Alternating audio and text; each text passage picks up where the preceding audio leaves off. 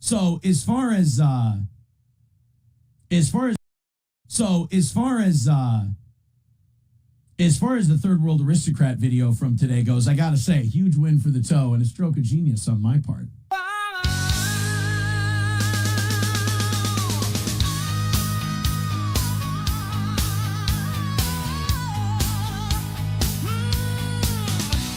Mr. Radio Voice, he's doing his shows. He's roasting some ass and he's picking his nose. He speaks like a pro on the Steel Toe Show. He's making a mess and everyone knows.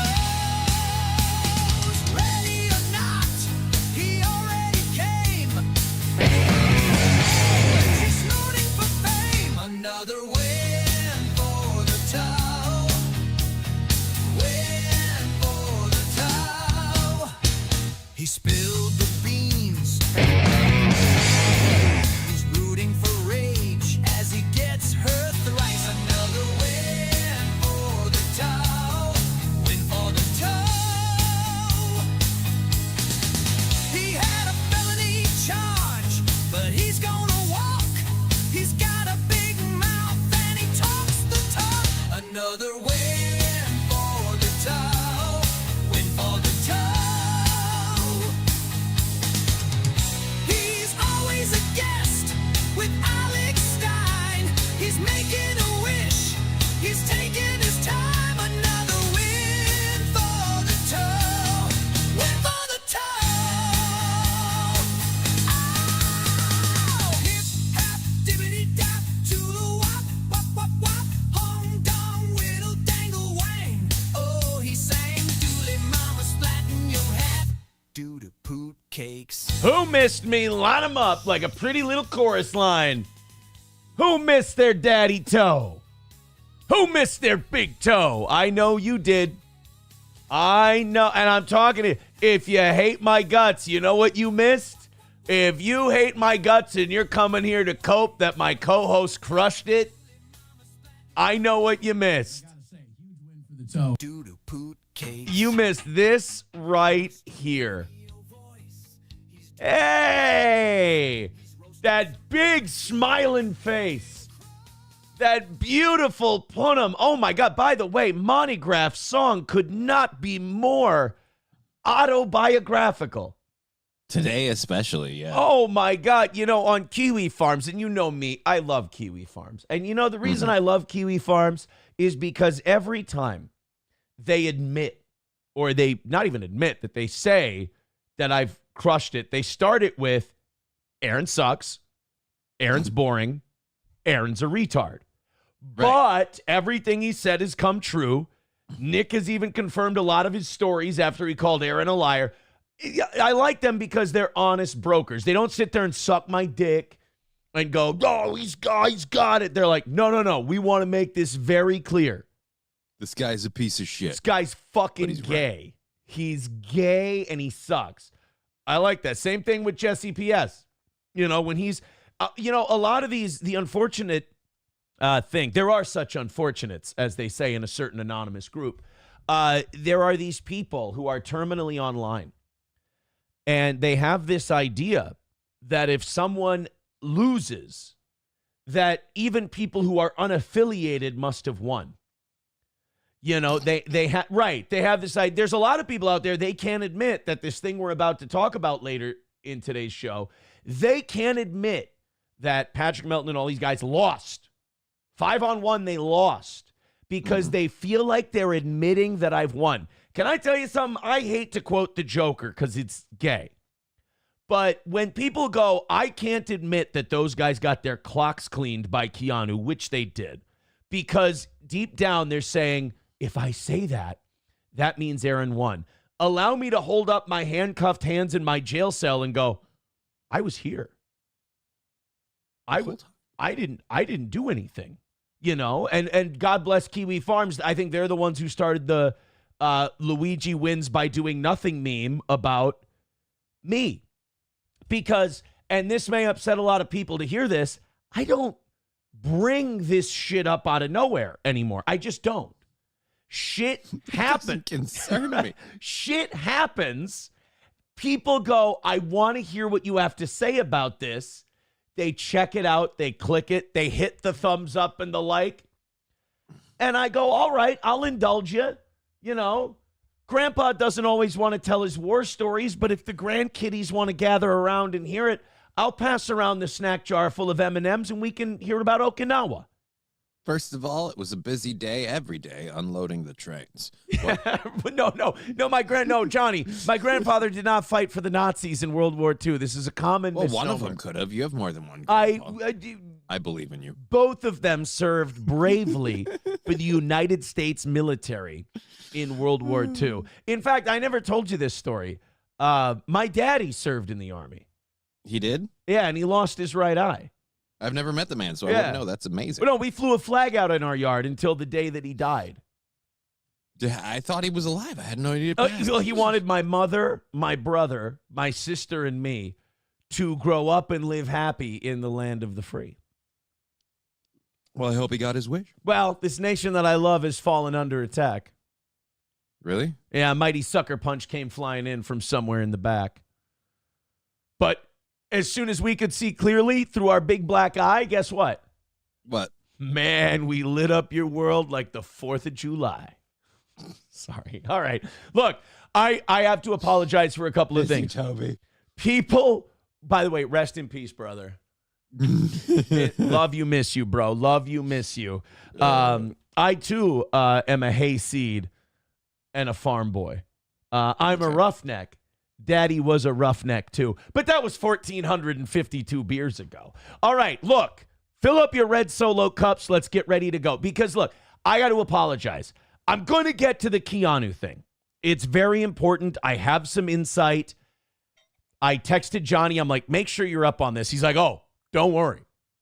Oh, I was up on it before you got a hold of me. Well, like when you do something, you know how sometimes you get so wrapped up in your shit, you think everybody's kind of at the same spot same in the level book. of it. They're in the same place in the book that you are. I go on vacation, and I've said this before. When I go on vacation, I didn't see a second of this Keanu stuff until I was at the fucking Tampa airport. So I didn't, I was out on this whole deal. And so I got in touch with Johnny, and I said, make sure you're up on this. And he said, I've been watching. Like, it was apparently, it was the thing that people are talking about. And, when I announced that, you were in the hospital, and we'll get to that too. When I announced that Johnny was in the hospital and that Keanu and Geno would be guest hosting, people are like, oh, fucking shit.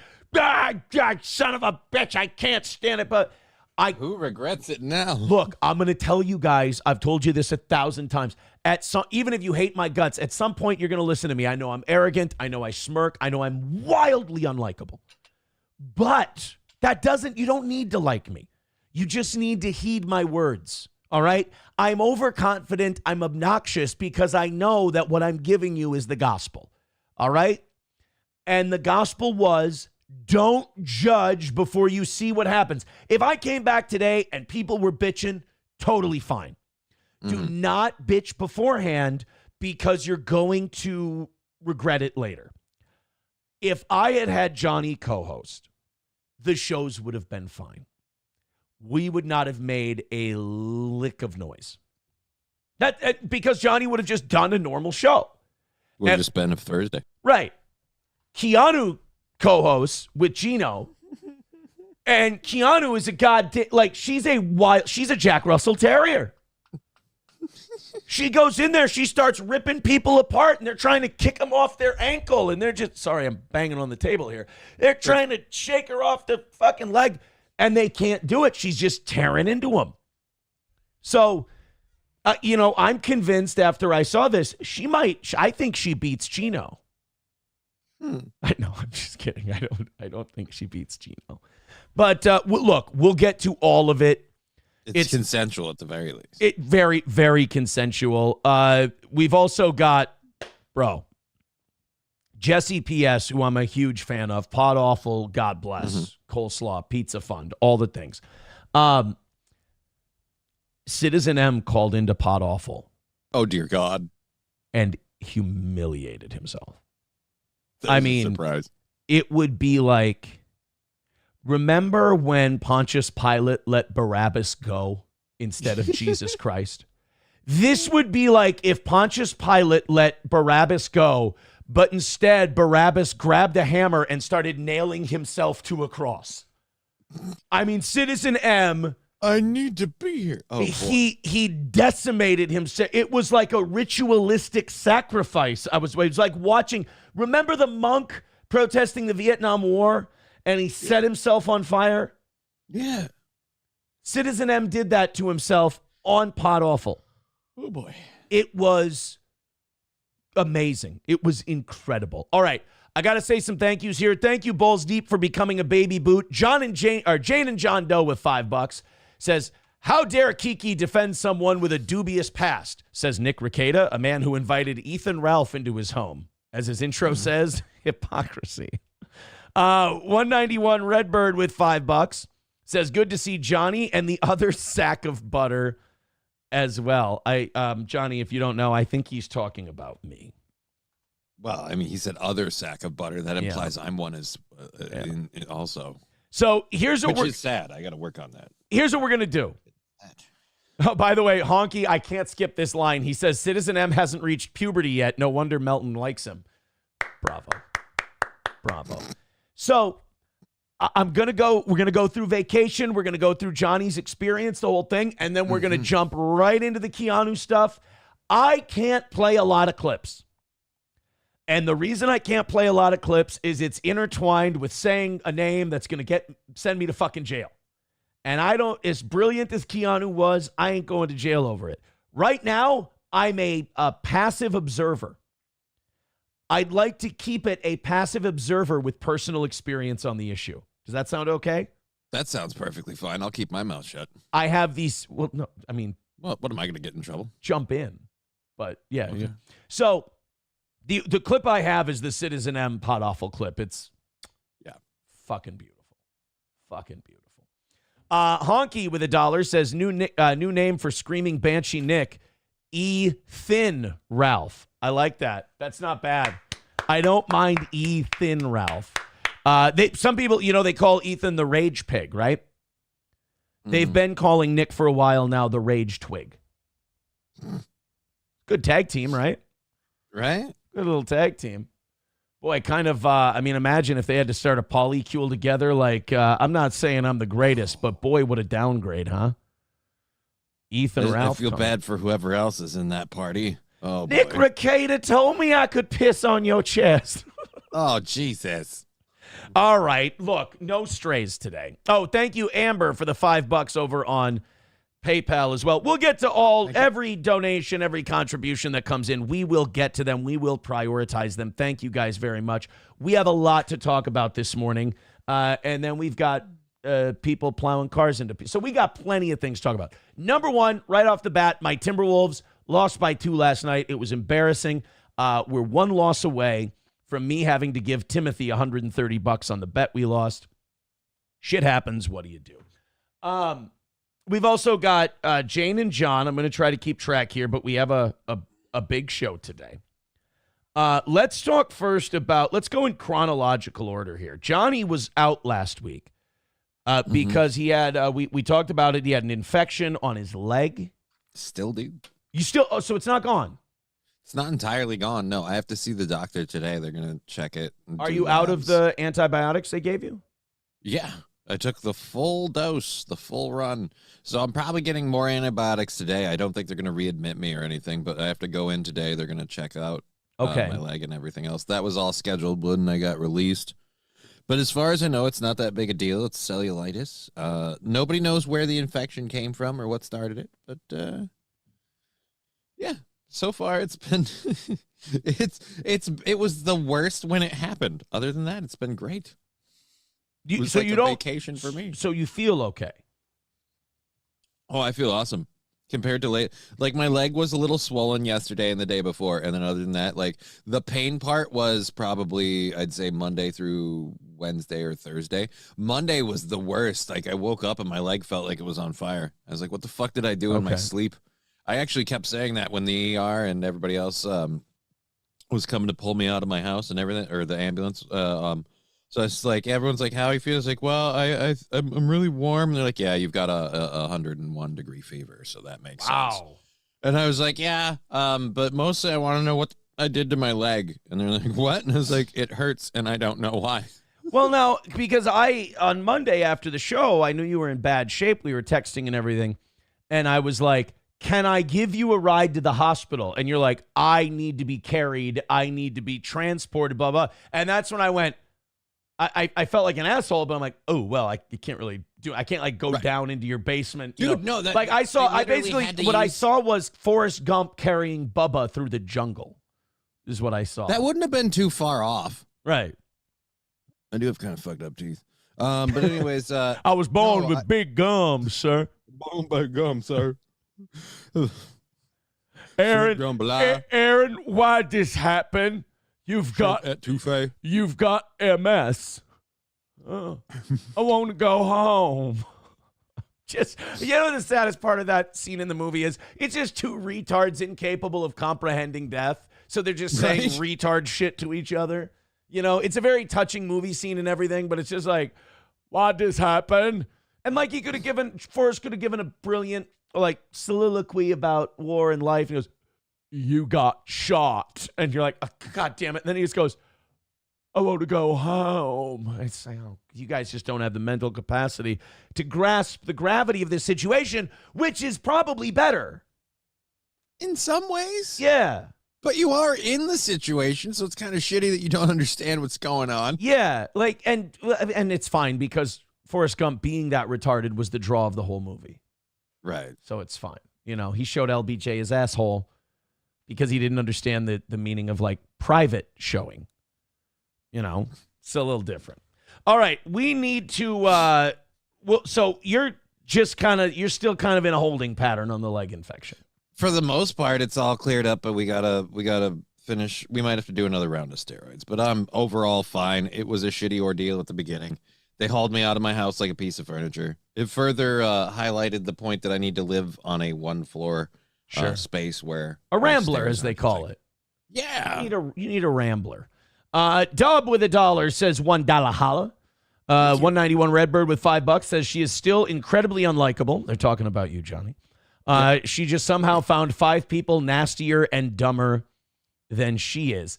That's just it, is that like those people are so disgusting that when they started losing the debate, and we'll get into this deeper later. That's what I did. When she started really kicking the shit out of them, they started teasing her about her physical abuse that she endured. Because she had the audacity to tell them, hey, April told me very recently Aaron never abused her. Aaron was not abusive to her. That's the last word we've gotten from April on this. And I know that. I know I've never abused her. She knew I never abused her. And you know, honestly, I chalk it up to she was going through a difficult time. I was gone. I left. She wanted someone else to like her and feel bad for her. She was trying to pull someone else back from a decision they were making. And she said, oh, well, I've been a victim and I'm sorry. I'm, this, that, and the other. I get it. I understand. Water under the bridge. My last interaction with April was a positive one. Nick saw it, and it was Twitter DMs, and he blocked me on Twitter. It was a really nice conversation we had after I switched the phones up. And she was, I just really don't want you to be mad at me. I'm really sorry. I know that can be frustrating. And I said, don't worry about it. It's okay. Don't worry about me. I am fine. Take care of yourself. Get yourself healthy. And she, thank you. And that was it. And then the next day I look, blocked on Twitter. And when you watch the Keanu thing, you will see Nick 100% was sending tweets as April. Nick was 100% sending text messages as April. Chad Zumach and I both got emails from a friend of April's, which I was able to independently confirm. He says he was able to as well. We both got emails from that friend saying, yes, Nick absolutely had April's phone. He was approving her text messages. He was sending messages as her. I mean, this was a thing he was doing. Sue me if it ain't true. That's almost cult-like behavior. Well, no, that is cult-like behavior. And having people get tattoos, to honor your, arrangement and everything, it seems a little Bit much. culty. He was a big advocate of all of us getting tattoos, myself included. And I kind of started thinking of different tattoos to throw their scent off the trail. I got news for you. I don't like tattoos. I wasn't getting a fucking tattoo. I was like, oh, maybe I could get one that's boxing related somehow. I was never getting a fucking boxing tattoo. It would be fucking gay. It would be gay. So, April, I personally, between the two of us, I water under the bridge. Life is great. What am I going to do? I look back on the whole thing as a learning experience. I learned a lot of lessons. She learned a lot of lessons. Bravo, brilliant. Now, because we're getting into this too early now. All right. The trip. It was beautiful. It was one of the best trips I've ever been on. It was great. I never thought of myself as like a going on vacation, relaxing in the ocean, relaxing in the pool kind of guy. I've been to the ocean before. I remember not being very impressed. Mm-hmm. I remember. I haven't seen the ocean. I've only seen the North Shore. People are like, that's not the same. I'm like, I don't care. Okay. It's the same in that you can't see land. On the other side. Yeah, fuck it. That's kind of what I figured. But people are like, the water's a different color. I'm like, oh, who cares? It is. It is a different color. Whatever. Fuck it. Who gives a shit? You're fine. We put chlorine in it down here. Yeah. All right, whatever. You're okay. I don't care. So, but I loved it. And then I'm walking. We walked 7 miles a day, walking back and forth to all the different bars and restaurants and shops. Dude, later today, I'll show some pictures because I know people want to hear my take on the drama and everything. But Johnny, I went to Hulk Hogan's. And I was in Clearwater Beach, Florida. This is the fun part. This is a fun internet part. When I said I was going on vacation, I didn't say where at first, just because I didn't think it was necessary. Relevant. But then all the anti-steel toe people started they're like, we need to find out where he's going. And if any of you live there, you need to try to find him and blah, blah, blah. So I started throwing out all these breadcrumbs and I started trying to get people to chase. And I was talking to some of the people that send me screenshots and stuff from Discords and Reddit because I can't be bothered. And I was like, just keep me posted, so I know where to go with this next. And so thorough Joe Burrow is like, if he comes to where I live, I'm going to find him. I'm going to look and I'm going to see I'm going to walk the streets and see if I can find the guy. And I'm like, okay, I've got this guy wrapped around my finger. Let's play some ball. And I'm like, oh, yeah, on vacation, I want to play craps and I want to do this and that. And it's like, well, I'd go to Las Vegas if I wanted to do that. Right. But I threw that out there and they're like, he's going to the Seminole Hard Rock. I'm like, okay, this is good. And then I go, and then I said, oh, remember the gay key thing? Mm-hmm. The gay key thing was totally a Slammin' Salmon reference. Yep. Nobody caught it. Because he offers a vacation to the waiter who performs the best that night, Michael Clark Duncan. They're like, it's not the gay key. Yeah, he's like, what is it? Key Largo. And they go, Key Largo. Is that the gay key? Do you want to go to the gay? So I'm like, I'll say I'm going to a key, but not the gay key. I went to Clearwater Beach, Florida. It was lovely. It was beautiful. Stayed at the Wyndham Grand. It was a beautiful place. An amazing view. The pool was great. You talk to strangers on vacation. You swing. No, I'm just kidding. Could you imagine? How things have changed, yet stayed the same. Oh, my God. No, it was a blast, man. Redbird with $2 says, you walked 7 miles for food. Go figure. Well, and then the last day, I have friends in Florida. And I went and saw my buddy, his wife, and his new baby. And they took SP and I out on the pier in St. Pete's. We went to St. Pete's for a day. And ate at a lovely I had the most... guys, I know this is boring. Let me get through it. I had the most delicious shrimp ceviche. I loved it. It was incredible. Okay, great. St. Pete's, let's move on, Aaron. I went to Hulk Hogan's Clearwater Beach shop. Yeah. And I see all the Hulk Hogan's real belts up on the wall, right? And I see a photo, or I see a sign that says, ask about taking pictures with Hulk's belts. Johnny, I had to ask. Yeah, did you ask about pictures with the belts? I did, and I was thinking they're going to charge me like a couple $100. I ain't fucking doing it. I asked the guy, I go, posing and taking pictures with the belts, what's the deal? And he said, $20. I go back in the safe. I get the authentic WCW World Heavyweight Championship with the NWO spray painted on it, and you can stand next to the statues and everywhere else. You can take videos, take photos, and the guy's not even done with his sentences, and I'm going, would you fucking take my money? Take my fucking money already. God damn it. Why isn't the belt here? So I paid. Well, it's $20, and we'll open the safe and send you in the back. And, I'll go. No! Here's 40. Let me crack the fucker. Let's go get it. So I got, and I'll show you these pictures at a later date. I know people don't care. Slideshows about vacation are fucking brutal. I got to take pictures with Hulk's belt.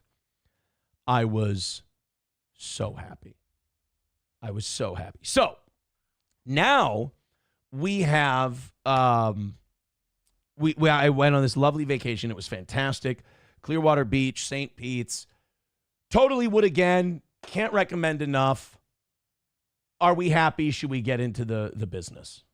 Well, I'm pretty. The only question I have, so I take it we didn't see the Hulkster at all. No, that's just those are low odds. I didn't see the Hulkster, and I didn't go to his bar because we walked in and walked out because I was like, this is kind of it. I love Hulk. Mm-hmm. I love his racial feelings. No, but the thing about the Hulkster spots are they're 100% like really lame tourist spots. Ooh. Like, and we were doing kind of a touristy thing. Don't get me wrong. I mean, some of the shirts I bought, I can't wait to show you. Was I wearing the K90s is calling? Was I wearing flowery shirts on Clearwater Beach? Of course I was wearing flowery shirts on Clearwater Beach. But it was too touristy even for us, and we didn't go. I see. We didn't go. I see. So, it was a fun vacation. It was a great time, but are people here to hear about my trip? Little. Mostly, I think it's probably the other stuff. It's probably the other stuff. Let's go through a couple of these, and then we'll get all caught up. Finkelstein Shit Kid, always love that name. $4.99 says, Johnny, eat a whole clove or two while taking the antibiotics. The cloves make the antibiotics far more effective. That I did not know. Scary if true. It's not, but if you're a vampire, bro, it's going to fuck you up. No, I'm not a vampire. I actually love the shit out of garlic. JD Straight Shot, becoming a member for 1 month, says, congratulations on the win. You did it. Yeah, I kept hearing this from people, too. Congratulations on the win. I'm sitting in the airport. I've got 3-4 days worth of messages. Congrats on the W. Congrats on the W. I'm like, what the fuck are you talking about? What did I do? And JD Straight Shot gifting 5 memberships. Thank you very much, JD. We're gonna update all the scoreboards and shit afterwards. Trust me. Fucking crushing already. Great. Thank you guys very much. Faye Gigger Nags with $2 says, walking off that cum tummy. Well, it does. It's high in sodium. Sodium makes you bloat. Mirror 420 with $2 says, Melton has the pics, peg boy. No, he doesn't. You guys have shot your shot. You're trying to obscure the Keanu L. I get it. I understand. Look, this isn't the first time that I've had to be your guys' therapist because I did something to you by doing nothing. So I am fully ready for the copes today. We are here to...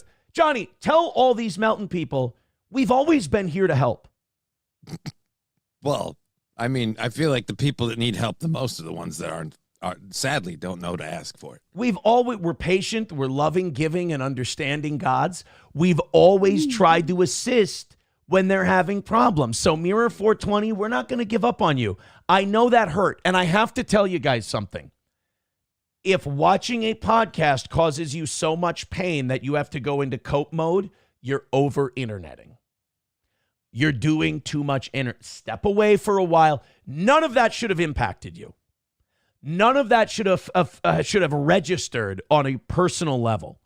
Because I'll tell you what, they were talking about my life, and it didn't register on a personal level. It registered on an analytical level. I was like, okay, I can talk about this. I can expound on this. I'm watching it going, I can expound on that.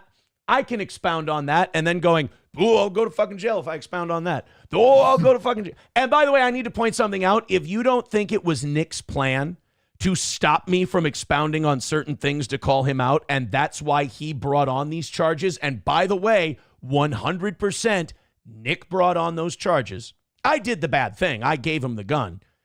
But he was the one in control the entire time. And it was by design. It was Aaron's kicking my ass. I can't stop Aaron from kicking my ass. He has all the dirt. He's telling all the truth. But I can slow him down. I can take a leg off him. And he did. So I'm watching these clips and I'm going, I can talk about that. I can expound on that. No, not that. And there were just too many of those moments for me to be able to play clips. It's not worth it to me to get in any kind of trouble, you know? Let's go ahead and let's jump into, I'll try to do this in as timeline and order as possible, but honestly, we're going to be jumping around a lot, and I think a lot of it's going to be responding to people and everything else. I took some notes. Here's what I'll say to begin. You've checked up on some of it. What do you think? I think with rumors that have circulated and stuff, it gets really hard to tell what makes Nick's voice change octaves. But boy, getting emotional certainly seems to be one of them, because Hoodall. What do you I found out about it secondhand. I'm very much in my own world right now. I've got a lot going on. And so I was having let's say an afternoon of just relax, just gaming, just have fun. And I'm talking with a lovely friend that I speak to quite often. And that lovely friend stops our conversation Digger? to go, well, yeah, that one. Oh, by the way, one last thing about my vacation. The only thing I found annoying about my vacation was certain people, trolls on the internet particularly, but certain people going out of their way to be like, oh, Digger's using Johnny for this, that, and the other. Like, they started this rumor that she made up the GoFundMe. Yeah. Oh, they got me on that one. Like, you texted me on that one. I made sure to tell you on that one. I wasn't like, oh, I've got to fucking defend her honor, but like, I made sure you knew that, like, no, it's all legit. I made that. Which, yes, for the record, I made it. She has no control over any of that stuff. But no, she's a wonderful lady, and she's never done anything. She doesn't have any financial control over me. She's not using me for anything, but people do. So I was upset that people did that, because it's just a fucking dirtbag thing. Anyways, but as for the Keanu stuff, like I knew Keanu and Geno were doing the show. I wished them all the best, and everything was going great as far as I knew. And then, like I said, Saturday afternoon, I'm just sitting there and I hear in my ear just, oh my God, I've never seen Nick behave this way. Keanu is destroying him like live on air. And I'm like, oh my God, really? So it became a thing where I watched a 13-minute clip of it. And did you watch the third world aristocrat nitrous video? Was that the one? No. This was a different clip. I highly recommend three channels to watch clips of this. First of all, go on Jesse P.S.'s channel, watch the original. Go on Keanu, watch our stuff here. Absolutely. Melton is a PDF file. Don't support him. Nick is a drug-abusing, child-abusing, woman-abusing, fucking spiraling creep. Don't support him. Carl is a weak-willed, dickless pussy who won't stand up for anybody. He's a fucking cuck, and that's coming from me. Don't support him. Moody is maybe the creepiest human being I think I've ever encountered in my life. He's part mollusk. He's weird. Don't support him. The fact that anyone lets that guy work with kids is playing with fire. And the pretty antisocial girls, I have one phrase for them. And it's a historical phrase. It's going to be a nerdy phrase. Quisling. If you don't know who Quisling was a military officer. He was Scandinavian. And he helped the Germans round up his own people to be sent to the concentration camps. The pretty antisocial girls are 100% the walking definition of Quisling. These are women who, to impress their e-daddy, and their mothers, by the way, to impress their e-daddy, who has expressed his sexual attraction to children. These mothers will bring up a woman's abuse and taunt her with it in order to upset her, get her to cry, so they can go, Can I have a treat, Daddy? And by the way, girls, lay off the treats. Can I have a treat, Daddy? Did I do good? Did I do good, Daddy? Those women are despicable quislings, and in a more just world, bad things would have happened to them. But as far as this whole thing goes, watch Stalin's clips. I think that's the one I was watching. Yeah, watch Pod Awful, and watch Misery Loves Clips had a good one on the Jesse P.S. God damn it, I can't remember. Citizen M thing. Oh. Had that. So that one I don't know about. That one I'm curious about. So now, with this whole thing, where to start? So Keanu and Geno host the show for me. Yep. And as Keanu and Geno are hosting the show for me, they start talking about the Nick stuff. And they start talking about some of the things they know. And some of the things they know trigger the shit out of Nick Rekieta. One of them being that April declared Aaron never abused me. Now, April also said this on Twitter. The reason we know Nick was, and by the way, fucking sue me if this isn't true, Nick was tweeting from April's account. Because you'll remember the next day after Nick tweeted all these really disgusting things about his family, about April and Nick and all these things. It seemed like a drug-addled rant. The next day, April said, that wasn't me tweeting. It wasn't this version of me tweeting. It was somebody else. And then she also did the I was hacked thing, and I've been talking to Twitter communications and everything. I 100% Nick told her to say that. It sounds like a stupid fucking retarded cope that Nick would come up with. I'm hacked. Yeah. And also, I know firsthand that Nick was writing her texts because when he was scared, he was nervous that he needed April and I to dislike each other. And when April was coming to pack her stuff up and leave, I said, I'll leave the house. You come in, take whatever you want. Come through, take whatever you want. And we were texting very nicely, and we were kind of just, going over memories and stuff. And she was like, I'm really sad to be leaving here. I wish it didn't end like this. But I'm like, whatever. We were just doing that whole kind of thing. Mm-hmm. The melancholy, she's like, I hugged my mom in the driveway and I cried. I didn't want it to go like this. And I'm like, I didn't either. We made mistakes, blah, blah, blah, blah, blah.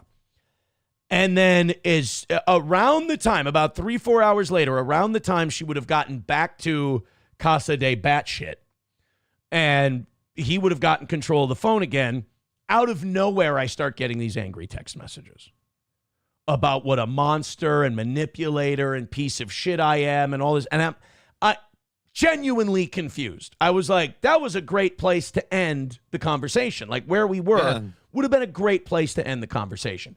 And then just this, and then at 4:30 in the morning, I get these crazy text messages. And at the end of them, at the end of the 4:30 in the morning text messages in the summertime, where it's starting to get light out in Minnesota, the text would end with, good night. Bitch, it's morning. I don't believe, when Tyson Fury was fighting Alexander Usyk the first time, she was texting and she was like, remember when we used to watch fights together, this, that, and the other thing? And I'm like, yeah. Right. Yeah, you both really love your combat sports. Yeah, and we were, sharing our thoughts on the fight and everything else. Just very friendly kind of text messages. And then later that night, midnight, 1 o'clock, I wake up in the morning, and about midnight, 1 o'clock, I'm getting all these angry fucking texts reminding me how terrible I am. And what I used to think that this was April being on drugs and her personality shifting. What I'm realizing now after watching the 5-on-1 that Keanu fucking owned everybody on, Nick had control of the phone. And anytime Nick saw texts between the two of us that were amicable, he had to get in there and fucking blow shit up. Now, he didn't need to do that. Neither of us were going back. No. The divorce had been filed. We're full steam ahead. But he was so insecure that he had to start sending these text messages. Sue me if it ain't true. Tell me when I'm telling lies, as I'm so fond of saying. Tribute, copyright, CM Punk. Then we have the Keanu appearance where Nick yells at Keanu, when will was the last time you talked to her? And he's red like a cherry tomato. Yeah, right? dude, freaking several shades. Did you hear the quote, by the way, of why his face was red like a strawberry? No. What was his reasoning for that? Look at the color of my shirt, you dumb bitch. Don't you know how cameras work? Now, Johnny, I'm looking how do at magnets work? Magnets. How the fuck do they work? Johnny, I'm looking at your shirt right now. Yeah. Your shirt is red. Oh, yeah. I don't mean to brag. I've been in the sun for the last week. Right. Your face is dangerously white. I'm worried. Oh, fuck yeah, dude. I look so much like a vampire, I actually have to worry about someone staking me on a regular basis. Okay, could you do me a favor? Could you now work up as much tension and anger in your system, and for about 7 to 10 seconds, could you start yelling, "You fucking dumb bitch!" Wait. Because I'm going to start the timer. Oh. And I want to analyze your facial properties. And I want to see if redness is caused by the dyes in your shirt or the anger in your heart. So, Johnny, I'm going to be Keanu, and then I want you to rant at me forever. Ready? My friend told me that you were abusive and a drug addict. Well, your friend wasn't, you don't even know what you're talking about. I mean, quite frankly, I live with your friend. I was the one doing everything to your friend, so I know what's going on. You don't even know what happened. I can't take it anymore. Right around here. Yeah, your face is changing. Yeah, I'm feeling flush. Yeah. I'm not seeing it because of the dyes in the shirt, though. No, it's weird. Maybe the dyes have to rub off. Has he done laundry? You know what I'm like? If you don't wash it right away first, sometimes there's some dye that'll come off. I hear you. On cheaper shit, especially. I have a theory, and bear with me here. Okay. I think Nick Rekieta might be full of shit. So I think I jumped up and down too much. Now I'm winded. Holy balls. So we have this fight that they're having. And Keanu goes on to argue with Nick, and all of these guys are so threatened by this woman giving them the what for that they all start ganging up on her. And they all start throwing nonsensical arguments on her. They did that 2015 like gay fucking Ben Shapiro shit where they're like, Keanu, we're going to use facts and logic. Dude, you guys, facts and logic waved bye-bye a long time ago when you bought every piece of bullshit that Nick Rekieta fed you that was proven to be a lie, sometimes by himself. Facts and logic waved bye-bye to you a long time ago. So let's not try to fall back on that just because you're getting your shit pushed in by a lady. So she starts just fucking him up. And the reason I know for sure Nick was tweeting as April and texting as April, is because he asked Keanu, when's the last time she texted you, dumb fucking bitch? Also, if I may take, there's going to be a lot of sidetracks here. Nick is 100% Dennis in Always Sunny. Because when I would go to bed or wake up early in the morning in Florida, we would have Always Sunny on. And in almost every episode, you got Dennis going, you goddamn bitch. And I'm like, oh my God. So Nick, very much Dennis. He also did with April, we found out, the old push and pull. He'd push her away, pull her back in, push her away. Classic manipulative tactic. So the reason I know that Nick's writing the texts and writing the tweets is because he says to Keanu, when's the last time she texted you, dumb bitch? And he spilled out a date. Nick tells on himself when he's really angry. He goes, October 24th or 27th, whichever one it is. October 20th, it doesn't matter. Because Keanu, and I know this for a fact, Keanu was texting April well into November. And then Keanu goes into her phone and goes, I was talking to her in January. And that's after Nick had supposedly stopped talking to her. So I was talking to her in January. That set Nick off, and he starts screaming again. You fucking crazy bitch! You stupid bitch! You're so fucking stupid! And he did these terrible metaphors. One thing about Nick, he does these metaphors that he thinks are hilarious. Nobody laughs. He giggles, and they make no fucking sense. Something about having a rap battle with a vibrator. It's retarded. He's a dumb guy. He's a dum-dum. I also have to say, before we go any further, that Nick you saw on that stream, that's the guy I know. That's the guy. This guy who comes online, he looks all disheveled and beat to shit, and he's fucking low energy. I get there are come downs from Whippets and Galaxy Gas and everything, but that yelling and screaming at a woman he can't control, Johnny, I have seen that time and time again. And that's another reason that old Nick had to get me charged with something or shut me down on something. Uh-oh. Because Nick was losing control of the situation. And Nick can't lose control of the situation. He flies. I mean, you saw the clips. It's not healthy to be in that emotional state for too long. That's the worst part. Like, it wasn't like Keanu was like really cutting into him and really proud. No. She just very nonchalantly be like, well, this is a fact. Like, it's just like, I mean, it was like he would vomit like words and emotion every time she spoke, like he was allergic to her. Right. Or the truth. One of the two. And then every time Nick looked terrible, all the other guys would jump in and try to pile on to protect their buddy Nick. And it made them look so terrible. Honestly, I would have left it alone if I were them, and I would have just let the damn thing play out and let it happen like I did. Remember when I tried to jump in between Alex Stein and Jesse PS, and eventually I just went, well, fuck it. They're going to scream at each other. Right? Yeah, you're not going to get it. It's not not helping. Just move out of the way. And so those guys keep trying to jump in and stop Keanu. Basically, Keanu is putting the fucking boots to their buddy, and they're trying to jump in, and while they're jumping in, she's fucking elbowing them in the nose and smacking them in the face, and they back the fuck off. So that Nick, I've seen that Nick many, many times. And I always see that Nick when he can't control a woman. I have seen Nick intimidate, scream at, corner, physically threaten women he cannot control in that fashion numerous times. I've had to take a baseball bat to Nick Rekieta and make it very clear that I would use the fucking thing if he didn't cut the shit.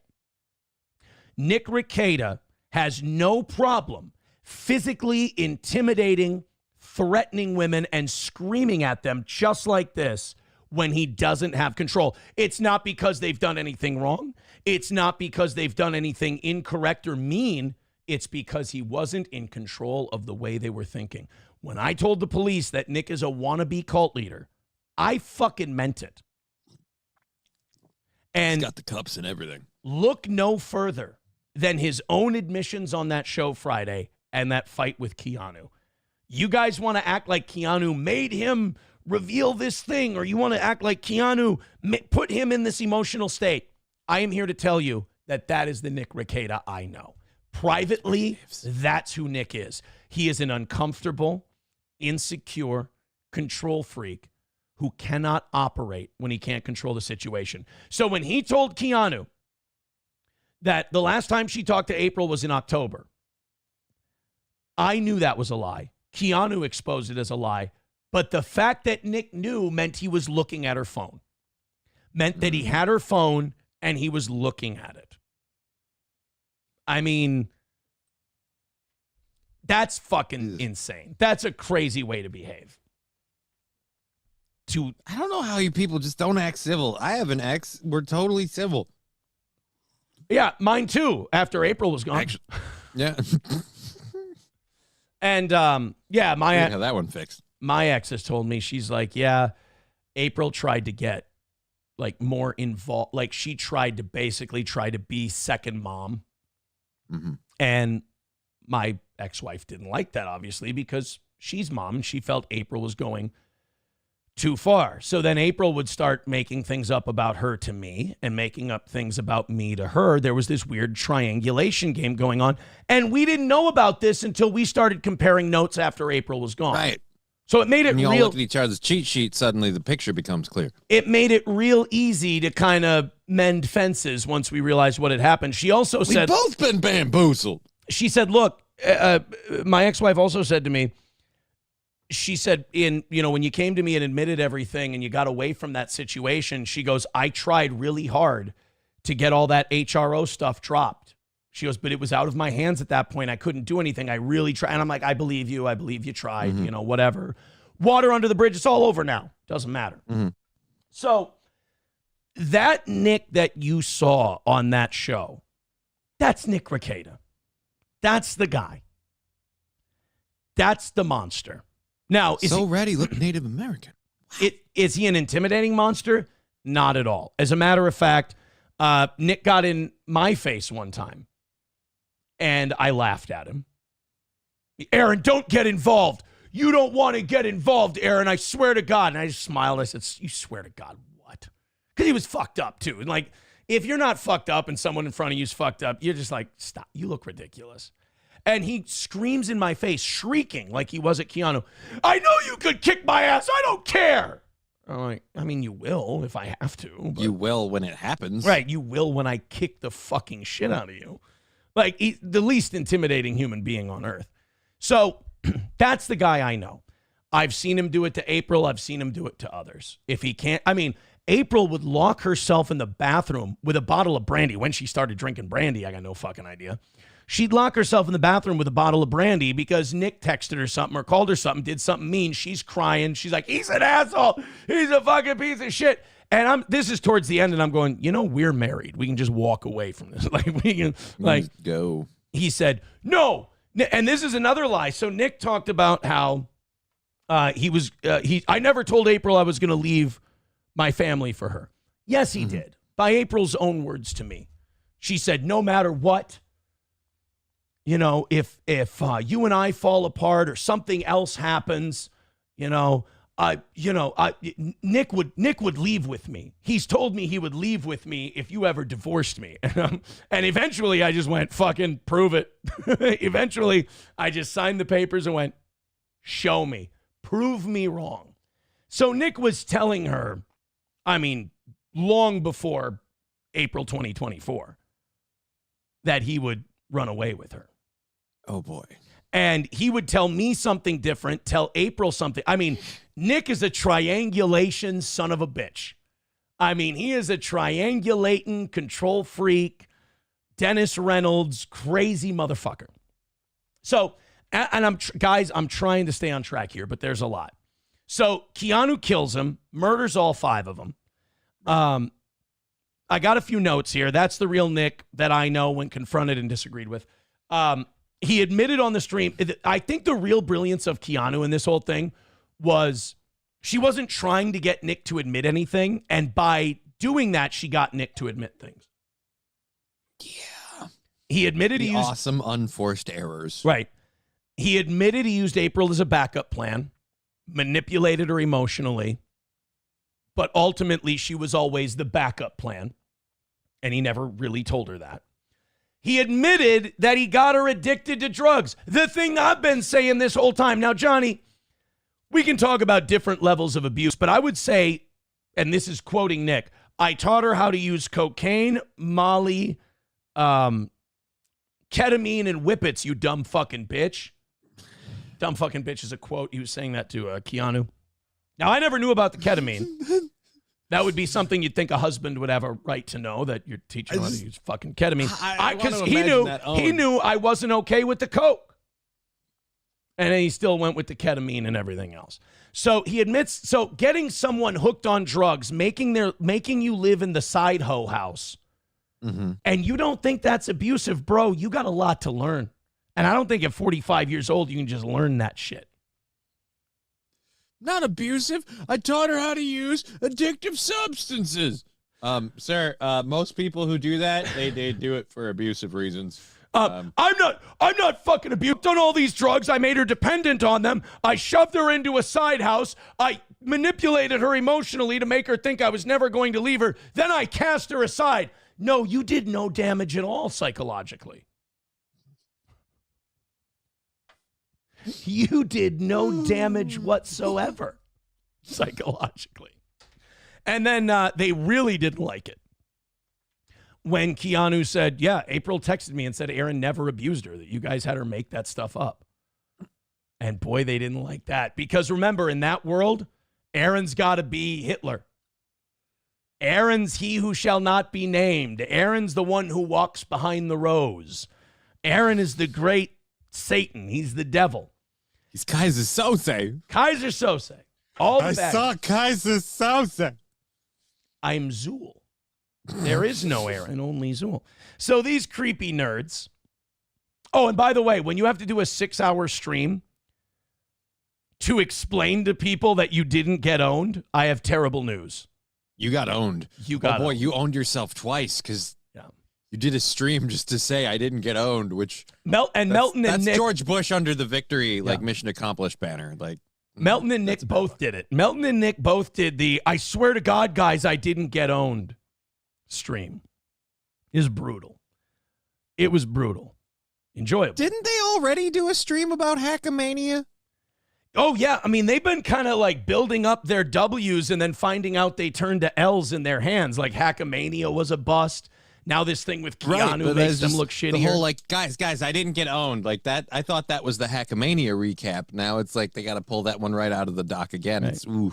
You boys that ship's setting sail a lot. You boys are running out of vacations to sell on Anthrax Island. So Nick admits that he used April as a backup plan, admits that he got her addicted to drugs, admitted that everything I've said is a fact. He backed up everything I've said and then some.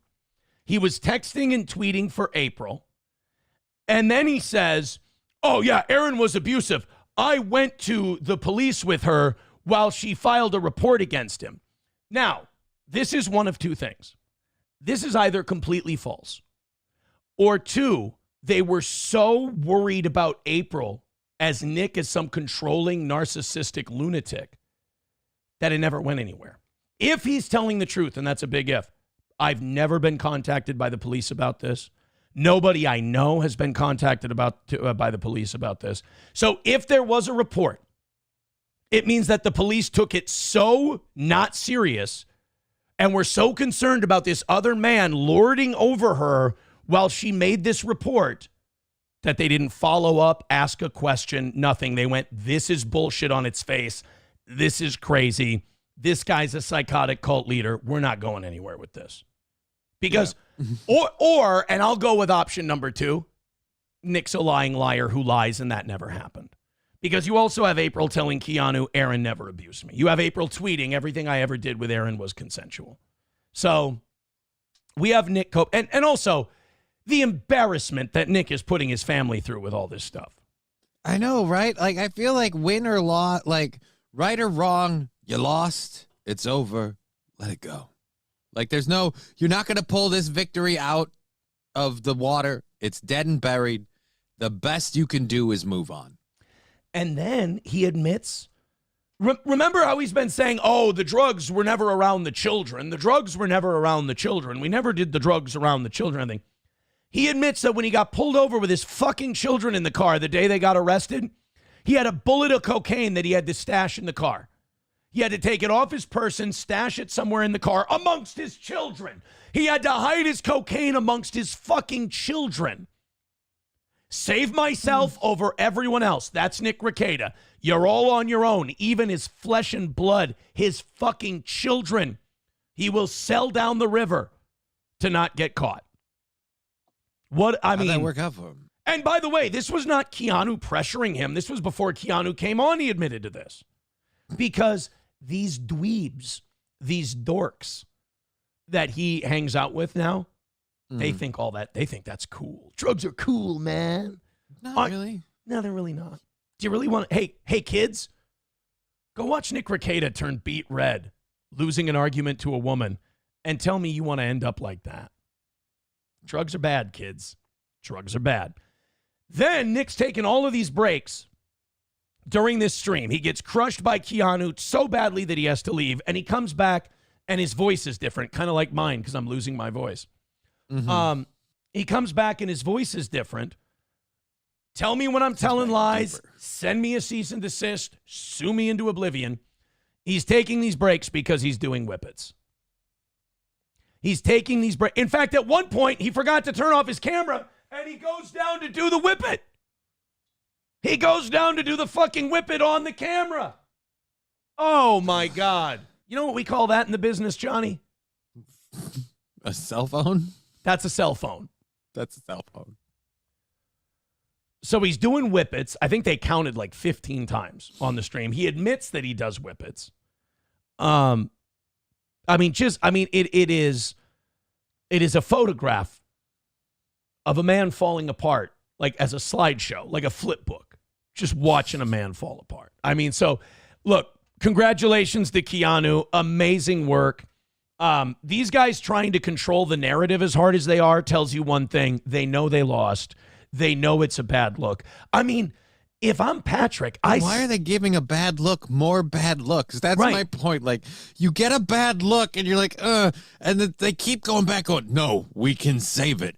We'll do a new look to save the old look. And it's always worse. Just stop. Honestly, stop thinking. Dude, if I'm Patrick, I snake the fuck out of Nick right now. You know? That's one of the takes I heard was that, like, Melton was laughing at Nick, but I don't know. But he doesn't have the balls to come out and say it. He doesn't have the ball because then he'll lose his access. Mm-hmm. And if Melton doesn't have me and he doesn't have Nick, Melton goes back to 30 live viewers. That's a fact. He can't do it without either of us. And it's kind of the monkey's paw. It's kind of a curse that Melton has now. People don't watch him for him. They watch him for other people. He's not the star of his own show, which is, I can't imagine. It's got to be tragic.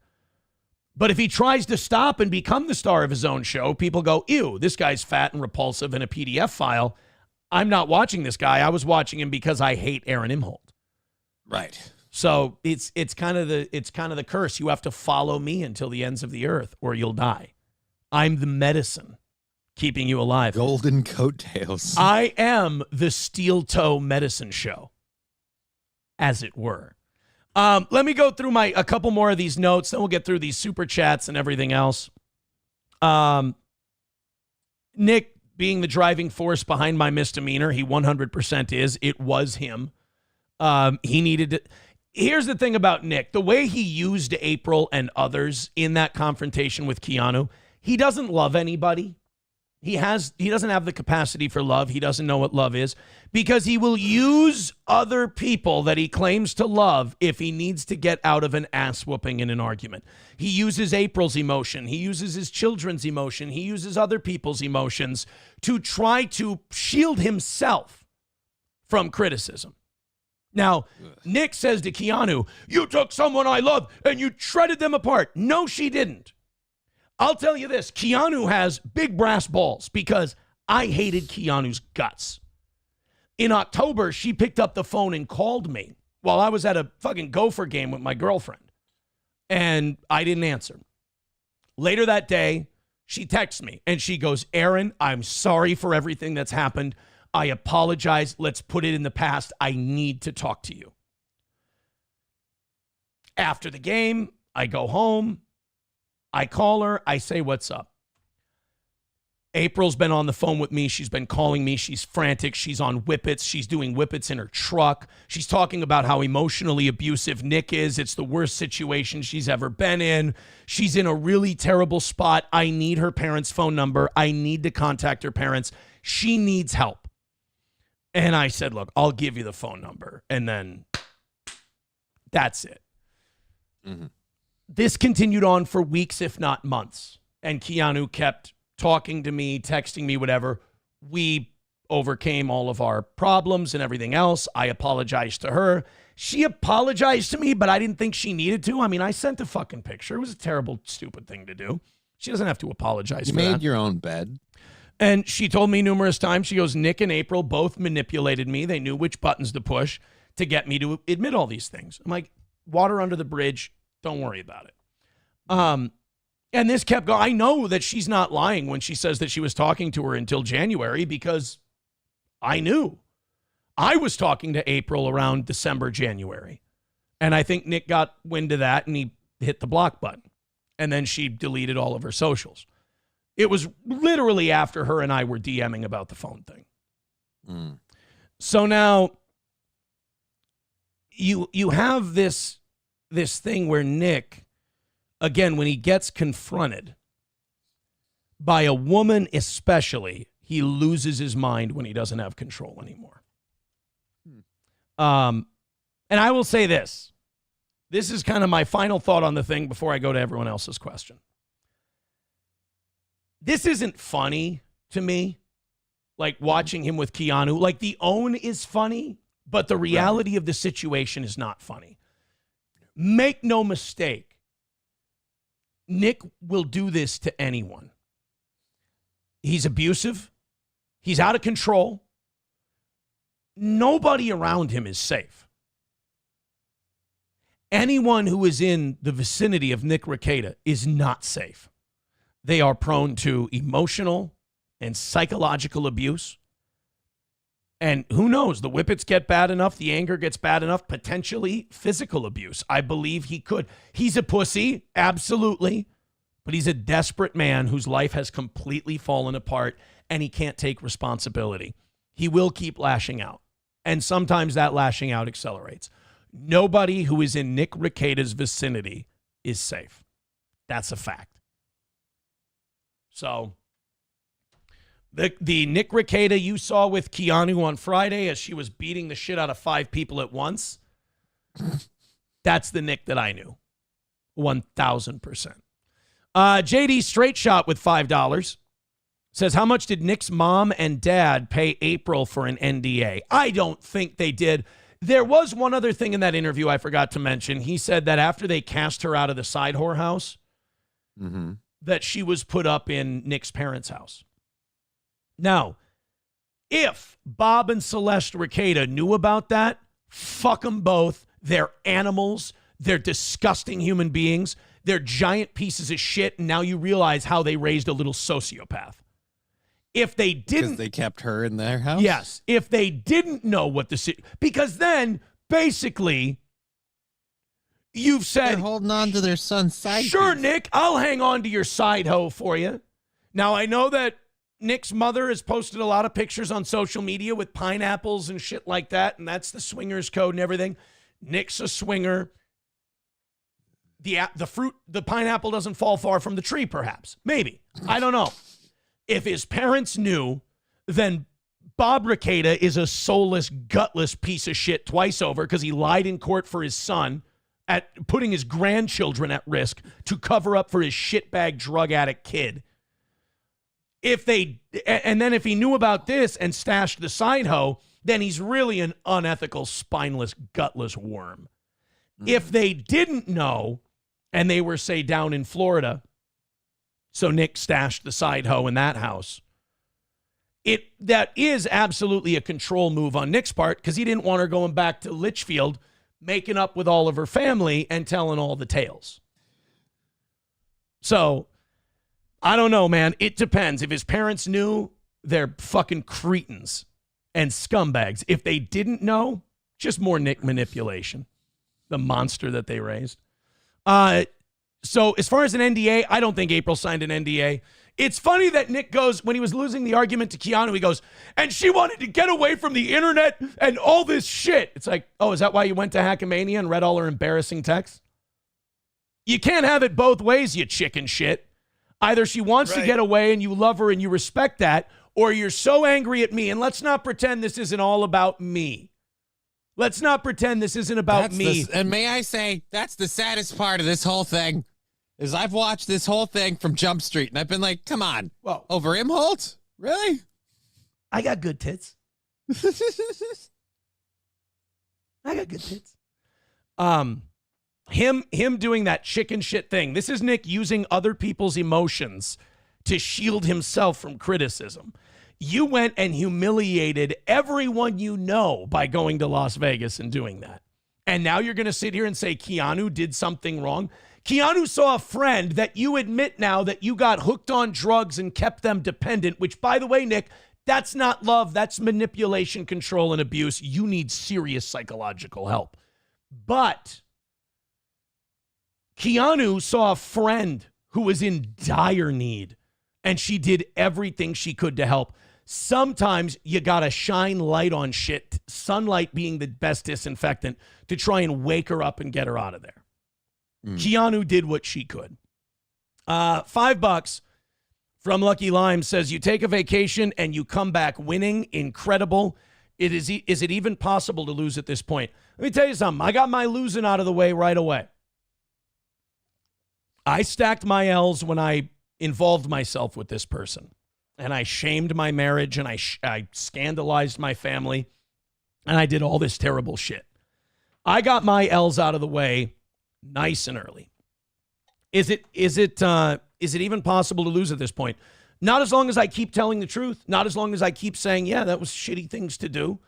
I've gone through therapy. I've improved myself. I've done the hard work, you know? So no, is it possible to lose? No, because you just keep laughing at these people as they try to control their own little realities instead of admitting what they are. So no, I don't think it's possible. Redbird with $5 says, if that was the man you somehow spent 6 months living with when he was on a constant bender, I've somehow lost even more respect for you. I get it. I'm not mad at you for that. That's fair. That's fair. That's fine. Push Up with 199 says, did Nick ever yell at you like that? He tried a couple times. He tried. Oh, he puffed up his chest once or twice. When I intervened because he was out in my fucking driveway screaming like a maniac at 1:30 in the morning because he couldn't control a situation, I came out and I separated the situation and I went, get the fuck back in the house. Stop screaming. I told him, I said, stop screaming like white trash in my fucking neighborhood. He goes, Aaron, go back inside. And I got right in his face. I went, and I laughed at him. I go, or what? And then we all went inside. And then the second time was when he got in my face and went, I know you can kick my ass. I don't care. Because he tried to yell at me about something.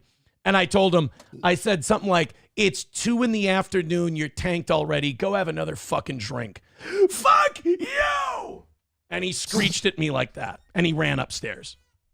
He's a bitch. That is just bitch behavior. He's a bitch. As someone whose voice gets remarkably emasculated and high-pitched when I get emotional, that's straight out bitch behavior. Like, you're trying to start some shit with someone throws like, oh my God, I would hate myself if that happened. Finkelstein Shit Kid with $1.99 says, say hi to Melton and his blunt cake back. Hi, fatty. Yeah, see, when you have to do shit like that, that just shows you knew you took the L. It just shows that you know you took the L. And by the way, sue me if I'm telling lies, revenge pornographer Patrick Melton. Patrick Melton tweeted out nude photos of Keanu without her consent. So Patrick Melton, PDF file expressing his intimate love of children. Yeah. And also revenge pornographer. And unlike my dissemination issue, people actually saw what Patrick Melton put up. And 3 people saw what I did. 3 people saw that photo. Let's go to JD Straight Shot with $2. Says Carl and Melton should be ashamed of themselves. Have you seen Patrick Melton? There's no shame. It's a bit late for shame. Yeah, now. Shame. I mean, he wouldn't weigh 400 pounds and probably, dying young if he had any shame. Yeah, how do you get to that point? I rolled into Walgreens yesterday and I saw my reflection in the fucking door and my brain just went, we need to find a way to get back on fucking leg day. Fuck this noise. And you have multiple sclerosis. Right. And I'm like, can I just lash myself to like a mechanical bicycle that pedals for me? If the legs are moving, does it still count like something? Because I'm becoming pear-shaped and I'm unhappy about it. So you with MS have more motivation to get healthy than Patrick Melton, who's just morbidly obese and a little gay. Well, let's not pat myself too hard on the back. I did buy a quart of ice cream and an aluminum keg of root beer, like an aluminum pony keg of root beer this weekend. Oh yeah, well you never mind then. You're a giant piece of shit. Root beer floats for everybody. Turns out nobody else loves them in this house but me, so I've been high on my own supply. You are garbage then. I know, right? You bought a keg of root beer for yourself. It's a pony keg. It's a little tiny pony keg. I don't care if it. Well, okay. If someone told you that they bought a pony keg of beer for themselves, would you think they're an alcoholic? Maybe, but I didn't buy the pony keg of root beer for myself. I bought it literally to share with everybody, and I brought it home like, guys, only to hear, yeah, I don't like root beer floats. And then only hear my daughter go, I don't like root beer. And then the other person in the house go, I can't have too much sugar. And I'm like, well, fuck. Well, I mean, look, Nick Rekieta bought ounces of cocaine and he shared it with people. That doesn't make it any less of a problem. Look, I'm not saying that the purchase was not self-motivated. It just wasn't intended to be specifically so for me. You're a lot like Nick Rekieta. You may have bought this massive amount of a substance that's dangerous for you, but you also shared with your children like he did. Right, but the difference is if my daughter has one too many of the root beer floats, she just gets diabetes. That's not better. Oh shit. Could you imagine though? I mean, that story he told because he wants to look cool. I mean, those 5 nerds. I tell you what, you talk about people who have never been within sniffing distance of cool before. It's amazing. Watching those nerds. I saw at one point when Keanu called out Nick for the daughter testing positive, I saw Carl go, and Keanu, are we going to pretend drugs aren't cool? Carl, stop. Your cool barometer has been broken since you were 3. First of all, a guy with 5 kids doing cocaine, ketamine, the brown substance, Molly, all this other stuff. It's not cool, sweetheart. I know you wouldn't know cool if he kicked you in the dick, Carl, but it's not cool to do drugs. It's not, buddy. I'm sorry. It's not cool to marry women 20 years older than you. It's not cool to do drugs. It's a little cooler to marry women 20 years older than you. It's still kind of creepy and weird. Let's go to the next one. We've got Scarebro with $4.99.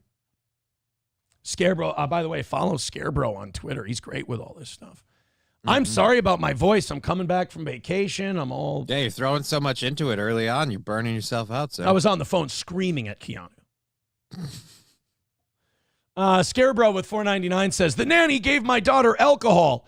Well, tell the cops. No, I don't want to re-traumatize my daughter, while he goes online and re-traumatizes his entire family. Bravo. When it suits you, right, Nick? When it suits you.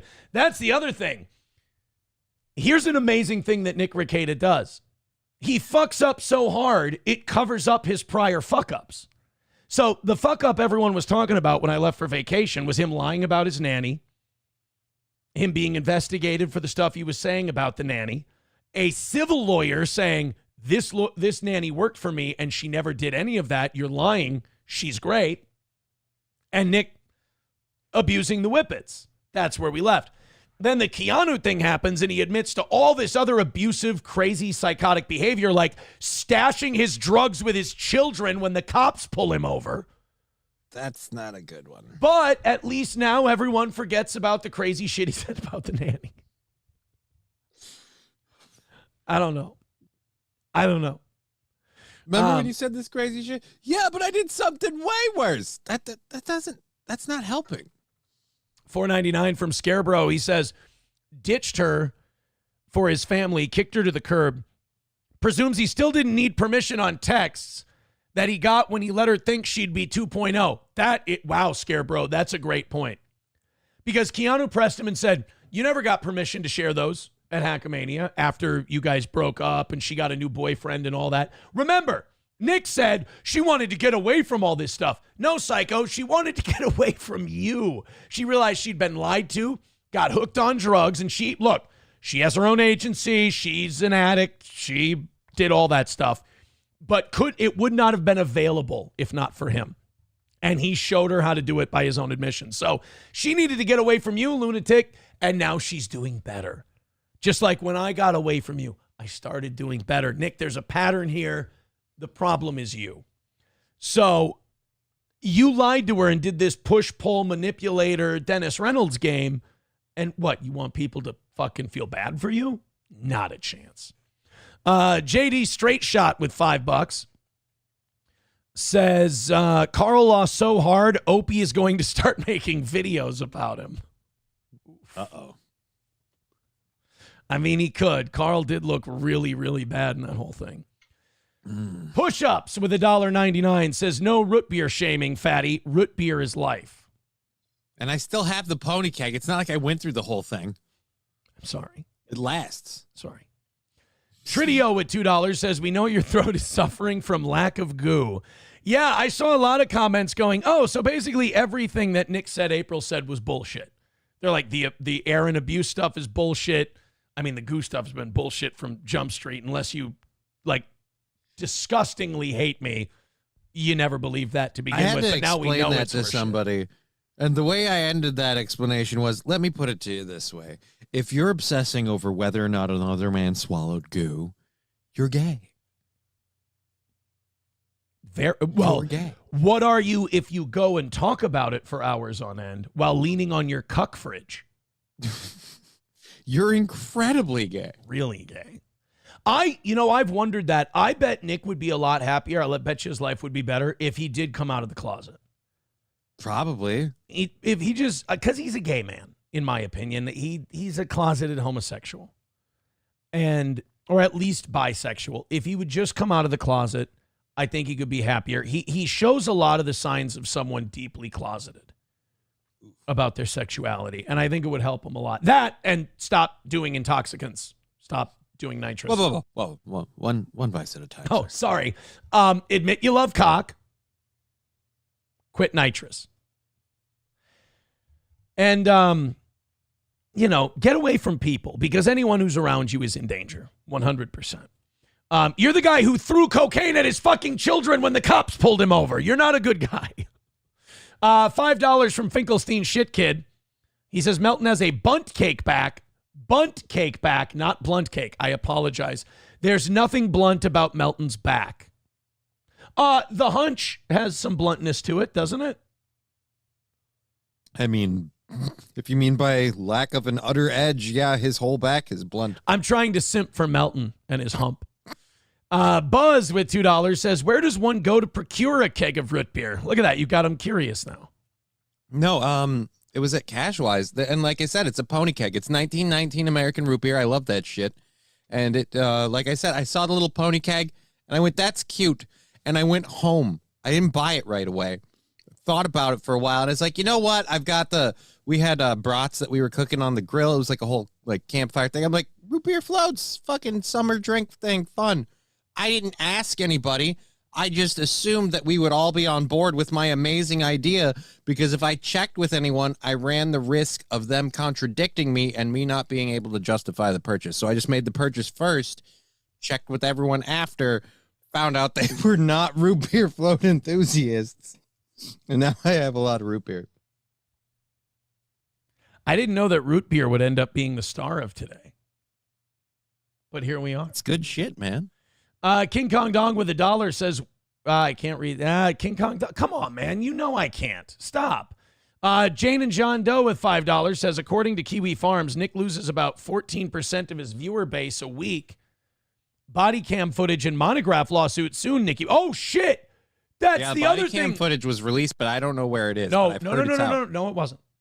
It wasn't. I don't want you to feel like you're missing out on anything. It was not released. Okay. That's another thing. So, like, Nick's L that he had to take from Keanu overshadowed the L that he got earlier that day, which was that Null, Josh from Kiwi Farms, says within 2 weeks he should have the body, either in 2 weeks he'll have the body cam footage or there will be a lawsuit. And unfortunately, Nick only has himself to blame for the body cam footage coming out because he's the one who's lied about the authorities and what they did that day. And that constitutes grounds to release the body cam footage, is to refute those lies. Balls Deep with $3. Thank you, buddy. Oh, and by the way, him losing 14% of his viewer base, that's going to continue. It might even accelerate. He's been telling people, oh, no, I'm shadow banned. No, you're not. Your brand is toxic. That's all. Dude, one of your hosts left during your stream because he got sick of you getting up and leaving during your streams. That's not shadow banned. No. When someone you're doing a show with goes, yeah, fuck it, I'm done with this. That's not shadow banned. Just say. It's not a shadow ban, buddy. By the way, nearly 800 of you checking out the show right now. Go ahead and hit like, hit share, hit subscribe, hit follow. Scarebro with $1.99 says blasts her graphic texts. No DV police report. Yeah, I don't think there was one. Either if he tried to do that, he got laughed out of the building. They knew he was being manipulative. So one of two things happened. Either this report never happened, or it's another clear piece of evidence that April was never abused on this end. She was abused on that end. She told Keanu she was. She told Keanu she wasn't with me. That does not sit well with Nick. He does not like that. Now, do I think, let's get this out of the way. Do I think Nick abused April? It depends on your definition. Some people would say that him admitting that he got her hooked on drugs and used that as part of her dependency on him, which, by the way, Nick, I'm sorry, what you had was not love. It was dependency and enabling. You basically cult leadered your way into someone's life, triangulated them against their own family that they had, and then convinced them that they needed you for drugs and that you were the only place they could go for support. I mean, you isolated, alienated, and controlled. That's not love, buddy. And if you think that's love, I don't know what could help you. I really don't. I don't even think a psychiatrist could help you at that point. You need to rebuild from the ground up at that rate. Yeah, you got to burn it all down, start over again. So, do I think she was abused? It depends on your definition. I think she was manipulated. I think she was psychologically damaged. But I don't know. I don't. Abuse is difficult. Here's the thing. I would say yes. But April has accused everyone she's ever been with after the fact of being some sort of abusive. It's a boy who cried wolf situation. Okay. She accused multiple people to me. That was not true. So, I don't know. I don't know. Lucky Limes with $2 says, you never asked her how she learned to use drugs? How she learned? Well, no, I've been saying from the beginning that Nick got her hooked. It was fairly obvious. Yeah. I didn't need to ask. I kind of Right. went, I didn't need to ask her. I mean, I met the guy. I met him. Lance with $1.99 says NLO is getting. Shit, I met the son of a bitch. NLO is getting Johnny's daughter's mom on his show. Oh, kind of like he was getting Ashley on the show. Guys, you're gonna have to learn at some point. Patrick Melton's a liar. Let me tell you this one right here. She would never come on this show. She would never come on my show.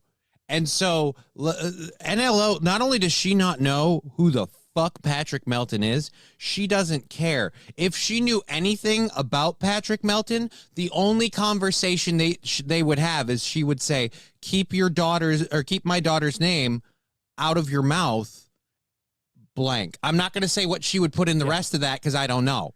But she would say, keep my daughter's name out your fucking mouth. And that's about it. People hate me so much that they're willing to overlook the fact that Patrick has lied to their face time and time times. again. I find it actually strangely hilarious now.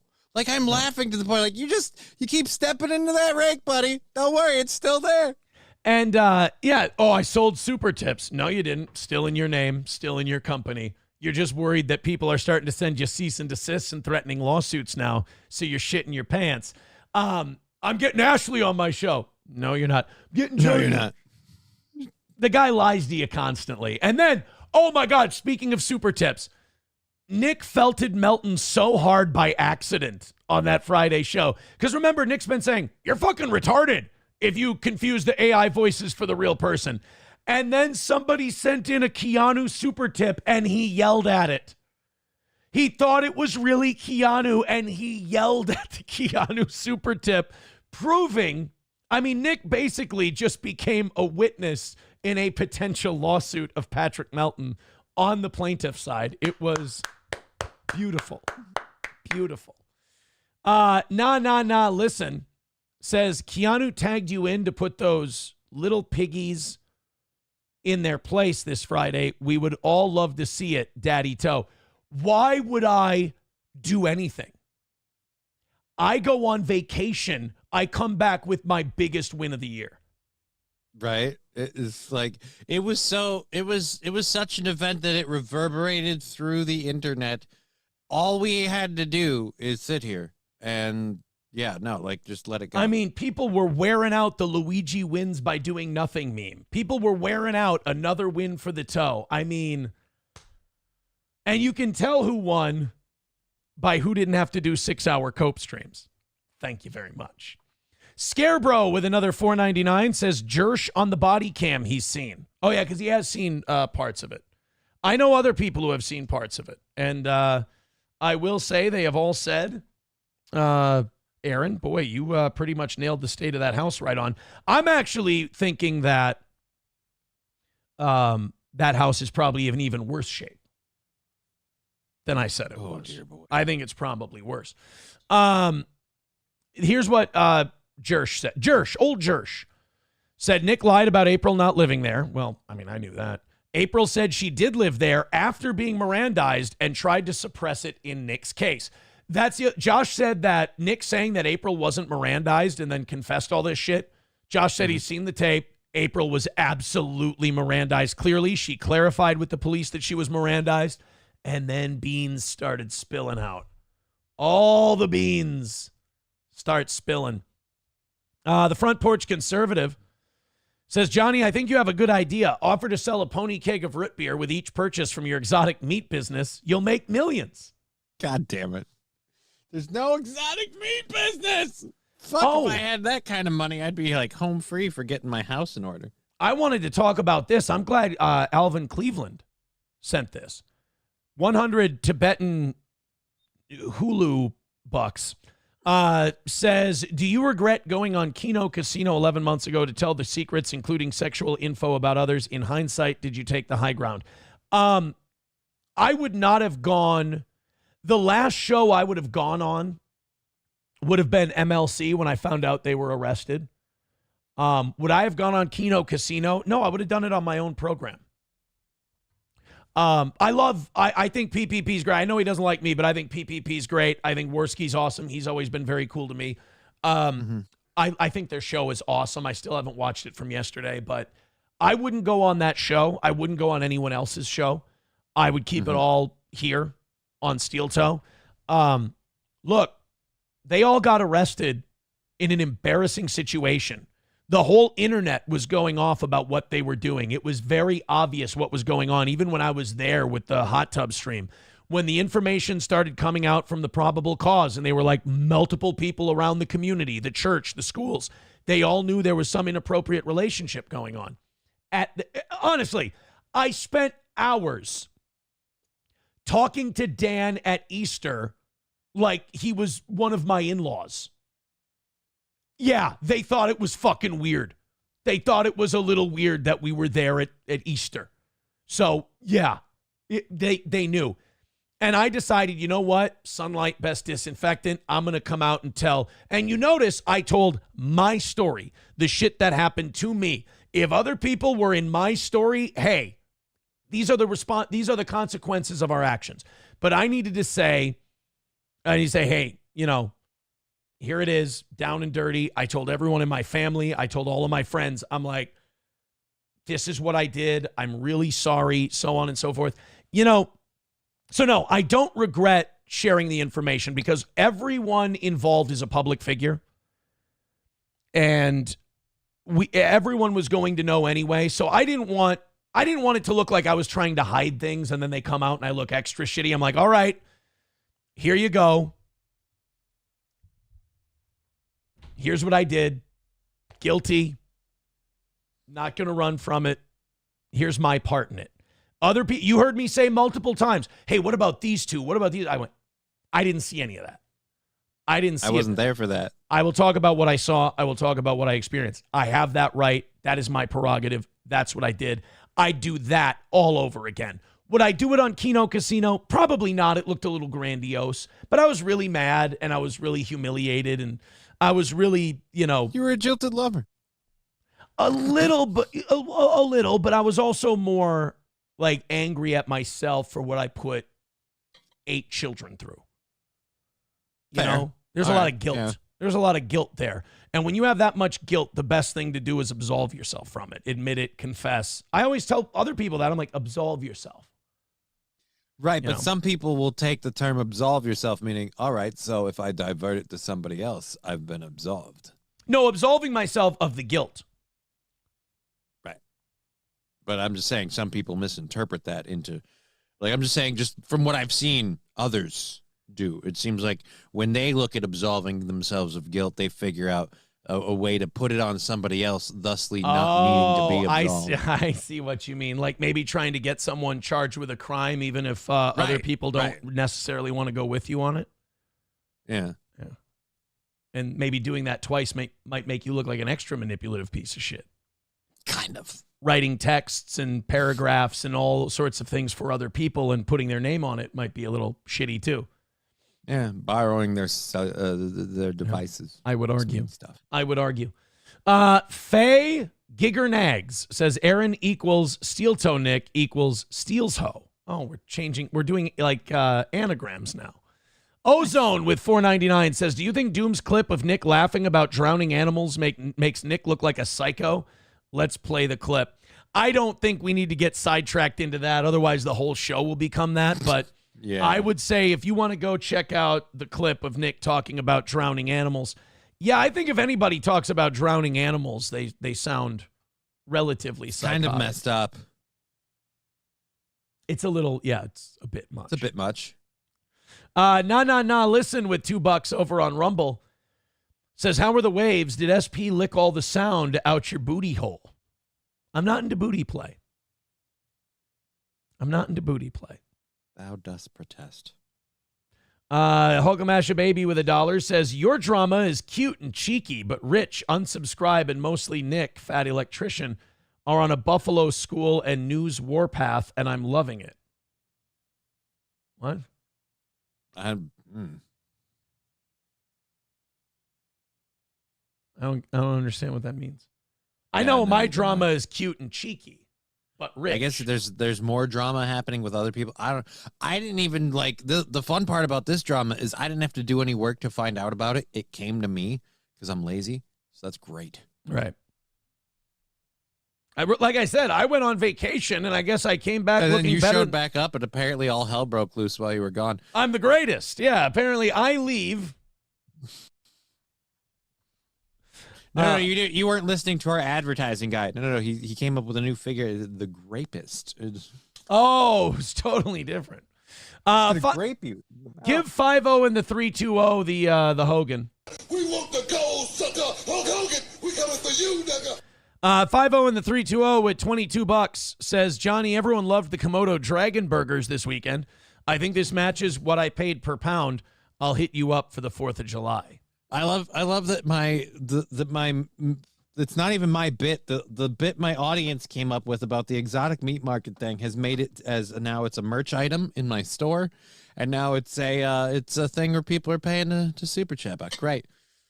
I wish it was an actual successful business at this point because I'd love to move. It'd be great. Scarebro with $4.99 says drugs, degeneracy, terrible lewds, shame upon the family. Always replying on daddy to sweep for you. Imagine being Nick Rekieta. Is Bob Rekieta the Joe Biden to Nick's Hunter Biden? Kind of. Yeah. Kind of. I would say. Nick tweeted something. He goes, how can I be a trust fund baby and white trash at the same time? And people started responding with pictures of Hunter Biden in the bathtub with the cigarette. It's like, bro, it's pretty easy. First of all, trailer trash is a state of mind. Yeah, dude. Getting high on trash out the trailer. Is there anything more trailer trash than being on probation for drugs and alcohol and doing whippets? No, I don't think so. I mean, just because you have a trust fund doesn't mean you can't be trailer trash. Trailer trash would look at what Nick's doing and go, ooh, yeah, we have a guy who does that. We call him Big Ron, and he's got the really dirty trailer down at the end of the park. We don't really talk to Big Ron. Yeah, that's the one you avoid.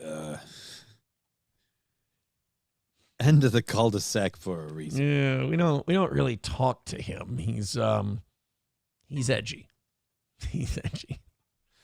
All right, we're all caught up on everything now. I think we can go and do our boring little show. How's that sound?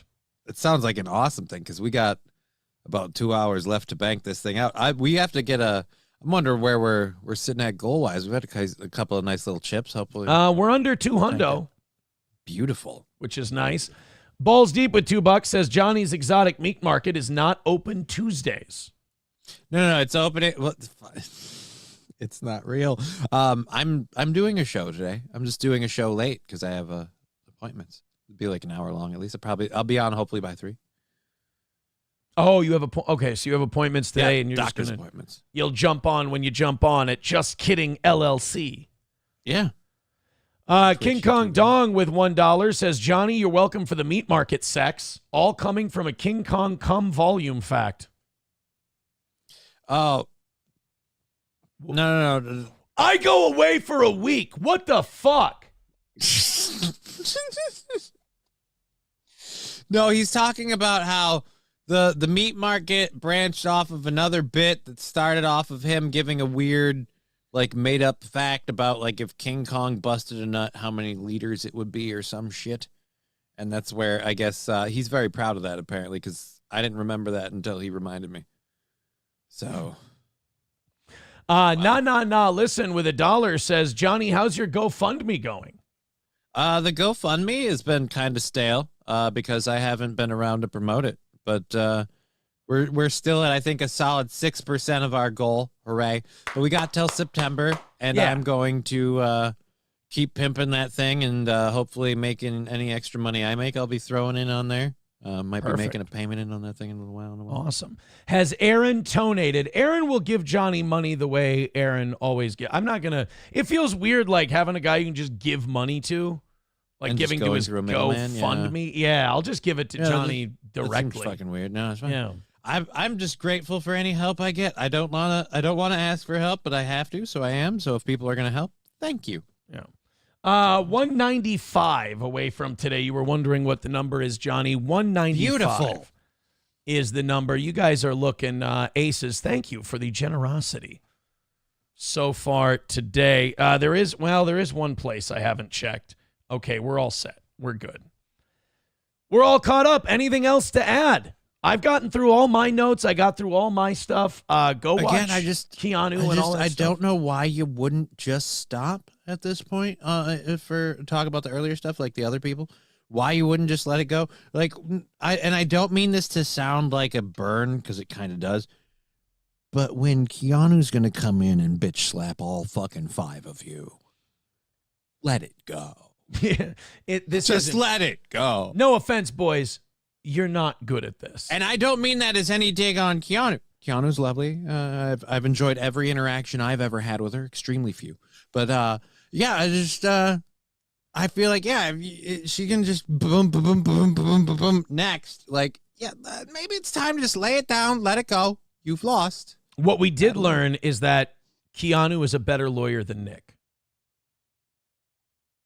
She shows up for traffic court, goddammit. That's very true. She makes it. He did admit finally to missing that drug test that we talked about. Attaboy. Way to go, buddy. Galaxy gas and missed drug tests. We're fucking on top of it. Okay, I did have something I wanted to play on behalf of Nick. You know, we talked about his issues with control. Mm-hmm. And not being able to control people. I think if Nick would have just listened to this speech from Coach Orion, I think Nick would have been in a lot better space. So would it be okay if I played this real quick for Nick so he could learn? Yeah, maybe how to. Disney will feel about it. I'm fine with it. I think. Oh God, we're gonna get fucking. Oh, this is Disney. You're right. You're right. All right, let's go as fast as we can. Nick, Coach Orion has a message for you. Listen, if you learn nothing else when you're here, you learn this. All right?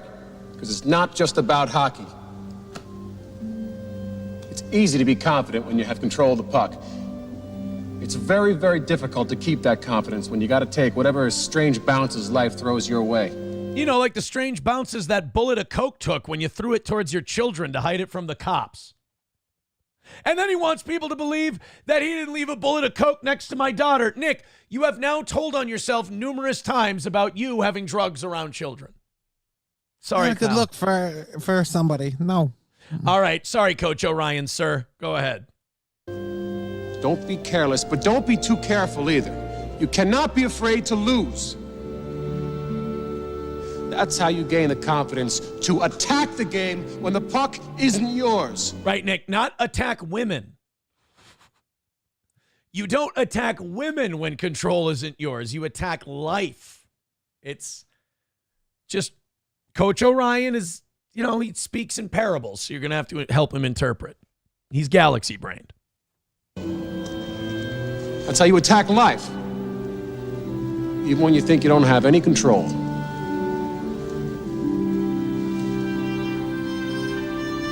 And that's how you play real defense. Yeah, there you go. You don't yell at women because they won't do your bidding. By the way, this whole Keanu thing, it's also worth noting, Nick 100% made this bet.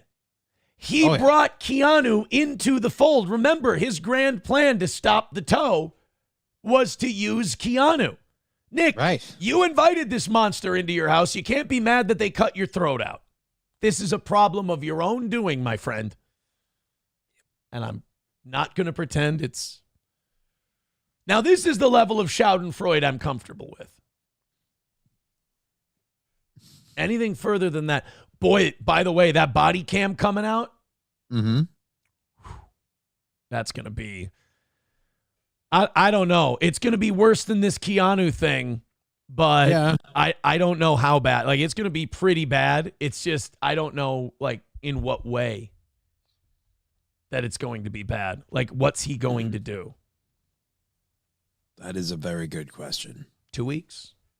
Less than 2 weeks now, a week and a half. Less than 2 weeks, because, yeah, that came out. That I heard about that, like, sometime last week. So, yeah, we've got, like, a week and a half or so. All right.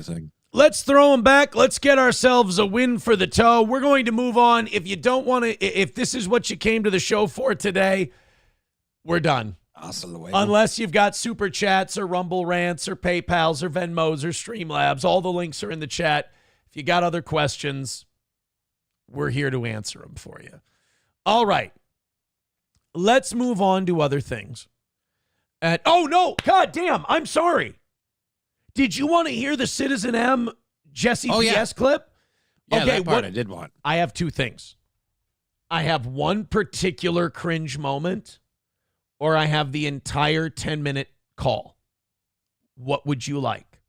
Well, if you've done the 10-minute call, if you feel like it's going to be fun for the show, I'm good with the 10-minute call. I'll tell you what. Okay, what the 90-second clip I have is from Misery Loves Clips. Mm-hmm. It's embarrassing for M, but it's one moment of embarrassment. The 10 minutes is just like a stream. It's just a stream of what a pathetic nonce piece of shit, like spineless, dickless, testosterone-less, feckless. I mean, it is a perfect example of a Patrick Melton fan. So just before we get into the clip, though, I have a question. Did M think he was going to somehow go on, call into Jesse P.S.'s show and somehow own him? This is the brilliance of Jesse P.S., and he deserves nothing but credit for this. He convinced M that the show was over.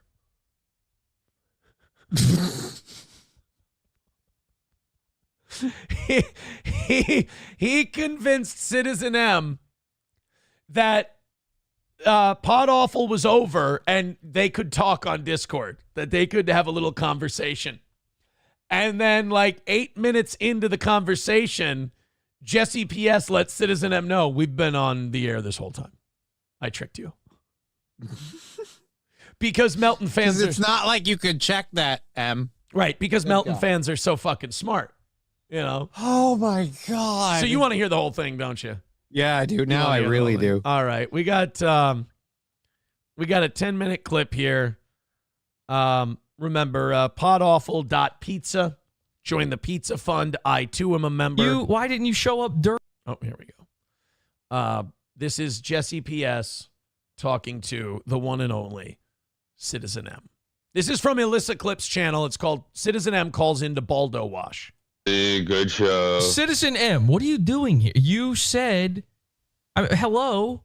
Why didn't you show up during the show? You had all these things to say in the chat, and then you just don't show up? What's going on? What gives? Can I answer that for him? Because he's a childish, immature pussy who has no fucking balls whatsoever. Nobody takes him seriously. Everyone thinks he's a fucking weirdo, and he looks at himself like he's like an investigative reporter. He's a dipshit, and Jesse treats him like one right here. No, man, I'm not a guy. Look, you did great. Wait, no. Keanu I is an want to hear. asshole. I want to hear your take on this. What do you mean you're not a guy? You've got a name. You've got a channel. People refer to you. You're a guy. This is another chicken shit thing about Citizen M. He wants to be a guy.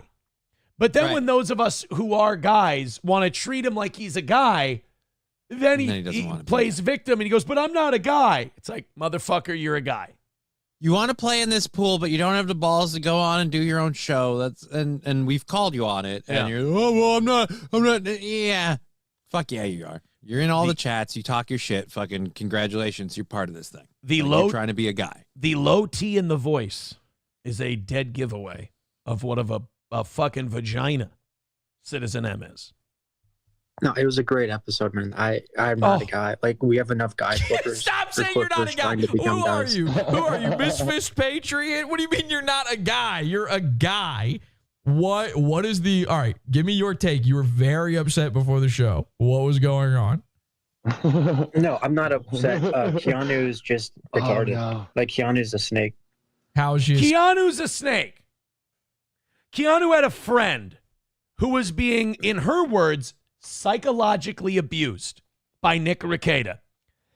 Keanu did what a friend does and reached out to someone she thought might care. And Nick, what kind of piece of shit are you that when Keanu thought of who she should reach out to because her friend was being abused and was addicted to drugs, what does it say about you that she went, how about the guy who hates my fucking guts and just divorced this broad for her drug problem?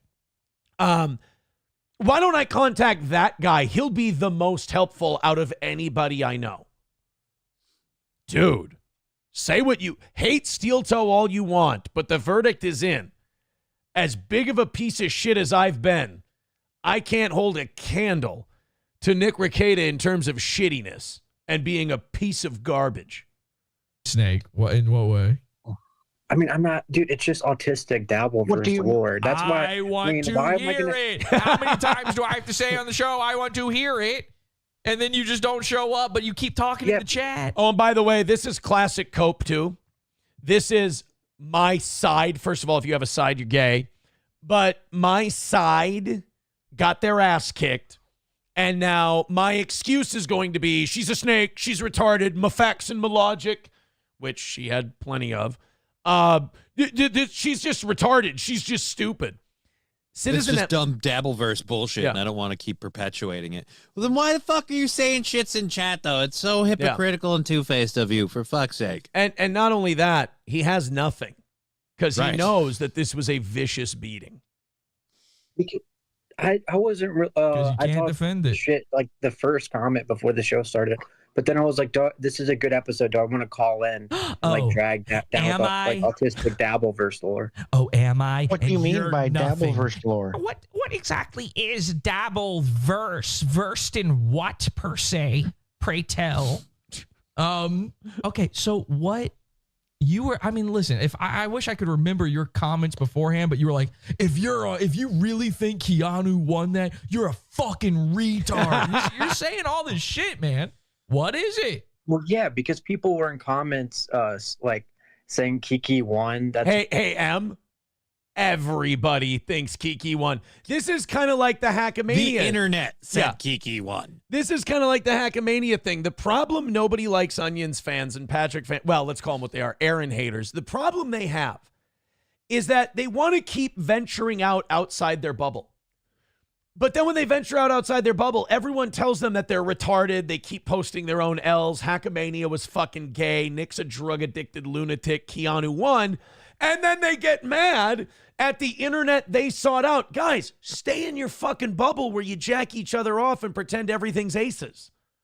Do that. Stay in your bubble where you're like, I hope Aaron dies in Florida. That's funny to us. That's great. Stay in your seethe box. You need that.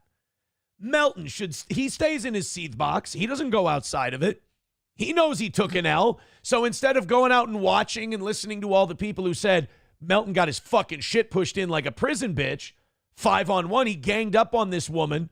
tried to make her cry about the abuse she's gone through to hide the fact that your big bad guy Aaron was absolved of abuse by his ex-wife, but that Nick was called abusive. Go ahead and try to hide that by doing a 6-hour cope stream. You guys should follow your leader, Melton. He stays in his hug box. He stays in his bubble because he can't handle the outside world. You guys can't handle, Citizen M, you guys can't handle the outside world. It chews you apart. Stay in your hug box, cope it out, and stop driving yourself nuts, and then Jesse won't make you look retarded. It's been, people have been repeating that. She did. She did. Before this. Hey, brother, she won. She won. Okay. Who won? I think, if we're being honest, I think Melton won because he got a ton of super chats. I think it was, that's a non-answer. Fake answer. You can't answer it's hypotheticals. Not a fake answer, dude. The only way he won is if he admits, I think Nick's a piece of shit. I don't like him. I bring him on to mock him. But he didn't do that. He got Nick's back. He defended him. He was ride or die. He did everything he could. And, he got beat. So like I said, there were people that were saying it looked like Melton's turning on Nick. Like he's kind of like, you got to go the whole way. You can't. He had his broom out just like Moody and Carl. He was sweeping as hard as he could for Nick because he can't stand to see a woman get the better of him. These guys all, like, you can say whatever you want about me. These guys all have little man syndrome and cannot handle a woman just coming in and owning them like that. They can't take it. Jordan Peterson, you're Jordan Petersoning me. Fake answer. It's who not won? a fake answer. Nick, because I think ultimately Nick or Keanu, who looked better in that scenario? That's the question.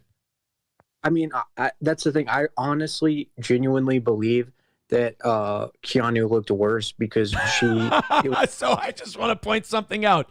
Nick was exposed as a psychologically abusive person, a liar who said he was going to run away with someone when he never intended to. And he said that he hid his cocaine among his children in his car when he was being pulled over. And Keanu came off worse because she stated when she got some text messages. You understand she did it on a show, confronting a man who leaned on a cuck fridge and told stories that his family and his ex-side piece probably would not want shared publicly. And by the way, let's not forget this part. Nick did this to an audience that bullied April for 2 years. Nick exposed all this to an audience that bullied April for a solid 2 years. I remember trying to help April numerous times. And if I could do it over again, I probably would just say, why don't you just go get a different job? I'll take care of this. Or don't get a job, whatever. Just don't do this. It wouldn't have mattered. I'm glad it went the way I'm glad the way it went the way it did for me. I'm not glad it went the way it did for her, but she lives her own life. She made her own choices. You got to deal with the consequences. I don't feel bad. You get what you deserve in this life. Again, you're really you're overcomplicating it simply with Nick looked worse, not for all of the reason. Literally, the guy turned 4 different shades of red. He went off screen and suddenly became a baritone on his way back. It wasn't. Keanu didn't need a break. She didn't need to throw up the towel, be like, time, I need a water break. Like she was there. She was calm. And generally, when you're the one who stays calm in the long run, you just simply look. Jesse's title of his episode of Pod Awful was fantastic. By the way, it was called "When Keanu Comes Along, Nick Does Whippets." I know. It was brilliant. I heard that, and I was like, ooh, it was good.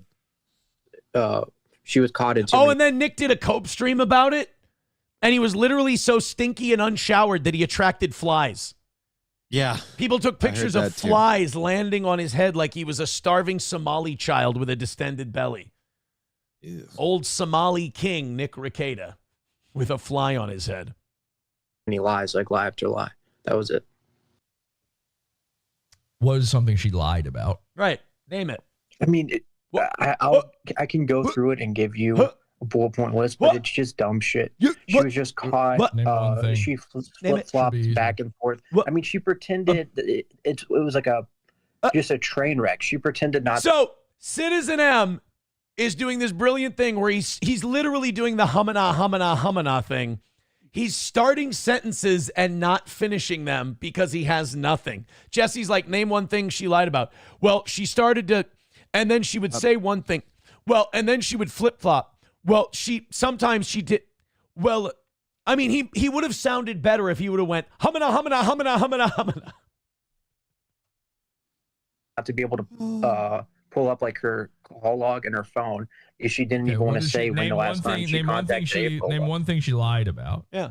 Not that I care, by the way, but name one thing. Exactly. Yeah, and you shouldn't. This is like that. Oh no! So M thought he was off the hook because Jesse's like, not that I care, but I want you to name it. Oh no! Yeah, you shouldn't care. Yeah, you shouldn't care. It's not a big deal. Like, right. But you're making a big deal of it. So name one thing she lied about. It's another loser's cope. It's another way a loser copes with a defeat they just had to take because nobody's buying that M doesn't care. Nobody cares about this shit more than M. We fucking know better. This shit ruins his day. Citizen M has not had a good day since Keanu smacked these people down in a 5-on-1 handicap match. He's going to be seething in chats for at least a week. When that body cam comes out, he's going to be seething even more. You're misunderstanding what I'm saying. And by the way, enough with this who won. Keanu won or Nick won. Johnny, we both know who won. Another win for the toe. It was another win for the toe. My face is only turning red because my shirt's red. My shirt is red. I'm losing my voice and I can't yell. Again, it's entirely the shirt that throws off the camera. To quote a me yelling at a stupid fucking bitch. You goddamn bitch. You piece of shit. But guys, it's my shirt. Actually, I'm so tan that it's a little hard for my face to. Yeah. Got him a step. I'm loving doing this, though, because I know your voice is taxed. I'm like, let's just watch him beat the fuck out of it for the next 5 minutes. Hey, look, no farmer's tan anymore. Oh, nice. I look good. If you can't tone it, tan it. That's what they say. Wow. It actually gets whiter if I roll up the sleeve. Holy shit. I didn't know that was possible. I'm like, I bet if I take my shirt off, I'm translucent. This is scary. All right, you ready to let's watch. Now, remember, I want you to remember as we're watching this, M doesn't know he's on the air. Right. Which, again, that says a lot about you for someone who wants to comment on all of these live streams and these live shows. I mean, what was the name of the guy you had on the evening show the other day? Last week Karmic. The lovely Karmic. Karmic X, yeah. Karmic X, like we weren't mocking or making fun of, but we were kind of laughing at Karmic X for being like, and he didn't respect me, blah, blah, and like say whatever you want for anybody like that. But that motherfucker put his name, his face, his head out there. Like he's waiting in the pool.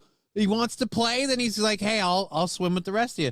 Like, I've always found it interesting. Citizen M will always get in the chats and the comments, and he'll clip videos, and he'll share stuff that people are like, dude, low blow. That's not cool. You know what you did. That's not all right. Like, oh yeah, but you can't handle it. Oh, you can't hack it. Like, so fucking put your name and face out there. Stop hiding behind a giant M behind a black circle. And now I see why. Yeah, I was just gonna say, do you see why he hides now? Yeah, now I get why he doesn't do on air. I don't care if she lied, she still won. However, I'm willing to hear it out. What did she lie about? Should be easy to name one lie if she lied. When the last time that she talked to April, she lied about because she was making it a lot sooner than it was. And then they tried to call her out on that, and she pretended not to be able to.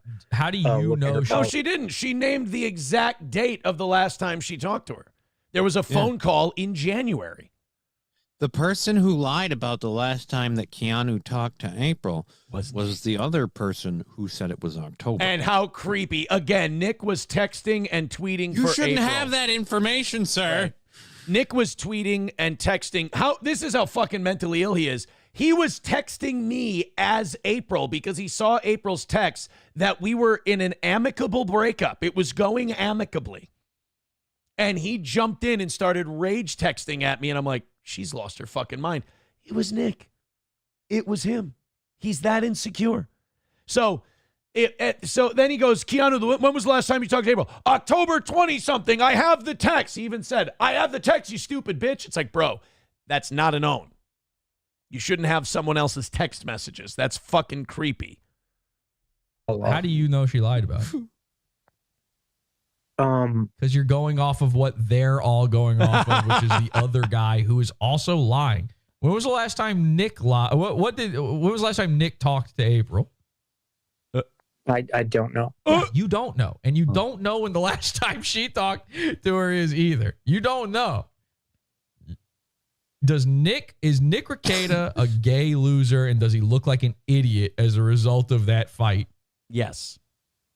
I think he, a couple times there he did embarrass himself by screaming. He started fighting with the fucking times. I will start playing the rest of those 4 videos right now if that's what needs to happen. He was cathartic. I mean, he was yelling at a dumb bitch. Like, I can't. It was, wow. I want to point out. Wow. I want to point out all of these people talk about how I'm this abusive, terrible guy.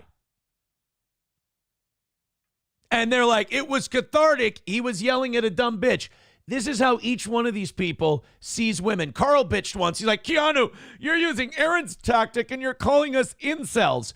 Well, if it walks like a duck and it quacks like a duck, you IT fucking dork, it's a fucking duck.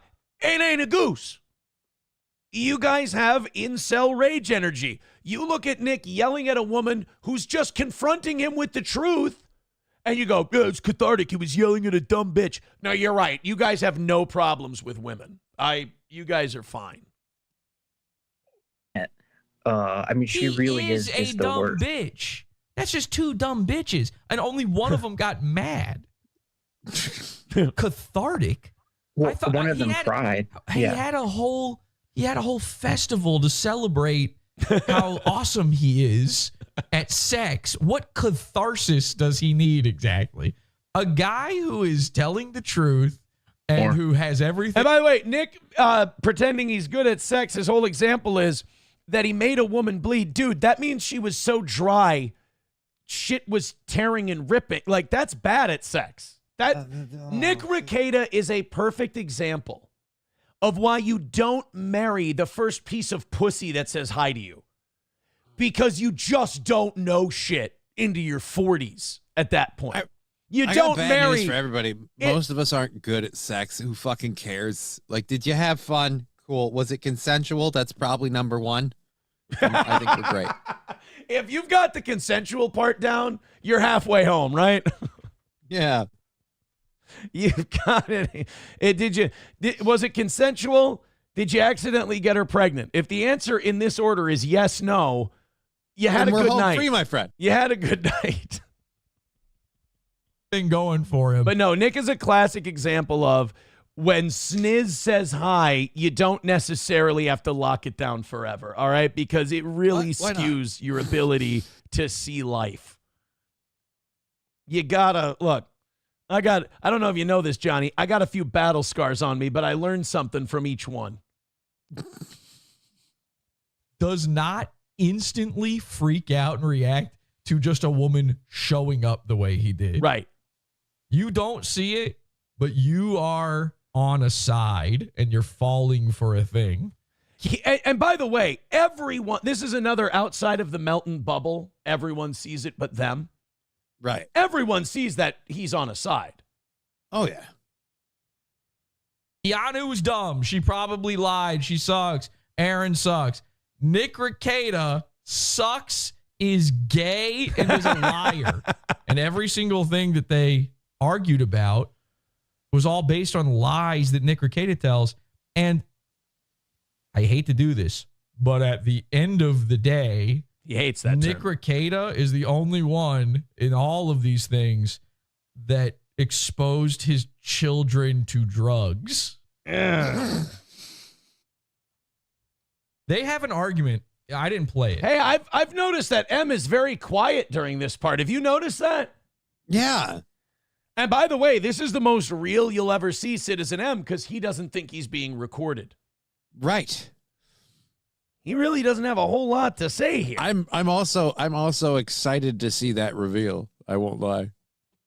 Like when Jesse finally lets him know. I'll tell you this. I'm not going to spoil it.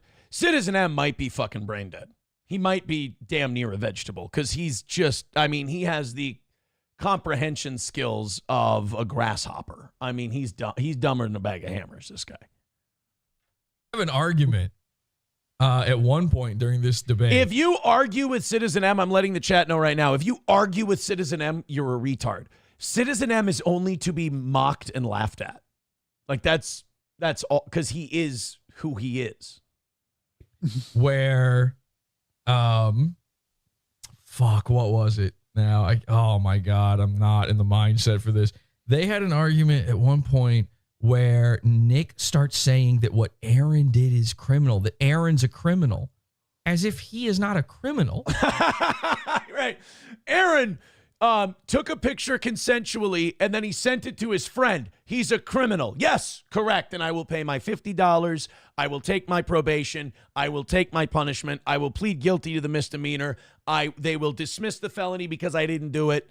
I will take responsibility for the misdemeanor. Would have done it from day one if that was what they offered. Nick threw drugs at his kids. His kids got high on his drugs. And Nick had guns in a house where he was high constantly, drinking all the time around his children. So go ahead. Let's make the comparison. My last wife, the last thing she said about me was that I never abused her. The last thing she said about Nick is that he was psychologically abusive towards her. Go ahead. Aaron's worse. No, make the argument. I'm happy to hear it. There is one criminal still in this scenario. You do understand that, right? Aaron paid his debts, $50. Done. No more crime. He's paid his debt to society. Nick is still doing that. Nick is literally still a... By the way, please don't send this show $50. That would be mean-spirited. Oh, somebody sent $50 to the Keanu and Nick thing, and he lost his fucking mind about that, too. So apparently the $50 thing bothers him. Really I don't know. Pissed him off. I don't know why. Like, it's me paying my debt to society for the fucking crime I committed. He should be happy. If it's not about revenge on his part, if it's not about vengeance, if it's not about getting back at me, he should be happy that I had to own up to what I did, was held accountable, and paid my debt to society. He should be happy about that. Justice works. Criminal, and he is almost certainly breaking the rules of his probation and is creating new crimes as we speak. But I have this feeling, I can't say for sure, I have a feeling that you cannot bring yourself to admit that Nick Rekieta also looks bad in this scenario, and particularly looks bad as a result of this woman that you hate and think is dumb. I think you've got some personal thing with Keanu that I'm not aware of, and that's why you can't admit. No, it's just this. Citizen M just has too much internet. Yeah. Citizen the M. dude does not unplug. It's not like this guy's out there getting pussy, you can tell. So it's not like he's, looking for girls. It's not like he has friends he hangs out with. This guy has the internet, and that's it. Nick lost. I'm not even asking you to admit Keanu won. Admit Nick lost. Ready for the cope? I don't.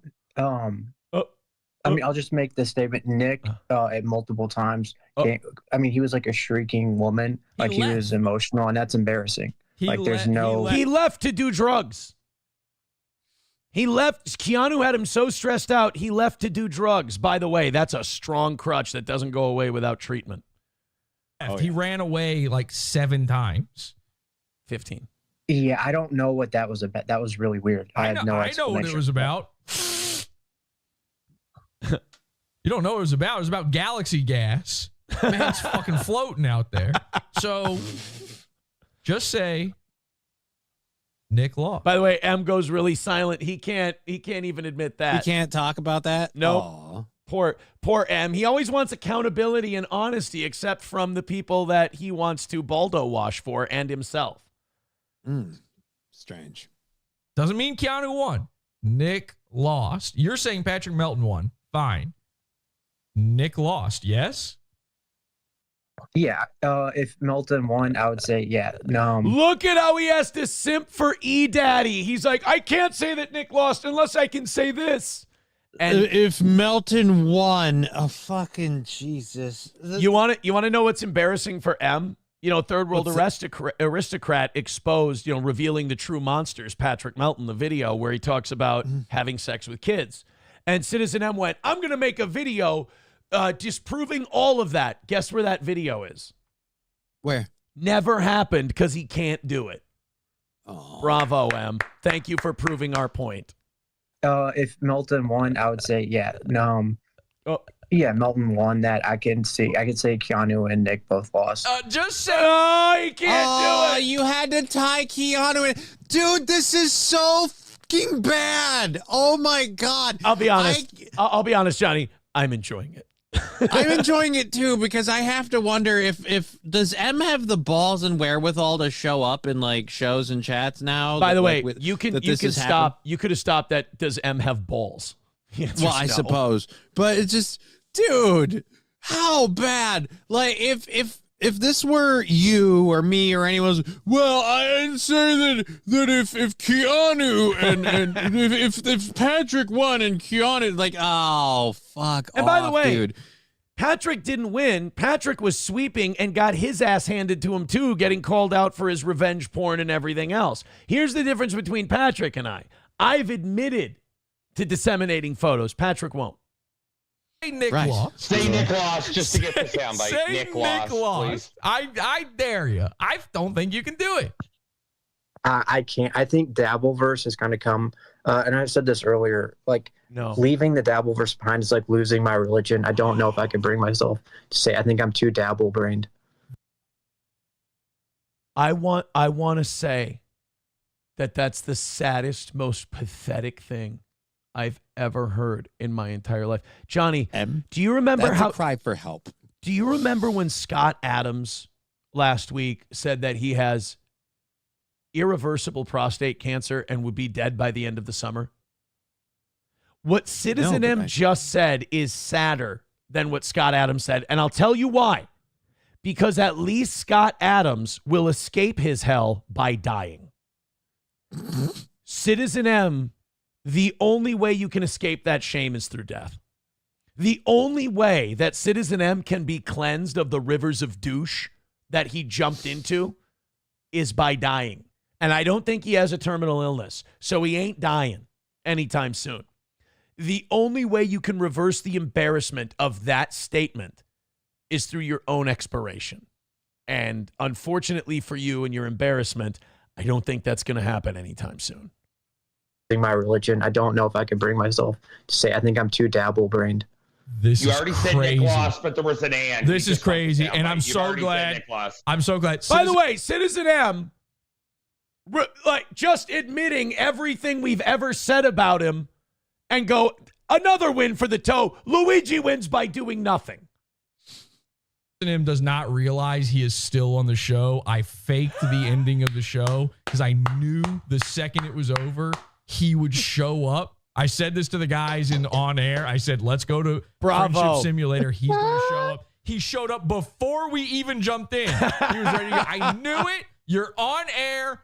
Got ya. And the entire point of this whole thing is, somebody said this before the episode. They said, Jesse, here you are covering Dabbleverse. You said a year ago that the Dabbleverse would be dead in a year.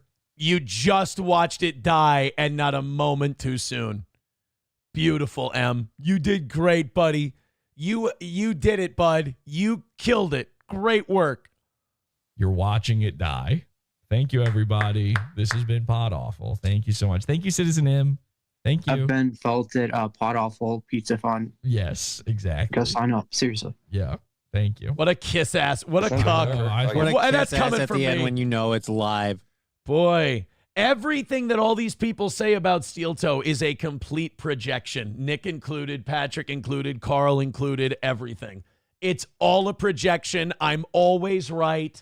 I always win, and I have to put in minimal effort to do so. just again, like, dude, like you found out you got owned. You don't get angry. You don't go, oh, you lied to me? Really? That's what you got to do? You got to lie to me to get me on your show and pull this bullshit, blah, blah, blah. None of that. Pizza fund, kiss the rings, I kneel in fealty, I'm a complete fucking pussy. Like, Jesus Christ, man. Have some. Man. Look, the guy who cried on air, everybody loves it. You cried on air. The guy who cried on air is saying to this to you, have some fucking balls, sir. Honky with $1 says Citizen M, Melton, Carl, Nick, Kathy Bates, Jackie, and that Pajit pervert Moody did the equivalent of getting punched in the face and then boasting, did you see my awesome face-to-fist attack? I win, Cope. It was perfect. 383 Novocaine with $2 says, I'm behind, but is Nick sealing his fate, blatantly streaming his possible whippet abuse with his impending jail time? If he doesn't go to jail for a month, the state of Minnesota has no standards. That's all. You need me more with $1 says, sounds like April has borderline personality disorder. I don't know. It's hard to say that when there's also drug addiction involved. Or hear me out. Or someone else had her phone and just texted whatever the fuck they wanted. That too. That's apparently in the fucking carousel of plausibility. So fuck it. We don't know. Right. We have no fucking idea. Let's go to Pod Awful with $1.99 says, send my Venmo, pal. I don't need promos. Send my Venmo. All right. DM me and tell me what that means, and then I'll send your Venmo. BJ, becoming a Baby Boot member. Thank you. I appreciate it. Well, all right. On we go. Oh, my God. It's just, I have to say it. I can't keep getting away with it. Can't keep getting away with what? These wins. I go on vacation and I stack That's the them. worst part about it. It like I don't mean to deflate your ego. You didn't do this. It happened literally. It's like the universe did it for That's you. the best part. Minimal effort. I don't think there's any less effort you can make than zero. I'm thrilled. Oh, does Jesse mean $10 for playing the clip? Yes, absolutely. Send me your Venmo.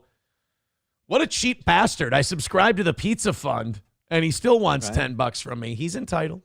Hey, and it was man knows what he has. Fuck you, Paige. Yeah, it was a brilliant piece. It's absolutely brilliant. All right, guys, there goes. I don't see M in the chat, unfortunately. Weird. Phil Herslit says, hey, Aaron, did you know Melton loves 24-year-olds? Why? Because there's 20 of them. Thank you guys very much. 190 away from today. You know what we should do to separate the celebration of Keanu's victory from the rest of the show that we're about to do now? What's that? I should go make a pee-pee. All right, go for it. That's what I should do. You take over, plug your show, plug the Venmo, do all that, or your, not Venmo, GoFundMe. Plug all that stuff, talk about that. I'm going to go make a pee-pee. That was a lot of fun. 190 away from today. Streamlabs, PayPal, Venmo, Super Chats, Rumble Rants. Let's gift some memberships. We've been gone for a minute. Go ahead and throw in. Johnny, take over. I'm in the bag. Wow. Man, still hungover. Jesus. Anyways, I normally would be going live at 1 p.m. today, but I have doctor's appointments to follow up on the whole I had a leg infection thing. So that's super fun. I know everyone really wants to hear about it. So yeah, I'm going to be doing those. I will be live today, but it might only be for like an hour and a half, going live at like 3 p.m. It depends entirely on how long the doctor's appointment takes. Everyone who gives a shit, I'll give you an update on that shit when it happens. I do have the GoFundMe. I don't know where the link is at the moment. I didn't pull that up here.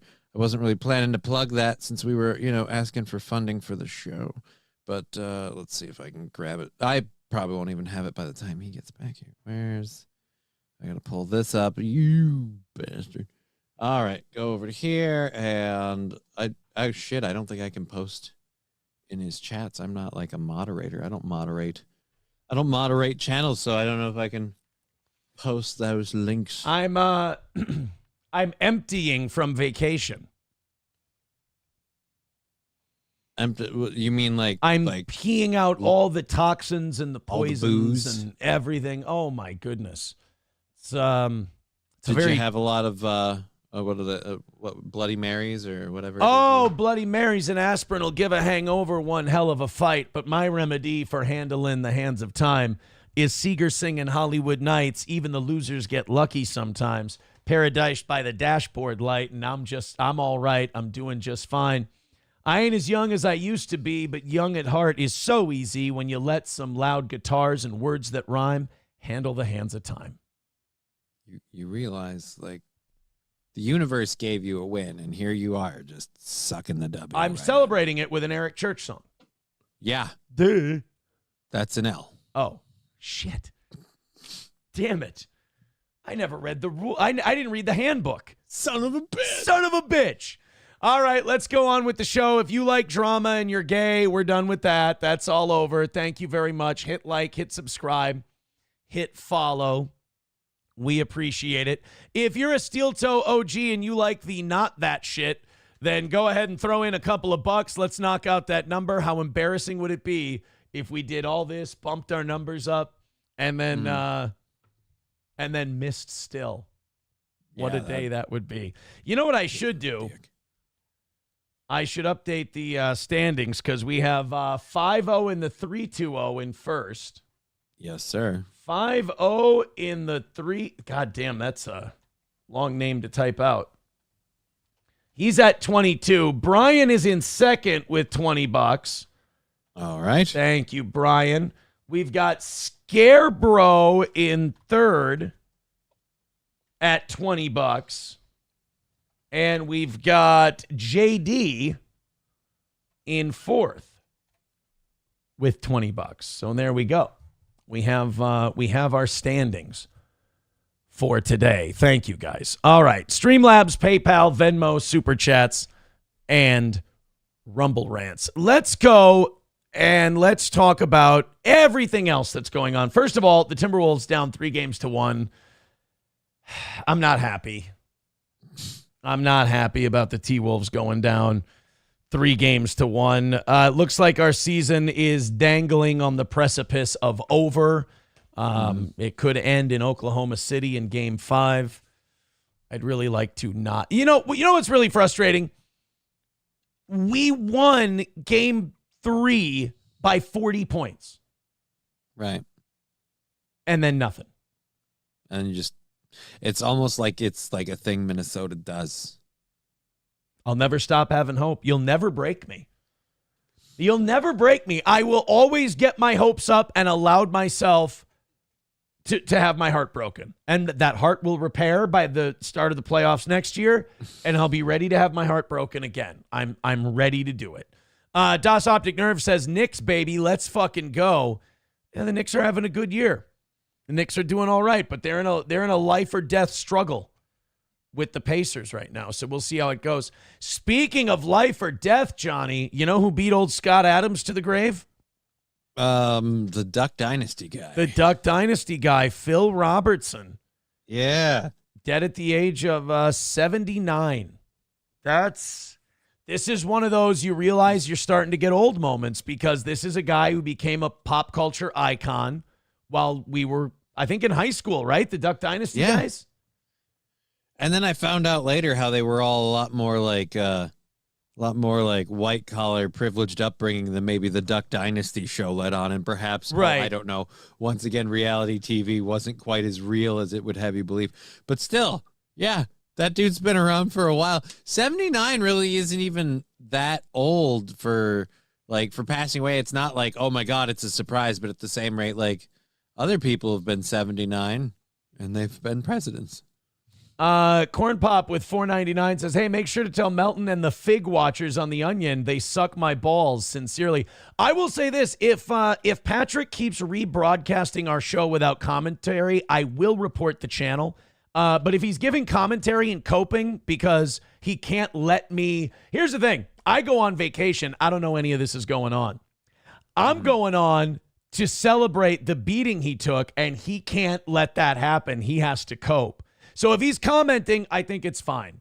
If he's not transformative content, if he's not we play by. If he's not commenting, we're striking it, because you can't just come and cope like that. You gotta put in the effort. Ed Harlow with $1 says Chad Buzamak can post links, but Johnny can't.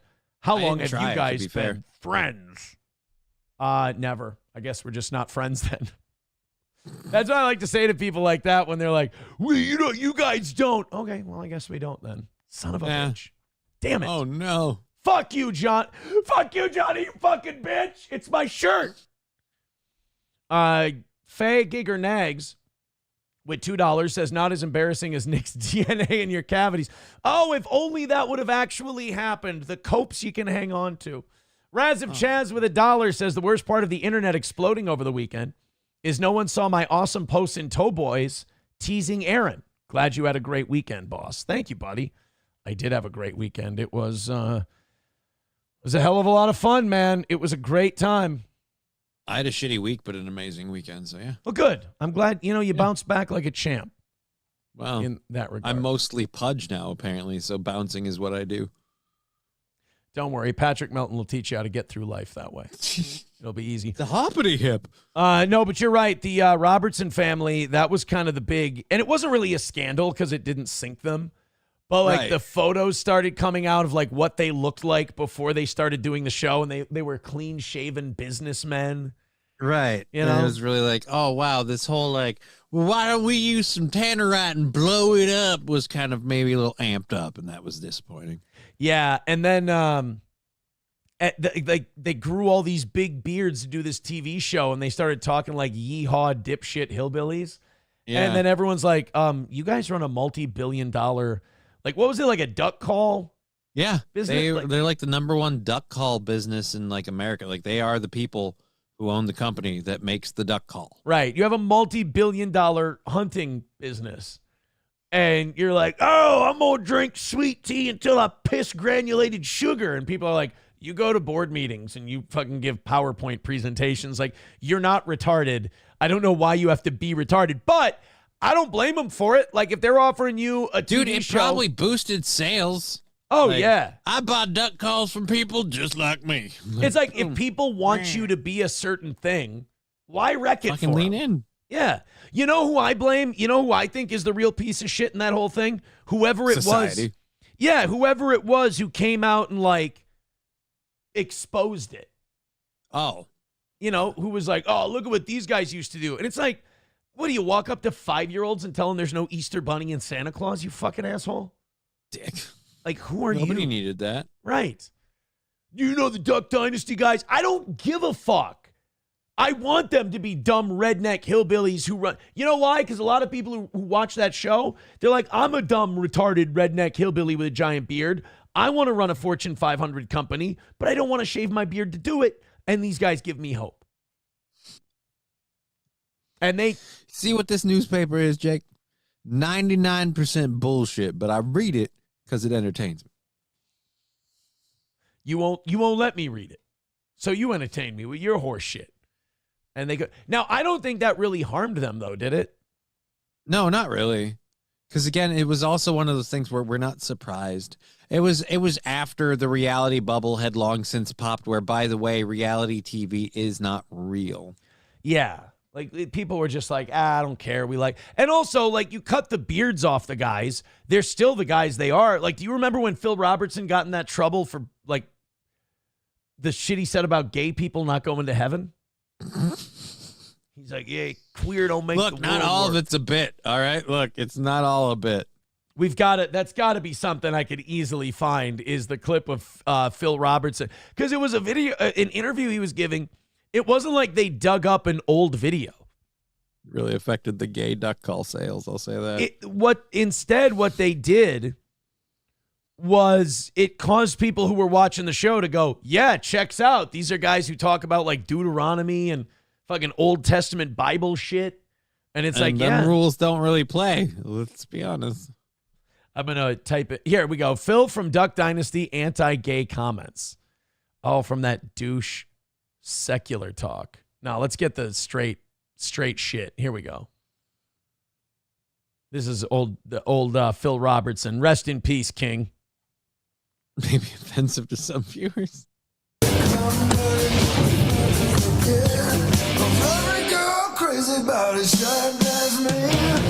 With their A&E show pulling 14 million viewers a week with an empire of DVDs, duck calls, and a Christmas album too, it's no... What the fuck was wrong with us? I don't know. Like I said, when you asked who the real villain was, I was like society, because we kind of perpetuated this shit. Well, and also, after Phil Robertson made these anti-gay comments, A&E tried to cut him from the show, and the rest of the cast. This was like one of the first anti-cancel culture pushbacks. The rest of the cast said, "Fuck you, we're not doing the show if he's not on it." And I think they backed down and they let him do the show. No surprise, GQ magazine wanted to profile the Duck Dynasty crew at home in Louisiana. Okay. Phil. He's happy. But the Bible-quoting patriarch of the Robertson family is raising eyebrows with his comments on homosexuality. It seems like, to me, a vagina would be more desirable than a man's anus. Come on. What? That's just an opinion. And quite frankly, I share it. But I mean, it sounds good to that. Even if you ask gay dudes, they should, if they're being honest, they'd be like, well, yeah, it's just we're not attracted to it for whatever reason. We were born broken. No. Even gay people could be like, yeah, I mean, I get it. On paper, a vagina is more desirable than a man's ass. And the gay people would say there's something about a man's ass that I just can't say no to. That's what gay people would say. See, I sandwiched it so they couldn't clip me. They still will. Phil Robertson told the magazine, start with homosexual behavior and just morph out from there. Bestiality, sleeping around with this woman and that woman and those men, it's not right. All right, now 15 years later, after that comment, let's go ahead and analyze what he said. Had we listened to Phil Robertson back then, would we be in a better place than we are now? I want to say no, but then the whole monkeypox situation. Monkeypox, right? We wouldn't have monkeypox if we listened to Phil Robertson. Would have kept that shit in Africa where it belonged. A&E needs to come out very strongly and condemn Phil Robertson's statements. Wilson Cruz and other gay... Duck Dynasty. Yeah, this guy's the target market for Duck Dynasty. If you would have asked the average Duck Dynasty viewer how they felt about it, they would have said, well, I think Phil's being a little liberal. I think he's kind of being a PC pussy. He ain't telling you what he really feels. Rights advocate. You could say whether or not it feels is good, but eternal damnation never feels right. Whoa. Are hitting back hard, citing growing acceptance of same-sex marriage and relationships to suggest Robertson is ignorant, bigoted, or both. The world is changing, the country's changing, and even the state in which Mr. Robertson lives is changing, and he needs to get in line. Listen to that. He needs to get in line. Fuck you. He doesn't need to do anything if he doesn't want to. Thank you, CNN, for making this time capsule that in no way made your side age poorly. Right. I mean, rest in peace, King. Fucking dude, when there's too many to list.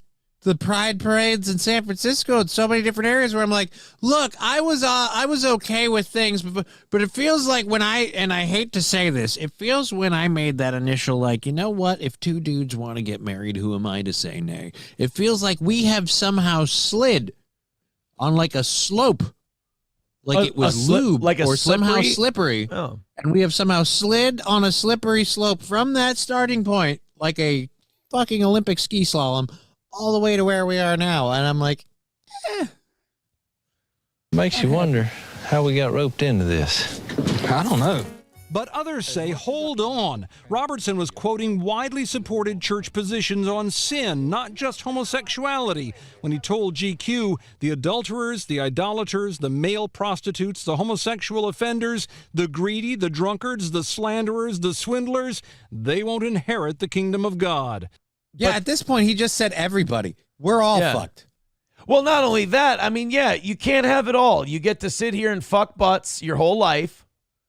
But then when you die, I'm sorry, we got to send you to a place where we correct some of that, craziness. You know, at least in the rules of that particular religion. So I'm sorry. I hate how many people are like, no, I like this thing, but it technically says what I do or what I think is wrong. So I want it to change to make me happy. Well, just don't be that thing. Don't be that thing. Either don't be gay or don't be Christian. I mean, you know, your Pick call. a frickin' lane. God. Russell Moore is with the Southern Baptist Convention. I think that suggesting that people who hold to what every branch of the Christian faith has held to for 2,000 years are somehow bigoted or hateful is not productive for speech. Whether this battle on the bayou will harm the Duck Dynasty is not clear. But for many fans, the appeal has long been... You don't need to say the Duck Dynasty. You just say the Duck Dynasty. It's right. Stupid. And that the Robertsons speak openly about their conservative values.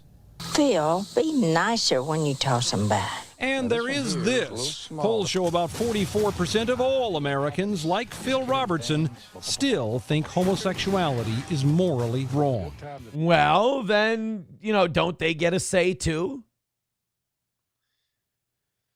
I mean, apparently not. I'll say this. I will say that the Duck Dynasty guys' comments, in a weird way, are more tolerable now than they were then. And I think part of it could be because of Trump. Like, bombastic, crazy, statements are a little more accepted because Trump has basically beaten it into us that it's okay.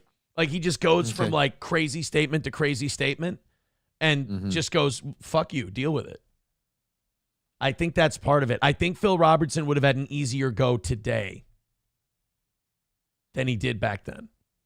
Well, like I said, back then there was a lot more hypothetical to it because there was a lot more of like getting gay marriage approved and things like that.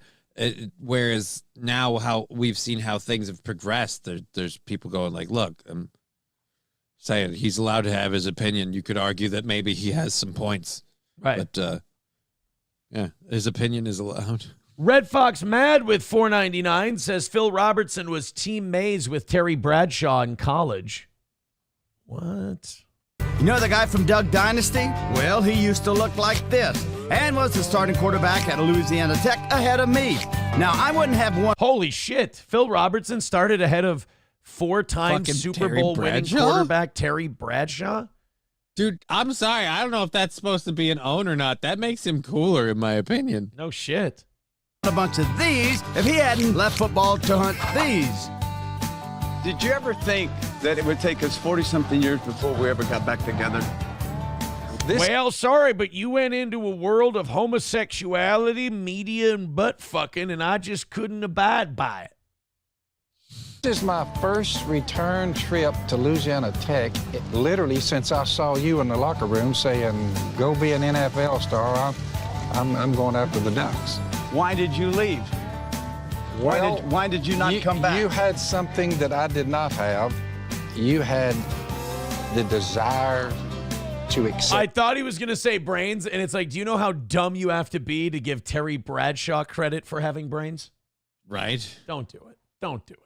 In the game of football, and I really had the passion for the old Mallard Ducks. See, before, I used to tell everybody, there was a guy named Phil Robertson. Guy had as quick a release as Joe Namath. I still remember this. You always wore Levi jeans and a T-shirt, and on that was either. All right, this is getting gay. But yes, thank you, Red Fox Mad, for I did not know that little tidbit. I just knew that Phil Robertson, like the beard may have been fake or whatever. They may have put that on for the show. But yeah, the beliefs and like who he was, like that was a shoot. That was real. Dude, that's still a large part of like Louisiana and places in that area. They kind of hold to those beliefs. Right. Potato Head Case says, you didn't know that? He turned down the NFL for duck hunting. Well, I mean, in fairness, he probably made considerably more in the duck hunting business than he would have. Like the NFL in the 1970s, not a lot of money in that compared to what he made duck hunting. And the dangers were higher, too, because the safety was less. So the injuries could have been higher, too. Well, yeah, and also you can do the duck hunting business for longer than you can football. True. That's for sure. All right. Well, goodbye to Phil Robertson, 79 years old. He's no longer with us. He's going to the great duck hunt in the sky. Old Phil. We are 185 away from today's goal. Streamlabs, PayPal, Venmo, Super Chats, Rumble Rants, etc. Go ahead and knock that out, and let's call it a win for the toe. Keanu got her win over the weekend. Yep. Let's see if we can't get a win for the toe. Streamlabs, PayPal, Venmo, Super Chats, and Rumble Rants. Go ahead and throw in. Let's see what we can do. I love gifted memberships. Gifted memberships are a lot of fun, so we can do those. Let's go into this Drewski thing. I don't know if you've watched this yet, but this guy Drewski decided that he was going to do kind of the Eddie Murphy SNL bit, the Soul Man bit, the the whole seeing what it's like in the life of a white person bit. And to do that, he was going to change his skin color. Drewski's black, and Drewski was going to dress as a white man and see how it worked out for him. Now, one thing I need white people to do about shit like this is not get mad. I hate it when white people go, D, if we do blackface, we get in trouble, so he should get in trouble. No. What we should be doing is saying, all of this is great. If this guy wants your fucking balls off. Laugh your ass off. If this guy wants to dress up as a white dude, let's let him do it. Then we can go, and when we say, let that guy do blackface, it's fucking hilarious. It's fine. Don't apologize for it. Nobody can call you a hypocrite. You can go, it's not about racism. It's not about laughing at people of a different race because they're inferior. It's about people trying to do comedy and us allowing them to do it and work that way. You're just trying to push for your Halloween costume this year, aren't you? I want to dress as a black guy, and they won't fucking let me do it. God damn it. All I want to do is dress up, and I don't even want to do threatening. I want to be Bryant Gumbel. One goddamn year. I've admired. I just want to be Prince, all right? I've admired him for a long time. I'm from Minnesota. You don't understand. There's a big difference between me rubbing charcoal on my face and me doing a little bit of bronzer, okay? I'm not trying to lean the fuck in. I just want to pay homage to a hero of mine. That's all. I just want to pay a little homage, and I don't want to risk my life doing it. That's all. So what did Drewski do? So Drewski dressed up as a white man. All right. And he did a segment, and he posted it on Twitter. It was called The White Boy That's Accepted by the Hood. Now, oh boy. Let's give it a shot. Let's see I'm if excited. It's... now, and I also think that if you're one of these people who wants everybody to get in trouble for blackface, then fuck you. You have to be offended by this. Right. You have to be against it. You have to be consistent. I'm okay with this, but I'm also okay with people wearing blackface and going, Lordy, Lordy, look who's 40. You know, I don't mind any of that shit either. Lordy, Lordy, give me a 40. That's all right with me, mister. Mammy. Sing Mammy. I don't give a fuck. Sit there and rub shoe polish on your face and go, the sun shines bright in my old Kentucky home. I don't dress as a white guy. Doesn't really affect me, if I'm honest. Right. Be black. They're just white chicks. Be black, dress as a white guy, and then go, blame it all on my roots. I showed up in boots. That's fine with me, too. Bo Beardington with a 199 says, please show the Babylon Bee meme about Phil Robertson. We'll give it a look in just a little bit. Let's do this 185 away from today. Let's do this Drewski thing and see how he did as a white guy. Now, I do reserve the right to think that this is cringe and unfunny, right, but I'm not going to judge it just because he's race changing. I think race changing is great. It's funny that we will say that cutting somebody's dick off to make them believe they're a different gender is totally cool and awesome, but painting your skin a different color to be funny is somehow the biggest sin in the world. Well, because you're mocking and you're having fun. It's fun to mock people, and mocking people because they're different is totally fine. It's kind of weirdly something brings us all together because we can all mock each other for being different. Make fun of people who are different. That's my message today.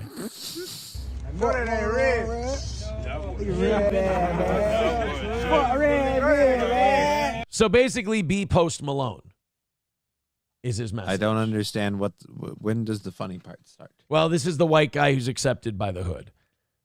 That's not abnormal. No, I'm chilling. I'm posted up. I'm posted up, bro. Y'all boy come shot, man. I ain't on shit. So basically, the white guy that's accepted by the hood is just a white guy acting like a black guy. This is just a black guy. This is just Robert Smith, the old running back for the Vikings. Like, just because he's pasted like a little lighter looking, that's still a black guy. Right. This is a shitty bit. Okay. Like, if a white guy acted like this, I'd convince myself his skin is tan enough. I'm like, oh, he's a light-skinned brother. No, he's got a family member, you know? You got to change your whole character. We got to teach these guys how to be white. Not only would it make this bit better, but their economy would be better as well. Straight up, man. Tell him up. Jit right here, man. Tell him up. I'm ready to jit right here, man. You know what's See, going on, man. I grew up with my grandma. Yeah. See, folks always tell me, like, you a white boy, you can't be doing all that. I grew up on that side. On that side, yeah. But I was raised by these folks. Ugh. This is fucking bad. Especially since, like, I hate to pull up your fucking pants, man. That drives me Well, nuts. no, he's trying to. I understand he's doing a bit, Right. but it's like. He's doing a bit, but it sucks. And also, I will tell you, like, the black people I've known, this kind of white person annoys the shit out of them. Right. Like, the kind of white person that black people accept is the guy who just wears his fucking New Balances and talks like a yuppie. They're like, oh, at least that guy's being real. You know, at least he's not trying to be something else. I love how it's like, even while you're doing whiteface, you're making the blackface argument. You're like, oh, this is the white guy that black people will accept. And he acts like a total fucking black hood rat. And it's like, oh, so you're dressing in whiteface to do a white guy doing blackface.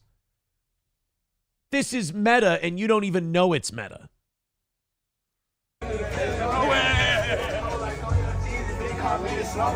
I grew up with white folks, but I was raised in the dope hole. In the dope hole, man. I was Straight raised up, in man. the dope hole. I witnessed it with my own eye, man. For real, man.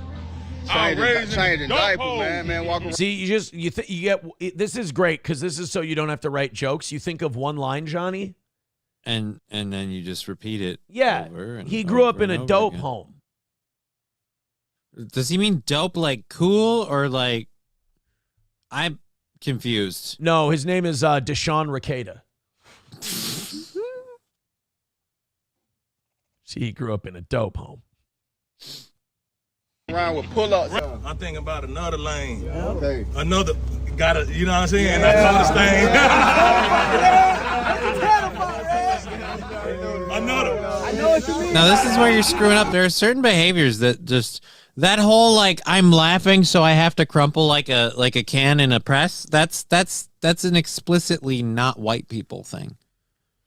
Well, I will give him this. That's the vibe he's going for. That's the joke, is that the white guy, in order to be accepted by black people, has to act black. But like every black person I've ever known is kind of annoyed by that white person. Right. So I don't get the bit, I guess. I ain't saying though. You niggas in trouble. You niggas in trouble. You niggas in trouble. You niggas in trouble. It's my hood.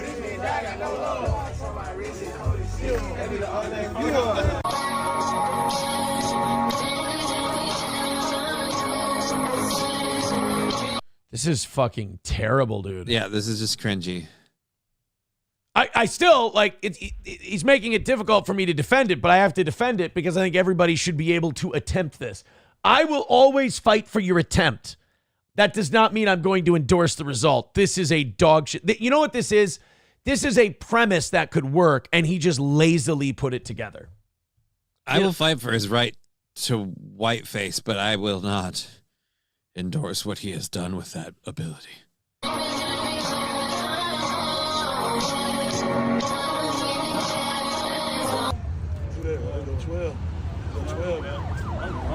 He doesn't even look white.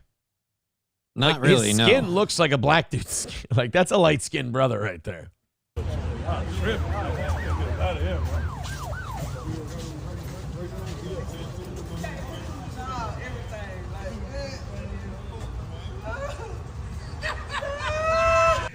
Pull back up the mom, baby. I'll leave you back, bro. What the hell y'all cook for dinner? Preston, stop talking like that. You were raised better than that. Why y'all tripping like that? Y'all Stop. grown. That's enough. That is enough. Oh, come on now. Damn. You see, he has white suburban parents, and he goes to the hood and he acts like that. Like, you can be offended by that. You're allowed to be offended by it. You're just not allowed. Yeah, you're not allowed to be offended by it because he changed his skin tone. You can be offended by it because it's a retarded, stupid, shitty bit. I'm sorry. Let's go to Professor Tie-Dye. Oh, the kickstand bit. This is funny. He says, would you be okay if you got your dick cut off because of extreme deformities, like it's shaped like a tiny kickstand? That was another funny gay cope that they had. Sorry. Oh. I'm sorry that Nick misremembers the look of my dick, I guess, because according to him, it was buried in his asshole. I apologize for that. I find myself apologizing for a lot of other people's pain. I'm gonna say this: look, if you've got another guy behind you and he's burying his dick in your asshole, it's always gonna feel. It's gonna feel like a kickstand. That's for sure. Right. That's not good. All right, 185 away from today, guys. Let's rally up. Let's knock this thing out. Let's crush it. Let's do this thing. Let's everybody rally up and throw a couple bucks at the PayPal, the Streamlabs, the Venmo, the Super Chats, the Rumble Rants. Gotta be, within $100 by 9:30. That would be good. Grand Poobah with $2 says this boy is not white. No, this boy is not white. Hell, he ain't even old timey. Thank you very much, Grand Poobah. 180 away from today. Thank you very, very much. Keep that going down, guys. Let's make this thing happen. I also have I've seen a lot of the coping in the chat today. A lot of people having a hard time accepting the L that the anti-steel toe crowd took. Very, very brutal. All right, let's get into this next thing here. Let's make some money while we do it. If you're someone who doesn't like the drama, we are done with it. Let's reward us for that. Hit like, hit thumbs up, hit follow, hit subscribe, all that stuff. By the way, you know that we're getting to Melton, and you know that we've buried him and defeated him and that he's out of answers. When he knows we're going to have a big day, he goes, I got to get in there and try to cover it up. I got to panic. Got you again, bitch. Again, I went on vacation and I owned you. Hard to do.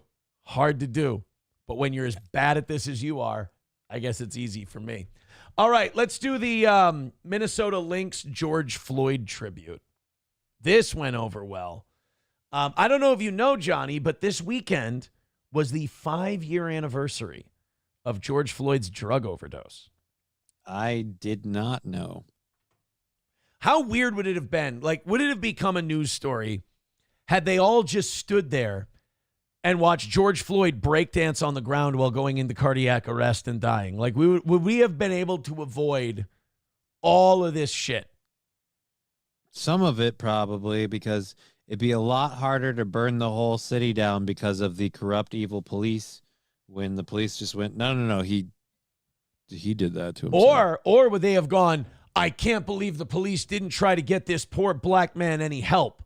Right. That would be, again, it would be the anger of the ineptitude of the police who stood by and did nothing. But they wouldn't be able to burn the city down on that. Not quite. Yeah. They'd be able to burn the police down a little bit more, but not the city. And I wonder if we hadn't gotten that, would Trump have been reelected in 2020? It's a weird line to draw. Right? I have no idea. Because a lot of it was COVID. And a lot of it was the way they ran that election, let's just say. But I wonder if George Floyd didn't die with Derek Chauvin on top of him. I wonder if things ended. And we have no riots because of it. Okay. I wonder. But the Minnesota Lynx, the WNBA team, you know, I got to say, this might be the WNBA fumbling the bag a bit because the WNBA is riding this wave of the whole Caitlin Clark, Angel Reese rivalry. Like, big rivalries are great for sports, gets you a lot of attention, so on and so forth. Mm-hmm. The one thing you don't do when you're getting great publicity is take all these new eyeballs you have on your product and immediately alienate the shit out of them. Like, when people tune in, you know, people have said this before. Sports is the great escape for a lot of people. Yeah. A lot of people watch sports to get away from it all, get away from all the drama and the problems and the bad news. So when you go to a basketball game and you're sitting there, you're like, I'm ready to relax. I've got my beer. I'm going to watch a game, even if it's a WNBA. You don't want the world thrown in your face. You don't want the first thing to be this. You guys for taking a minute to honor the life of George Floyd. George was a father, a brother, and a son. The fucking balls. He was a father. Was he? You realize he did? Was he seeing any of those children? Like, I hate this. Like, he was a father. Can we put his whole rap sheet in there too? Then he was a father, his brother, he was a son. Like, I hate this whole, like, we're gonna air just these good parts because it makes this person look like an innocent victim. He was a serial convicted criminal. And his life, like every life, held meaning. His death exposed the holes that are still in our justice and criminal institutions today. I would argue yes, but not in the same way you would. I would argue it's that the state of Minnesota is too lenient with jail time and that a lot of repeat offenders get to be back out on the street with drug problems and thievery problems. But there are some procedural issues with uses of, say, like EpiPens and things. Or is there? Oh, wait, no, Narcan. Narcan's the one he needed. Yeah. He got Nican. That was the problem. It was all a miscommunication. They said, he needs Narcan. And Chauvin went, just all went right. with the knee, and he just thought, what? I thought you asked for the knee can. No. It's my move. Narcan, not kneecap. What are you doing, Derek? Oh, God damn it. I failed that part of training, too. But it's like, well, look, you got yourselves a criminal. No, we said Narcan, not Negan. Oh. And his 5-year anniversary reminds us that we must continue the fight against criminal, racial, and social injustices. Yes. Like, I think the appropriate sound they should be making is R, R, R, R, R, R, R. Does seem like a bit sealish behavior. And I don't mean it's hard to make a lot of noise in an empty sports it's a good point. When the place is only half full, if that. Those seats are awful silent. Silence is complicity. All right? We cannot stay silent. Every life deserves respect and dignity. Thank you. Yeah, you're right. You can't stay silent. We know that for the last 5 years. I think we all knew you couldn't stay silent when we heard the crackling of timber of the wooden supports of the 3rd precinct. I think we were pretty well aware that there was no silence going on. I think so. Let's go to Honky with $5. I don't know why it showed up 3 times, but thank you for the $5. Honky. He says, to be honest, when I heard Keanu destroyed a bunch of gay F words last weekend, I thought the new John Wick trailer just dropped. Hey-yo. You like that? It's actually pretty good. You like that one? It's not bad. It's not bad. Not bad. 175 away from today. Throw in a couple of bucks. Let's get a win for the toe today. Balls Deep with $5 says, you ate fentanyl. A lot of fentanyl. More than I'm comfortable with. And for that, you gotta pay. Yeah, his version's better. I had the idea, but he pulled it off way better. But no, I got it. Negan, Narcan. Instead, it was, he went to him and he went, oh my God, I kneed on your neck so powerfully that I popped your eye out of your head. Oh man, that is gross. Oh, he's trying to say something. Mama! All right, it's getting grotesque in here. It's a little bit, yeah. It's getting a little. Honky with $1 says, George Floyd was the signal to start the revolution when the first ever socially conscious virus conveniently took a break so the people could do something social justice. Well, he ain't wrong. $1 from Redbird says, for all your faults, how do you have the willpower to pull out of a situation that 90% of your critics would be destroyed by, but a $5 quick trip sandwich is somehow more than you could handle? All right, Redbird was throwing a compliment at me, and I'll be honest, the whole time I was reading it, I was going, what's the other shoe? The other shoe was hilarious. Because he's not wrong. I mean, even the way he puts it. Yeah, a $5 quick trip sandwich is somehow more than you can handle. Well, like, it confuses the shit out of me a little. Well, he's saying you've got the willpower to resist these issues and those issues, to navigate these problems in ways that most would flounder and fail. But then when you are faced with the dilemma of like, but it's a cheeseburger and it's $5, and it's just like, yeah, but no. And it's like, but I got to do it. And so, yeah, it bewilders him. Sam Show has a guess in the chat. He has a guess. Oh, what's his? He's fat. Well, at least he's to the point. It's a real Occam's razor kind of approach to his decision making. 170 away from today. Guys, keep going.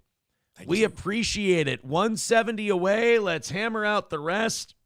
Let's call it a win for the toe. I'm excited. Hey, I just got back from vacation. Didn't you miss me? Throw in a couple of dollars.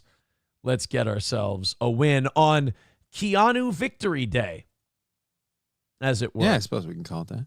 It was Keanu Victory. Well, Victory Weekend, I think. Yeah, it was a round of W's for the lady. It was, yeah. A round of W's for the lady, please. You 5 retards will get stuck with the tab, and try not to cope too hard the rest of the weekend. Too late. Man. While I was sitting by the pool, hanging out on the beach and walking around beautiful, sunny Clearwater Beach, Florida, some people were getting their feelings hurt and having to cope about it publicly. It's a shame. It's a shame. You hate to see it. Yeah. You really, really hate to see it. Hobo Chili Recipe writes, Aaron, you're slim and extremely attractive. Now Hobo's going to say it's opposite day. Watch this. He says, also, your masculinity and virtue is to be commended. Let's wait. You want to wait? All right. I'm sure as soon as you trust it is when it goes wrong. Yeah. Let's see. By the way, Gaming Done Right says, how did Keanu win? You're here coping about it. That's how I know she won. Sorry, buddy. Just proved it, sir. Sorry, buddy. I apologize. There goes that bet. When the rest of us are smiling and you're seething, take the hint, pal. Take the hint. $1.70 away from today's goal. Everybody hit the PayPal, Venmo, Streamlabs, and Super Chats and Rumble Rants all at once. Let's get this knocked out. I would like to win today. We deserve it. You know, we've been working really hard this last week. I'm just kidding. I have, for sure. Totally. Here's something that got shared a lot yesterday and people are having a bit of a debate about, and that I was sent and my opinion was wanted. Peter Geidel of The Blaze. Okay. And this seemed to come out of nowhere. Like, we haven't really seen a lot of news stories about this lately. But I think maybe The Blaze, over Memorial Day weekend, there's not a lot of big political stories coming out. So they were like, we need some clickbait. And I know in sports, if you talk about, like, should Pete Rose be in the Hall of Fame when you don't have a lot to talk about that day, that's like a big talker. People really get invested in that one. I think The Blaze needed a little clickbait. So they went with this op-ed from Peter Geidel. It's way past time to ban pitbulls. Now, this has been my position for over a decade. While. Like, are you salivating right now? Publicly, this has been my position. But I also feel like the should we ban pitbulls thing is also like, yeah, we all know where everyone stands. Like, has a single mind ever been changed on this issue? I don't think so. This is like religion and, abortion and stuff like that. It's like people don't really change their opinion on this. It's either there's really two sides when you break it down. It's they're fucking dangerous. Statistically, they're more dangerous than any other breed, and they hurt people. Not all of them, sure, but enough where if you just got rid of them, you wouldn't have to worry about it anymore. To which the other point of that is, well, no, any dog can be violent. It's the owner. And I think people unfairly put me square on one side. They put me on the side of, well, let's just eliminate all of them. They're all bad, blah, blah, blah. That's never been my position. Can't imagine why. I've been graphic at times. All right? Right. I've been graphic. But I believe in both arguments. Now do cats. Oh, dude. No. Because my murderous hatred towards cats is not born out of reason or statistics or anything. It's just emotion. Right. My cat position is 100% emotional. And anything that actually backs my opinion that's either statistic or historically based is purely just me using it because it helps me. I don't care. Right. It's all emotion. Right. The pit bull thing, yes, I believe if all pit bulls were gone, less people would be hurt and less people would be killed by dog attacks. Okay. That's a fact. However, I also believe that the way they are raised and taken care of and treated and cared for plays a part in how they end up. I don't think it's the be-all, end-all on either side, to be honest. But now with this article, I tried to bring it back to us and I missed. So I love the what? Oh, I saw, I don't know whose comment was. I saw someone's comment. I'm not coping. Like, I don't know if you were mocking someone or if you were stating that for yourself. I don't know because I didn't see the name of who it was. I just saw I'm not coping, and it just made me smile. Oh, that's funny. Let's go to my sister's had one or two her whole adult life. Best dog. Yeah, see, you're going to get all the arguments in this whole thing. You're going to get all the arguments. I don't know, man. My parents have had multiple Dobermans throughout the course of their lives, and they've all been fabulous, fabulous dogs. But they can also tear the shit out of stuff. And if they're not raised right, they're a problem. But more importantly, the ability to tear the shit out of something is just something they have. So you just have to trust that each one. I don't know. In the case of pit bulls, look, I'm not gonna hate anyone for owning one, but I view people owning pit bulls like people owning tigers. Like, but I wouldn't. Like maybe like a lady tiger. Like a lady tiger, you know. I can't hear tiger and not do that. But yeah, it's fine. My girlfriend currently owns a mixed breed dog that's probably got a little of the magic in it. It doesn't change my opinion. My opinion has been very fact-based. It's been, if we got rid of this particular breed of dog, the world would be a safer place. Does that mean that I think all of them are going to eat a kid? No. Does that mean I think most of them are going to eat a kid? No. Yes. But I do believe more than other breeds, the combination of temperament, breeding history, and size and strength makes it a unique challenge. So what they used to do is they used to take the angry dog and they'd breed it with the big bitch. Again, that's not at all. No? No. Oh. It's not at all what I'm saying. I just feel like it might be accurate. By the way, thank you to Redbird for the $5. Let's get him in there. He's now in the... Oh, I fucked that up. He's now in the top 4. All right. He's got 21, so he's now in second place. We've got 5-0 in the 3-2-0 in first place with $22. Then you've got Redbird in second with his $21. You got Brian in third with his 20, and Scarebro in fourth with his 20. You guys keep throwing in. Let's get that goal knocked out. It would certainly be very embarrassing for us if we posted an L on our first day back from the trip. with great numbers this morning at our peak as well. Redbird with $5 says the pit bull from 100 years ago and the pit bull in George Floyd Square are not the same beast. Yeah, it is. I mean, it's a breeding issue for sure. Eric with $1 over on PayPal says, did you get 18 holes in at Gay Key Golf and cut off the Bev card after 2 beers? No, I'll tell you this time of year especially, I would not go golfing in Florida. Warm, I assume? Way too hot. Yeah. Way too hot. I mean, Jesus Christ, dude. I mean, I thought that maybe if I would go golfing by like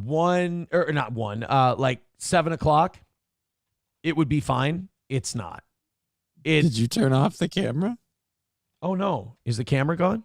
Is there an OBS issue? I have the OBS camera / symbol. No. I did. Oh, my God. I accidentally hit stop virtual camera. I'm sorry, buddy. That's fine. I'm sorry about that. All right. All good. There we go. We got it sorted. 170 away from this morning. Let's fucking go, guys. Let's get this done. So, yeah, this guy writes this op-ed about banning pit bulls. And it starts with, these dogs weren't bred to snuggle. They were born to maim. Tramps like us, baby, we were born to maim. We all know that song, that old Tale from the Sea. So why are we allowing them in homes, parks, and neighborhoods full of kids? Because they're cheap. I mean, literally, they'll hand them to you. Yeah. Isn't that amazing? They're out there. We have gun control regulation on a constitutional amendment that guarantees your right to own something. And we have more regulation on that than we do a dog that can bite a kid's throat out. Seems weird. Like, hey, we're gonna murder this dog. You want to take it home? Yeah, why are you going to murder it? Nobody wants it because it just keeps snarling and barking at people. But, if you spend every waking moment of your life trying to train it not to do that, you got about a, better than average chance that it doesn't eat anybody. That seems like a lot of my time is going to be taken up. Seems kind of rough. Yeah. Little fucked up, honest. Little rough, you say. Rough. You know what you can never say about a pit bull? His bark is worse than his bite. His bite will always be worse. It'll be significantly worse. It will always be worse. Hey, his bark is worse than his bite. Oh, yeah? Here's his bark. Okay, that's really frightening. Here's his bite. Oh, my arm's gone. That's... Shit. Oh, he ain't letting go, is he? Look who's relearning to wipe. Yeah. This guy. I could use my toes this whole time, and I never knew. Yeah. By the way, we have 5 gifted memberships over on Rumble from Angel Roll. That now puts Angel Roll in first place and knocks Scarebro out of the top 5. Sorry about that, Scarebro. We got Redbird, 5-0 in the 3-2-0 in second with 22. Redbird in third with 21. And Brian in fourth with 20. Thank you very much. And that also knocks us down to 145. We can do it, folks, and it's open for anyone to take the board. Oh, my God. Thank you very much. John Jamingo helped solve Pool Scam Sam, Gaming Done Right, who's been seething like a baby today. And then he says, how do I refuse a gifted membership? You don't, but thank you for the win. Another win for the Toad. Dinosaur Fuel getting a membership as well. If you got gifted a membership, pass it along or throw in yourself. 145 away from today. Let's all rally up. Let's knock out that last 145 and call it a win for the Toe. So this guy starts his op-ed like this. Look, we all know my opinion on pit bulls. Let's listen. Let's listen to his. He says, let's start with the obvious. I love dogs. Well, see, this is... You're proposing the euthanization of a breed, sir. Look, you'll always get an honest argument out of me. I love some dogs. I usually don't love big, loud dogs. It's just not for me. I've had them as pets for my entire life. And they really do become a part of your family. I tear up thinking about Hemingway, a tenacious Westie, and my best friend, and Biscuit, a magnificent Great Pyrenees, both of whom have passed away. So this guy's starting to get gay on us a little bit. Oh, real fast. Yeah. I mean, it sounds like, this teary-eyed bitch is whining about his dead dogs, but now now he wants to create more dead dogs. At least I'm not delusional. I know that my position leads to an extinction. It leads to a massacre. It leads to an ethnic cleansing of a breed of dog. Right. And what I'm saying is a very supervillain thing to say. I'm saying, yes, we will endure this temporary pain, and in the long run, it will save lives. Now, does that make it right? Kind of makes me sound like a lunatic. Kind of makes me sound a little crazy. Makes you a lot sound like a lunatic. A lot? A lot. Shut up, you stupid bitch! Fucking dogs! But pit bulls, enough already, he says. Oh, boy. We need to stop pretending this isn't a problem. This week, we saw yet another horrific attack in which a pit bull sent a family of 4 to the hospital in Minneapolis. I mean, on the anniversary of George Floyd's death, to say that, to look into Minneapolis and say, you know what the problem is here? It's all the pit bulls. It's all these goddamn pit bulls that are the problem. It starts to get to a really uncomfortable spot. Really? Because you go, all right, if we get, these pit bulls, I know it's not all of them, but some of them cause a real societal problem for us. And, if we just eliminated them from the equation, it would probably, even though a lot of good, decent ones would have to be done away with, we would have a solution to a problem. And the more I hear myself and other people make that argument, right, the more I go, oh God, okay, let's not make this example with anything else. Right. Because then we certainly can't point to, and there certainly couldn't be any correlations between one problem community or another. Right. Absolutely not. You're just like, all right, you know what? Why don't I just, you start to make the argument, and as you make the argument, you go, that's not good. Yeah, that sounds like I'm kind of saying something else about something else. And you're like, yeah, but I'm not. I'm not, though. Yeah, but you could. I'm just saying, replace Pitbull with, you pick one. Right. They try to do that to you. And you go, no, that's not what I'm saying. Pit bulls and people are different. It's a whole different vibe. But do they have to be? I guess would be yes, they do. Yes, they do. I value human life more than I value animal life. I'm sorry. Donald with $5 no way to win over PETA. Says, glad you're back, boss. Sorry to be a pain in the tush, and I know it's out of your hands, but I still haven't received my Randy bobblehead. Well, you know what? I think I still have the receipt, so I will be able to check the tracking number on that, and I will give you an update on where your Randy Rothstein bobblehead is. $140 away from today's goal. Thank you. No. Listen, with $2, he's sucking Melton's dick, saying he's made so much money. Yeah, and how has he made so much money? By using who? This show. Me. Another win for the toe. I love how they're like, we're gonna try to own Aaron. How are you gonna do it? By repeating the point he makes word for word and admitting he's right. Got you again, guys. All we need to do, we're not greedy bastards. We just need to knock out our goal every day and then stop sending money. That's it. We're sorry that you guys have welfare cases that you watch who need me to be able to, I'm basically paying for his life. And I haven't even gotten And the weird part is the people funding his show and everything are doing this just so that they can watch your show and tell themselves they don't love it. Right. Because they don't give you money and they don't support your program. So your program could go away today and they would, right, honey bear, but it ain't going away and we all know it. Ed Harlow, and look who's still here. Ed Harlow says, so we are bragging about people monetarily supporting a pedophile. Yeah. Another win for the toe. By the way, guys, don't spite knock out the goal now. Don't knock out the goal out of spite. That would be really mean. 140 away from today.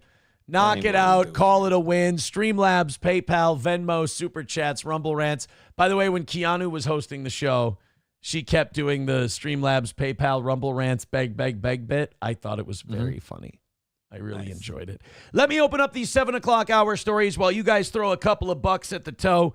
Let's do this 10 bucks at a time and we can call it a win, however you'd like to do it. While we're doing that, All Care Towing, 320-253-5203 for All Care Towing of St. Cloud. Of course, All Care Towing will come pick you up wherever you are, and they'll do it quicker than anyone else can. Nobody better in the business than All Care Towing. 320-253-5203 for All Care Towing of St. Cloud. Midland Armory in downtown Foley, midlandarmory.com. Go see our friends at Midland Armory for whatever you need when it comes to, home defense, carry, when it comes to hunting, suppressors. They handle suppressors, man, start to finish. The beginning of that whole process to the end, nobody can handle it start to finish quite like Midland Armory. Call Derek and Tracy today, and they can help you with any information you need or any questions that you have. That's Midland Armory in downtown Foley, Minnesota, midlandarmory.com. And, of course, Stoney's Bar in downtown Rockville, Minnesota. Tickets to the anniversary show coming this week. Golf tournament and anniversary tickets coming this week. Stoney's Bar in downtown Rockville, Minnesota. Of course, Stoney's has bike night on Thursdays, live music every single weekend.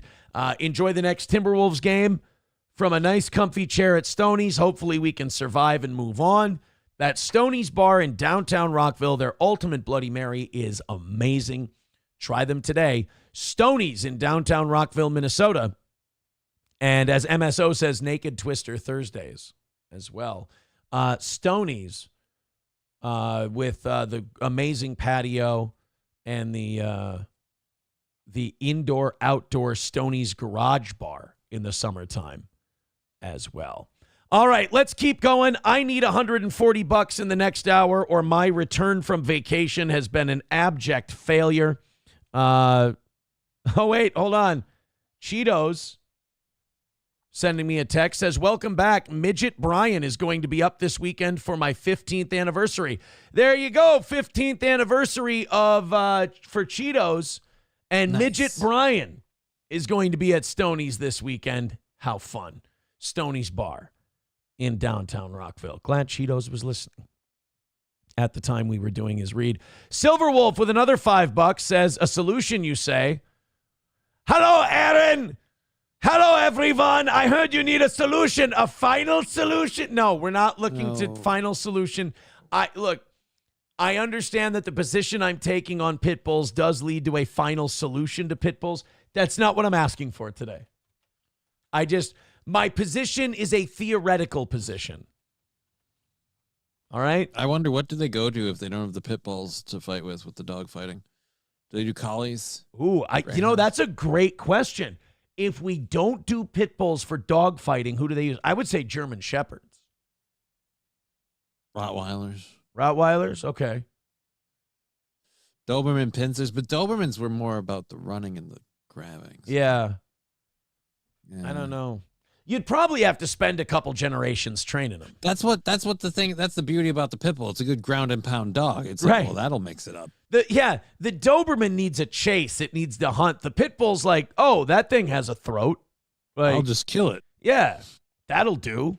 Easy enough. By the way, thank you to Silver Wolf. 135 away from today. Keep it up, boys and girls. We're only $135 away from knocking this thing out. We appreciate it. Keep it moving. Streamlabs, PayPal, Venmo, Super Chats, Rumble Rants. Hit it, and let's call it a win. I sent you this video yesterday. This was just creepy to me. The Paula Abdul concert clip.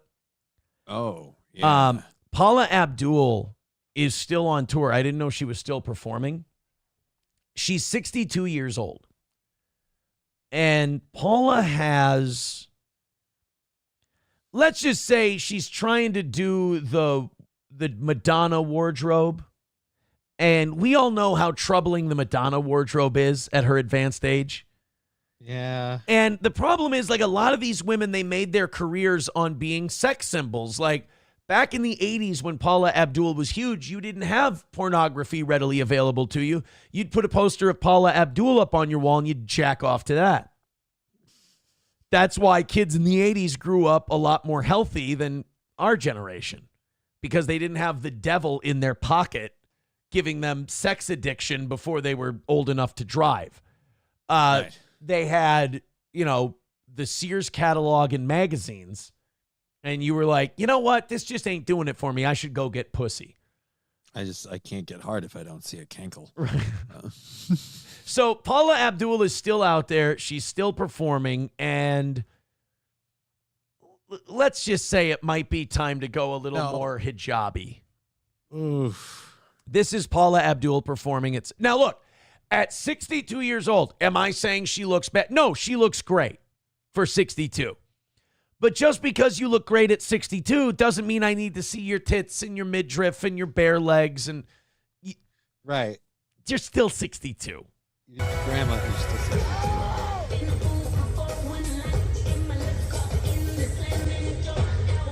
Oh, her midriff ain't bare.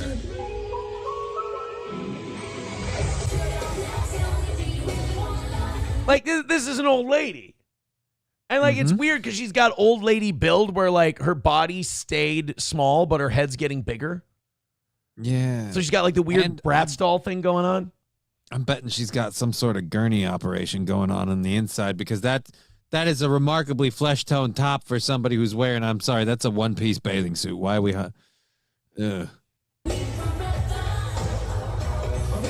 Like, see, when I see someone 62 doing those dance moves, I'm worried that a hip's going to crack. I'm worried that we're just going to watch him hit the ground in a heap. I'm wondering what he's looking at the way through his head bag. That's kind of scary. But don't worry, if she does slip and break her hip, they do have. And also, it's kind of like the Frankie Valli thing, where it's like, are we just not even pretending that she's singing? Like, we've dropped the whole illusion that we're even playing make-believe on this deal. We're just going to play the recording and she's going to dance around. That's like Frankie Valli. You see this 92-year-old man and he's just like barely moving his lips. And you hear 1970s Frankie Valli singing in the background. Yeah, I don't feel like this one. But hey, well, if you had her actually singing, you'd hear Grandma getting winded. Because that's a lot of work at her age. Look, again, she looks incredible for her age. Right. But her age is her age. The numbers are the numbers.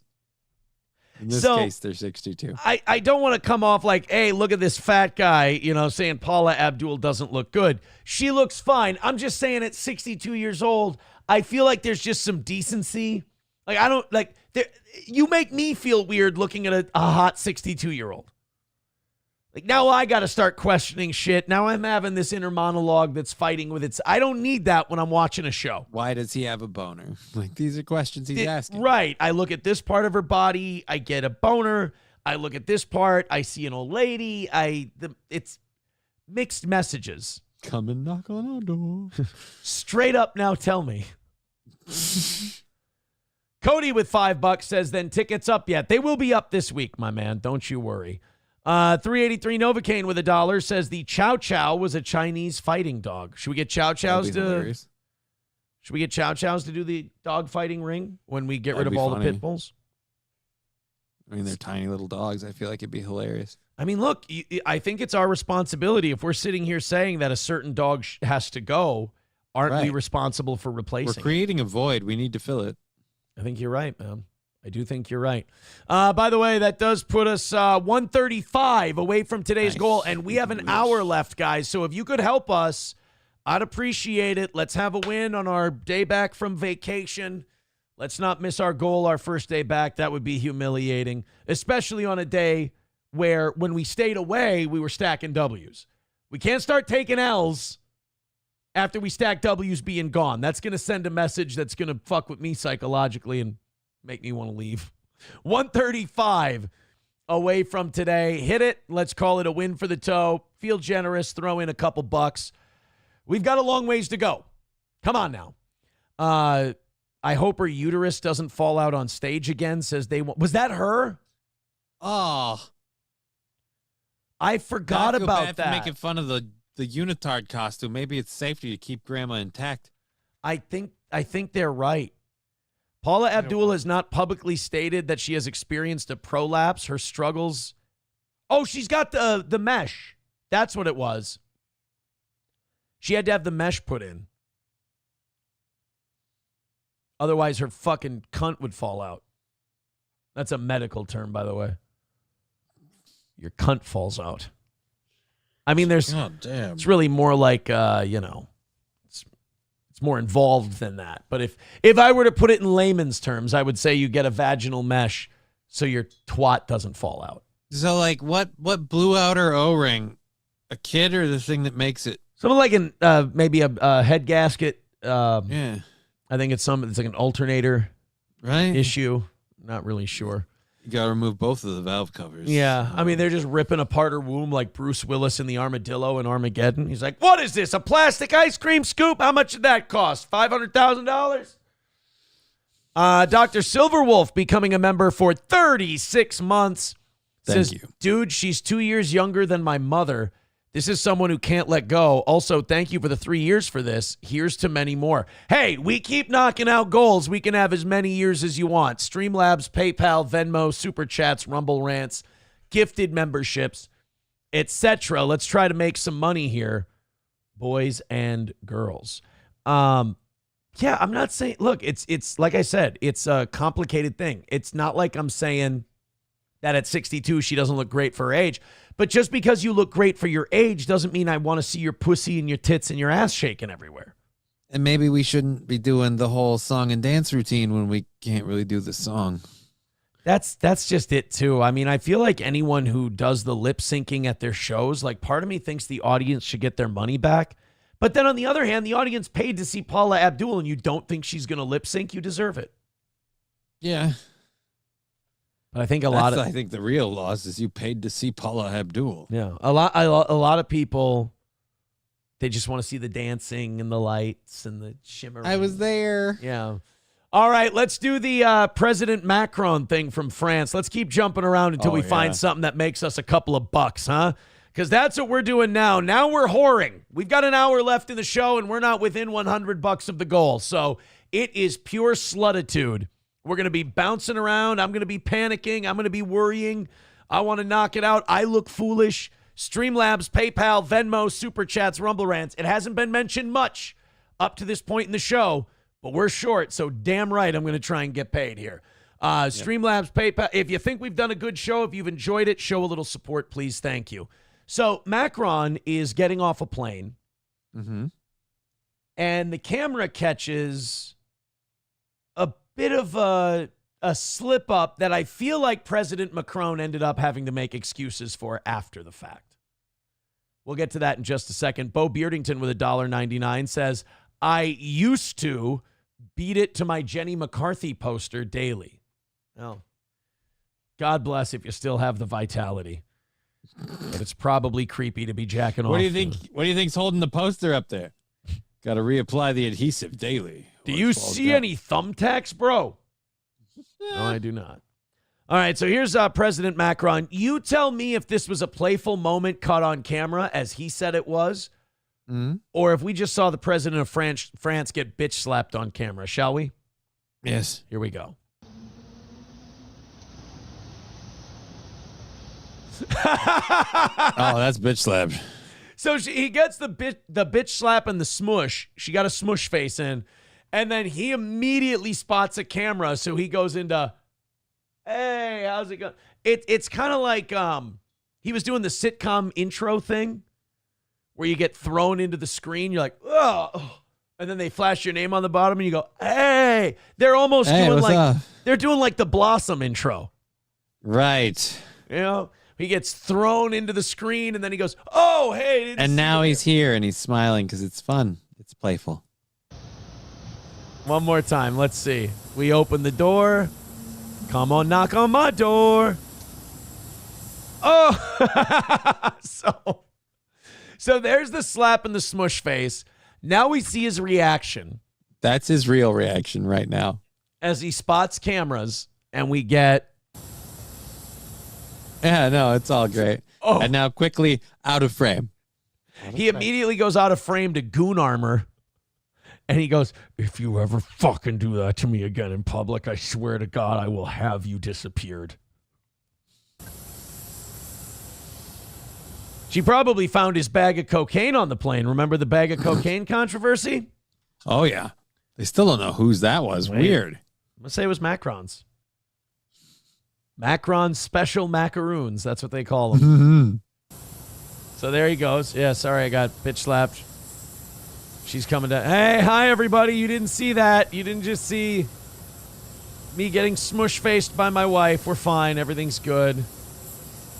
Oh, look. Do you see he gave her the arm? And she didn't take it. Yeah, dude. I'm sorry. Playful, my apparently reasonably sized dick. I don't think that's playful at all. You guys are having a spat, whether you called her sister's name out in bed or whatever the hell you did. It's obviously not going well. Look at this. He offers the arm right here. Right there, he offers the arm. Fuck you, you piece of shit. I'm not taking your arm. You can fucking suck my tit. I don't give a shit. I'll punch you in the balls next time the camera's looking. She slapped him in the face for sure. Oh, yeah. That was a slap. One more time. Ugh! Hi. Hey. How's it going, guys? Good to see you. All right, listen. No, I'm not going to fucking talk about the cocaine bag. You could... Oh, I didn't see you there. How's it going? You ever do that to me again in public? I said, hey, how's it going? Oh, thank you very much for your service. We appreciate you being here. Oh, hi, guys. Oh, good to see you. Oh, everything's going great. That's awesome. Come here, honey. Take my arm. Let's show the press Eat a bag of dicks, you cocksucker. All right. Should have stayed at my mother's. For fuck's sake. I'm gonna say that Macron got bitch slapped. Macron got bitch slapped. Oh, and by the way, his wife, I don't know if you knew this, used to be his high school teacher and is 24 years older than him. Oh, yeah, he got bitch slapped. He got bitch slapped. Dude, no, I'm sorry. She's wearing the pants in that relationship. Literally, she's been the authority since they met.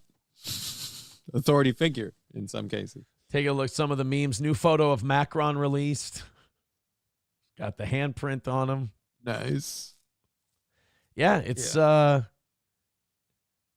got owned, sir. So maybe he was disrespecting her in class, and this was her way of giving him the old ruler across the knuckles. Was the slap in the face.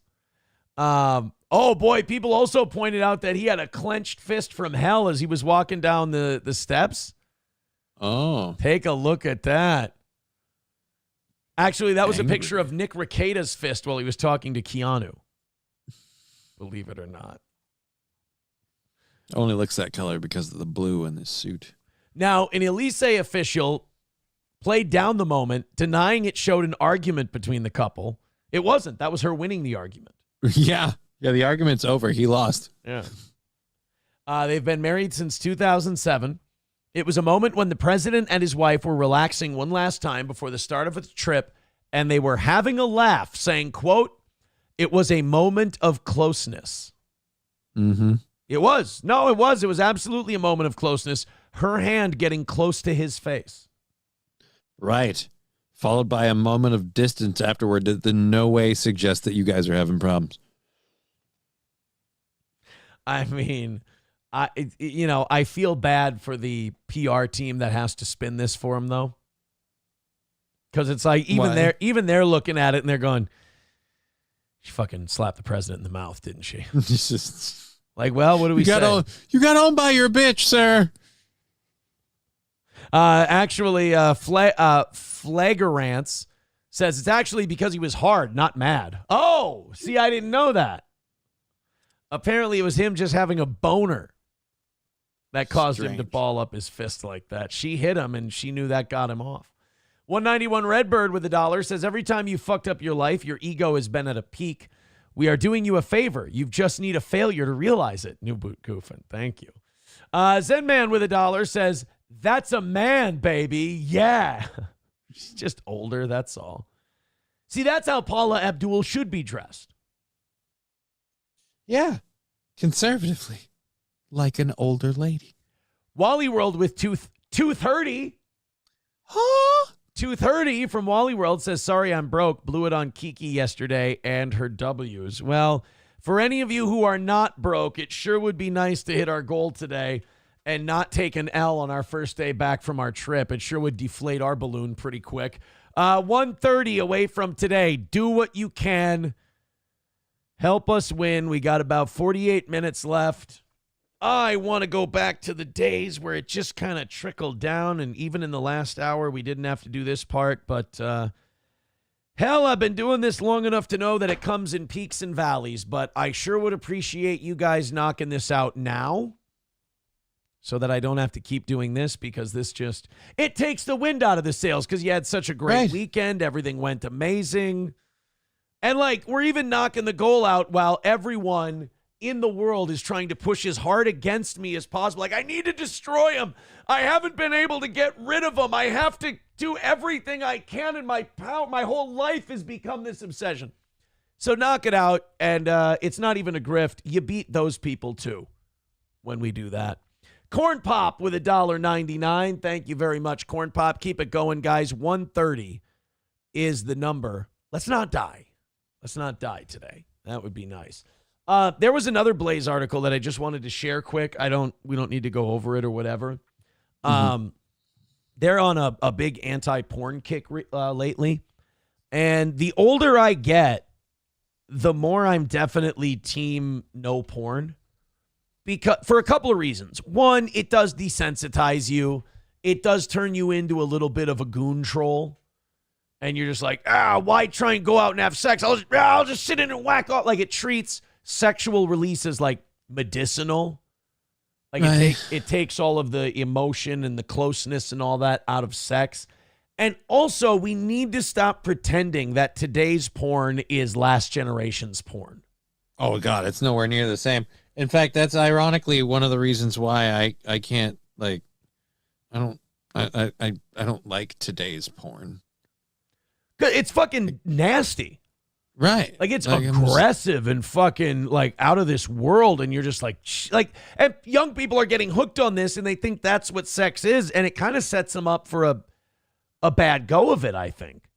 Right. Like, back in the day, it was the pizza man was delivering a pizza, and oh my God, she couldn't afford the tip, so he gave it to her. And now we're having sex.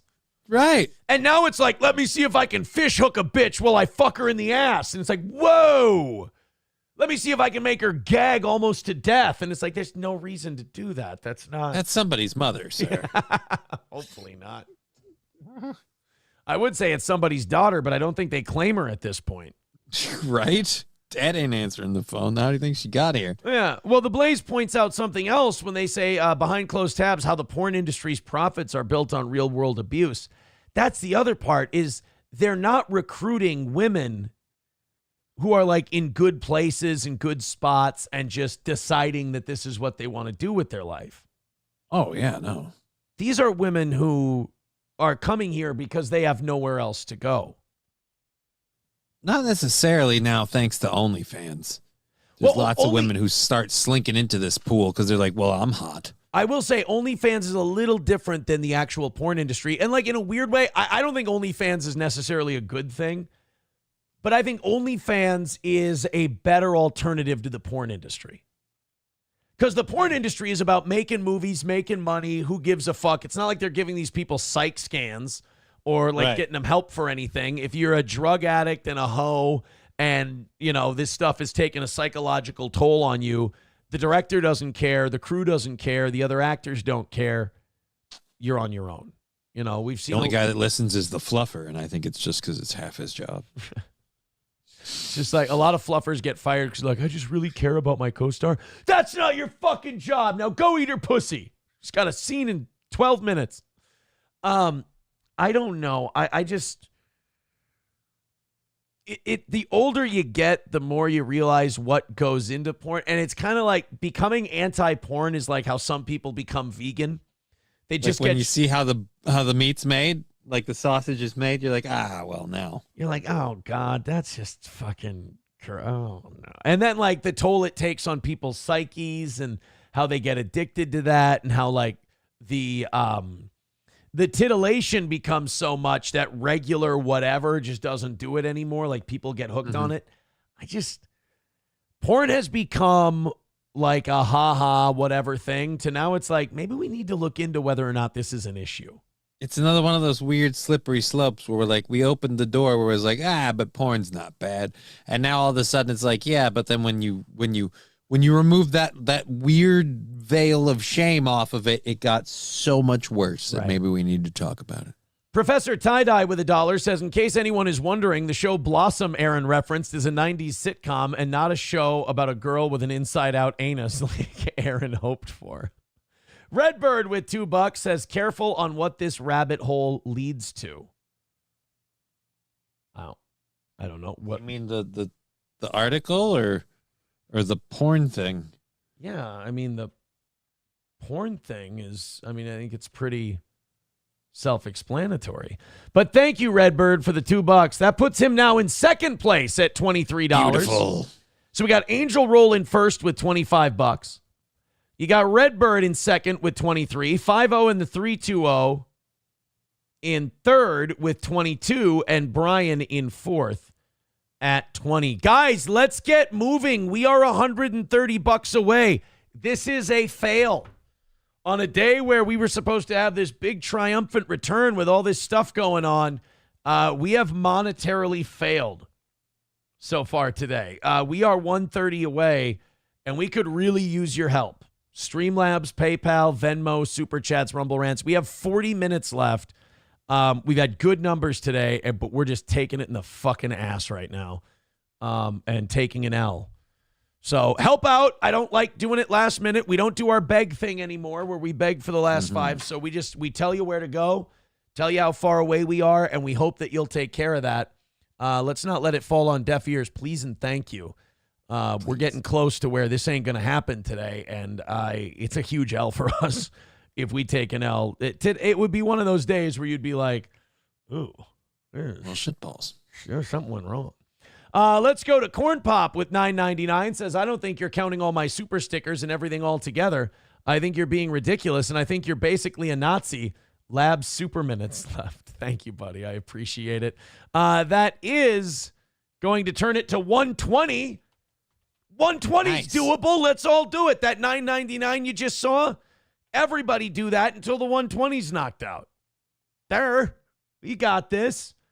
Streamlabs, PayPal, Venmo, Super Chats, and Rumble Rants. Let's fucking go. When I start doing stuff, the W's stop. If I just don't do anything, then it seems to happen. Nicholas, my golfing buddy, with $10 over on PayPal. Thank you very much. 110 away from today. See, guys, why don't we just do this through the 4.5 hours? And then it's a lot easier. And then we don't have to do a thing, and then we just do a show. Zenman gifting a membership over on Rumble. See, why don't we do this all day? 105. Spunker. I love that name. Spunker. Of course you would, Aaron. Spunker ended up getting the gifted membership. Just keep re-gifting those, and we'll be good. 105 away from today's goal. Now we're moving. Now we're getting somewhere. Keep it up, you guys. And this can be done. One of my favorite things that happened before I went on the trip was, I think it was on Wednesday, when Donald Trump showed the South African president the video of the people cheering for death to white people. Where they went, kill the boa, kill the farmer. So we were, I may have done it very insensitive. We were in the water, and I was looking up we were walking back towards the beach, and I saw a guy, and he was like Kenyan or whatever, and he was like running on the beach. Like you could tell he was going for a run, right? And he looked like Kenyan or like very African or whatever. And while he was running, I looked at SP and I go, you know how he stays motivated to keep running? She goes, how? I go, he just chants to himself, kill the boa, kill the farmer. It was a little piece of home that came on vacation with There me. you go. Yeah, because you never leave it completely. You never leave it all behind completely. You know, you always bring a little bit with you. So I was thinking about the Trump South Africa thing.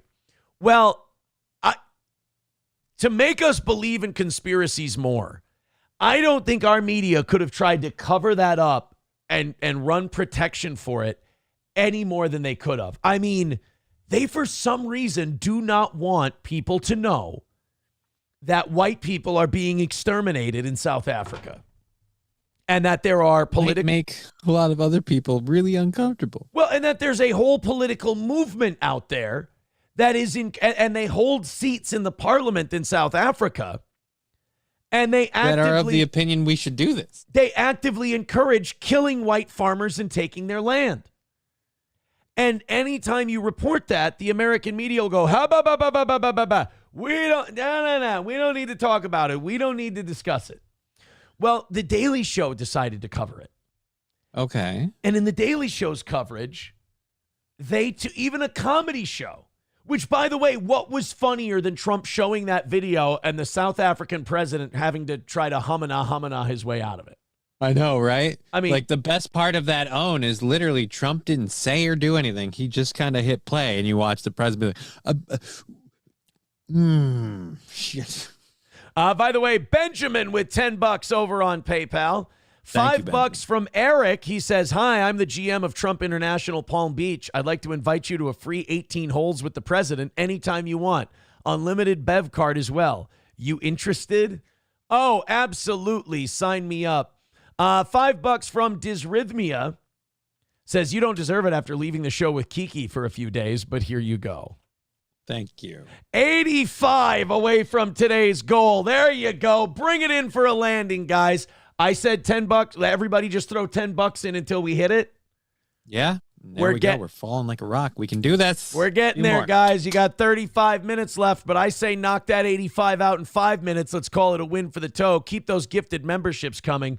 We appreciate it. Sail through the show for the next half hour. Streamlabs, PayPal, Venmo, Super Chats, and Rumble Rants. Let's get that 85 handled, and it'll be the ultimate win for the toe. So here's who's the Asian guy who hosts the Daily Show? Oh, shit.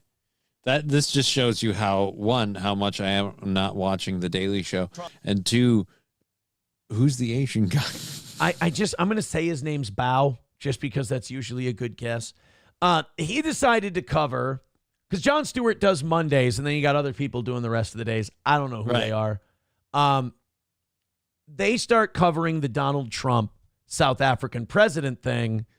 And, at some point, you just got to ask, your conspiracy brain has to kick in, and you have to go, this is fucking intentional. You people don't give a shit. Part of you wants these black people to kill these white people in South Africa, but you don't have the balls to come out and say that you think it's justice for apartheid, which a lot of these white farmers who were being killed weren't even running a farm when there was apartheid. Had nothing to do with it. Nothing to do with it. But you see it as justice. You see it as okay, and secretly you kind of root for it here in America. Now, I hate to break it to Asians, but your track record of having violence visited you upon the black community for being Asian, not good.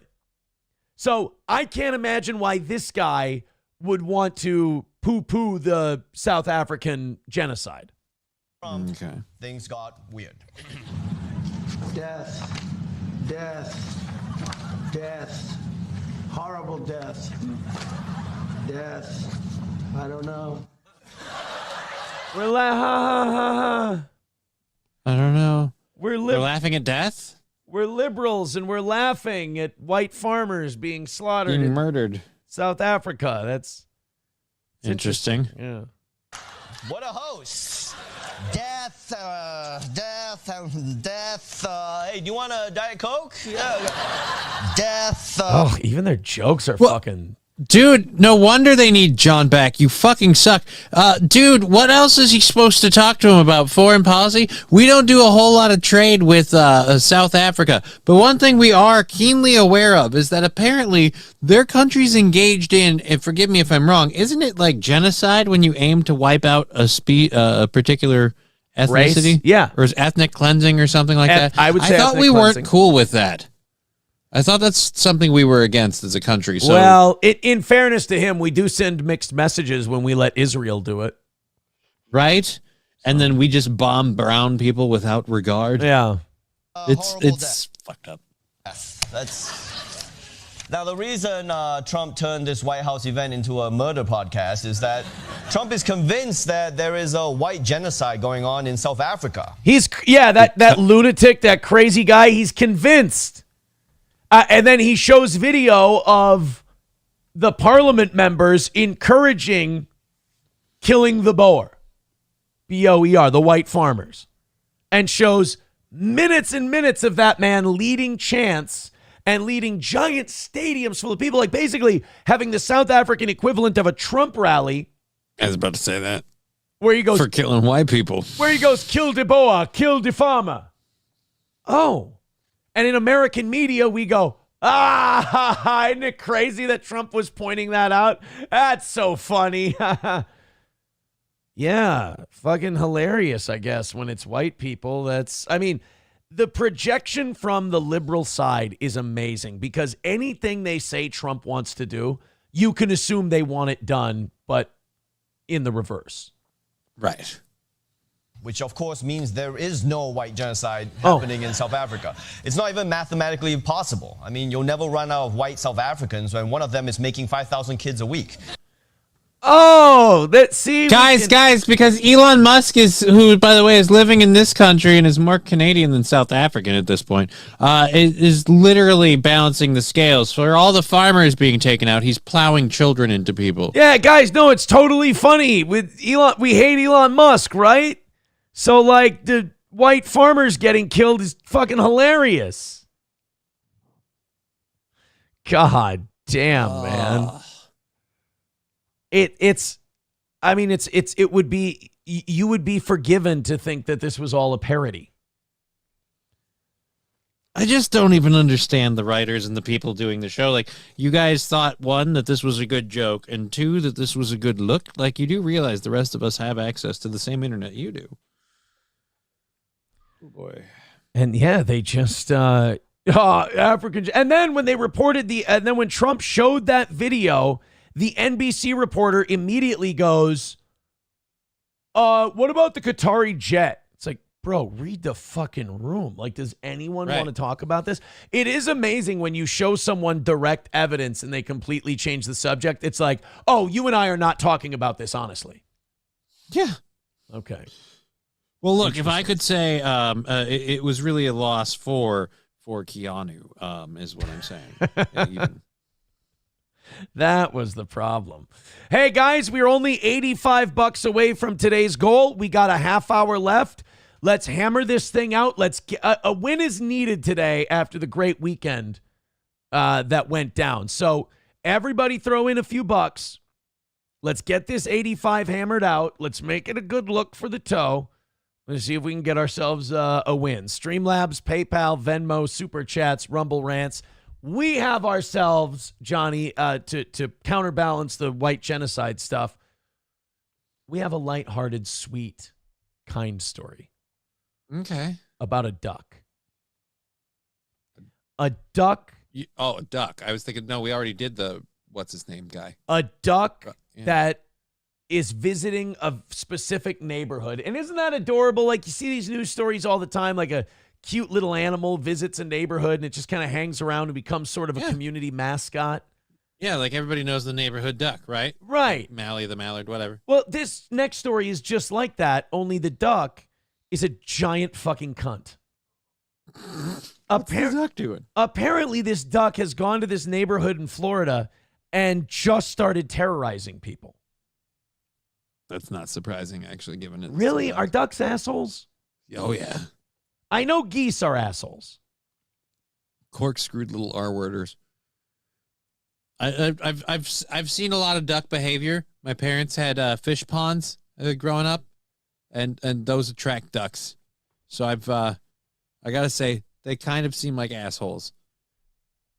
I know geese. Like maybe I'm just blinded by my hatred of geese. Oh, Canadian geese are a special level of. Oh boy. Let's go to Corn Pop with $4.99. Says I'm doing this for the $1.99 on the original leader of the $1.99. Back up. It does put Corn Pop at 25. So Corn Pop is now tied for first. Corn Pop. We're going to put Corn Pop in there at 25. That puts Redbird in third at 23. And 5-0 in the 3-2-0 is just barely hanging on to fourth place with his $22. That pops Brian out of the top 5. $85 away from today. Keep the hits a-coming. We need a win today. It's terrible optics if we have to take an L. $85 away from today's goal. We need everybody throwing up a little bit, and that throw up needs money in it. $85 away, less than a half hour to go in today's show. Aaron is officially in panic mode. Help us out. Let's take a look at this Nazi duck going in there bothering all the Jews in Florida.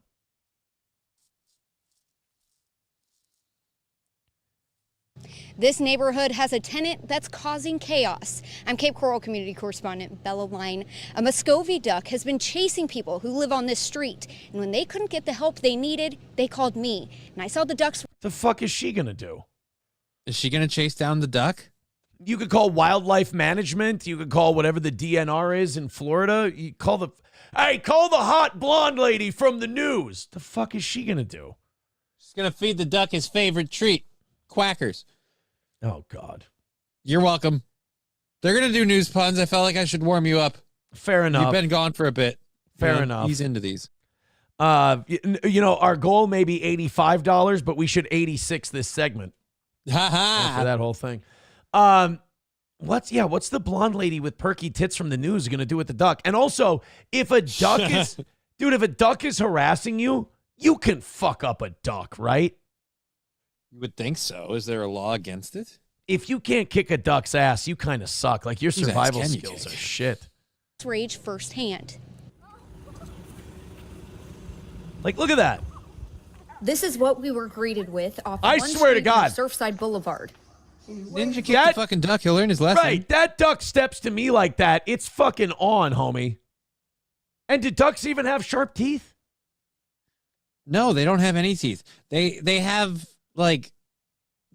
little tiny claw-ish things at the end of their web feet. They have no real weapons to threaten you with other than their honk. Yeah, I will fuck a duck up if it steps to me like that. Disrespects me in my hood. Represent, goddammit.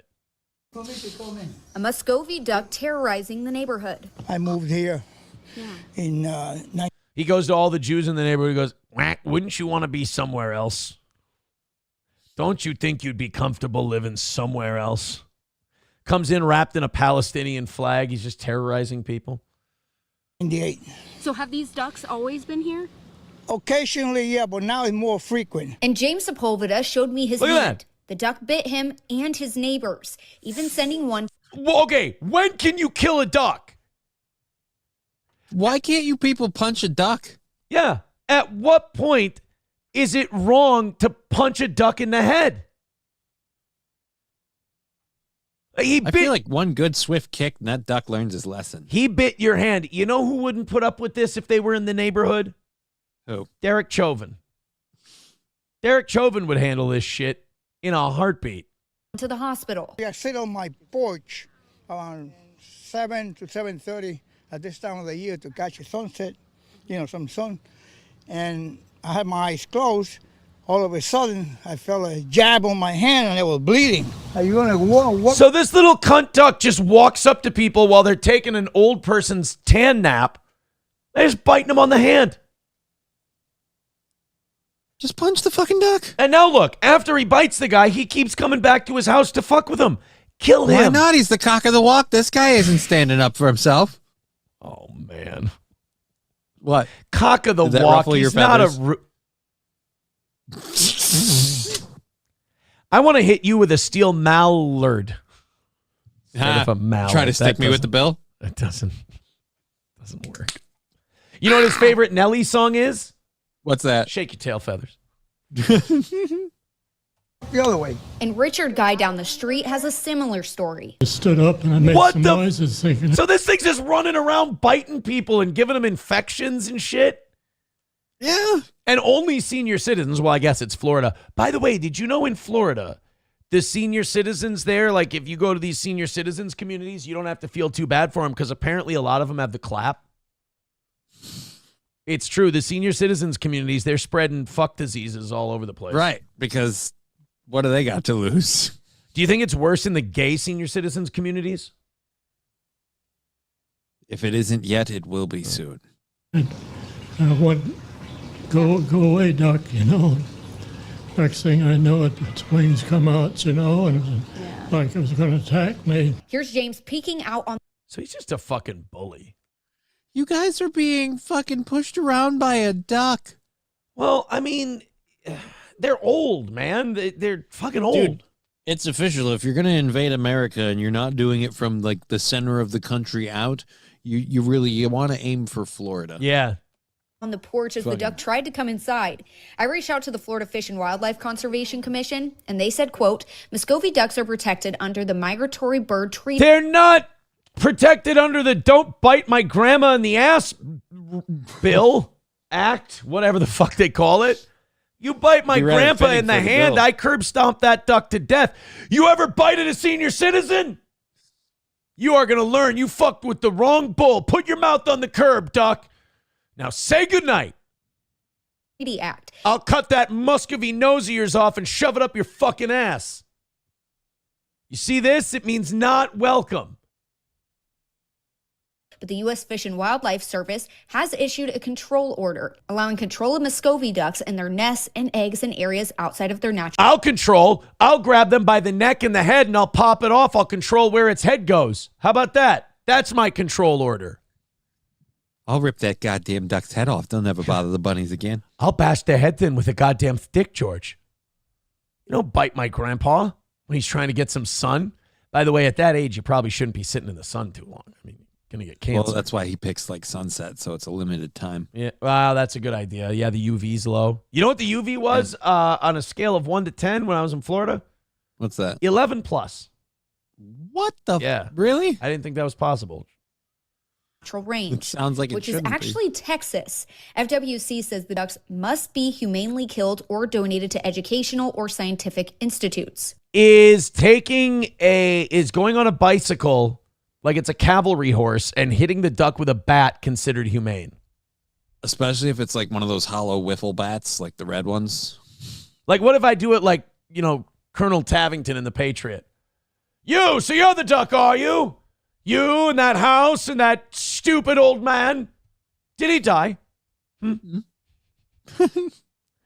then you hit the duck with the bat and go, sometimes it's a dirty business doing one's duty. But sometimes it's quite a pleasure. But for James, he says being on a tight budget with his fixed income, paying for a trapper is just not in the cards. And they're actually committing injury to individuals they should get rid of. Reporting in Cape Coral, I'm Bella Line. Well, you know what? Again, punch the fucking duck. Punch the duck in the head. You'll be fine. What's the duck going to do? Is he going to go down to the police and file an assault?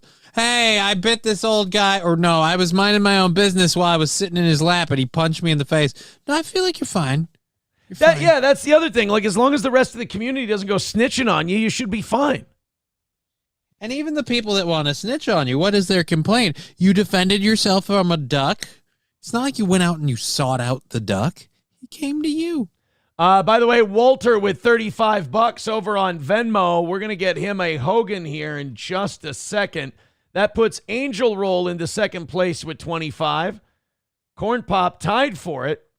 And Redbird in fourth with 23. 5-0 in the 3-2-0 is going to drop off of the top four. There we go. And Flinty Gecko with 5 gifted memberships. Thank you very much. That's going to put us $35 away from today's goal, 20 minutes away.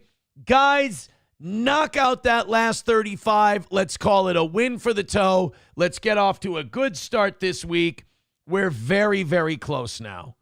Thank you so much. Just $35 away, and we've got ourselves a W. Let's throw a Hogan in there for Walter. We want the gold, sucker. Hulk Hogan, we coming for you, nigga. And thank you very much to Flinty Gecko as well for the 5 gifted memberships. So there you go. Everybody jump in. Oh, yeah, I forgot to say, all Venmos are fake. All Venmos are fake. All Venmo. Apparently, the PayPals are not fake, but Okay. all the Venmos are fake. So if you go to Steel Toe Media Inc. on Venmo and you throw us any money, remember, that is fake money. Now, we just need $35 more in fake money, and it is a complete win for the toe today.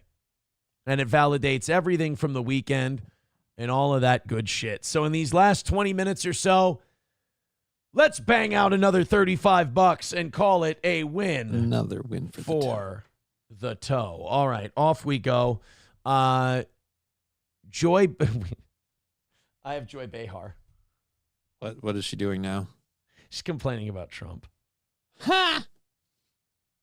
Love one-trick ponies. Oh, Right. I have a conspiracy theory. What's your conspiracy theory? Jennifer, one of our listeners, sent me, said, you do know that Bridget is allegedly Macron's biological father? You should check out Becoming Bridget. What? No, that was a fucked up enough story when it was just she was his school teacher. Yeah, that ugh. Becoming Bridget by Xavier Passard. 2017, Emmanuel Macron came to power in France. A year earlier, the 39-year-old was completely unknown to the public. A media blitzkrieg was waged to sell the French on the couple he formed with Bridget, an attractive teacher he had seduced when he was 17 and she was 36. It's like Deborah Lefebvre becoming president. But the chronology didn't add up, and the story was rewritten many times until the admission that when he met Bridget, he was 14, and Bridget's past remained inaccessible as if she were someone other than who she claimed to be. So this book, Becoming Bridget, theorizes that Bridget is a trans woman and is actually Emmanuel Macron's dad. That's gross on so many levels. That's the if rumor. true, I'm going to have trouble keeping food down.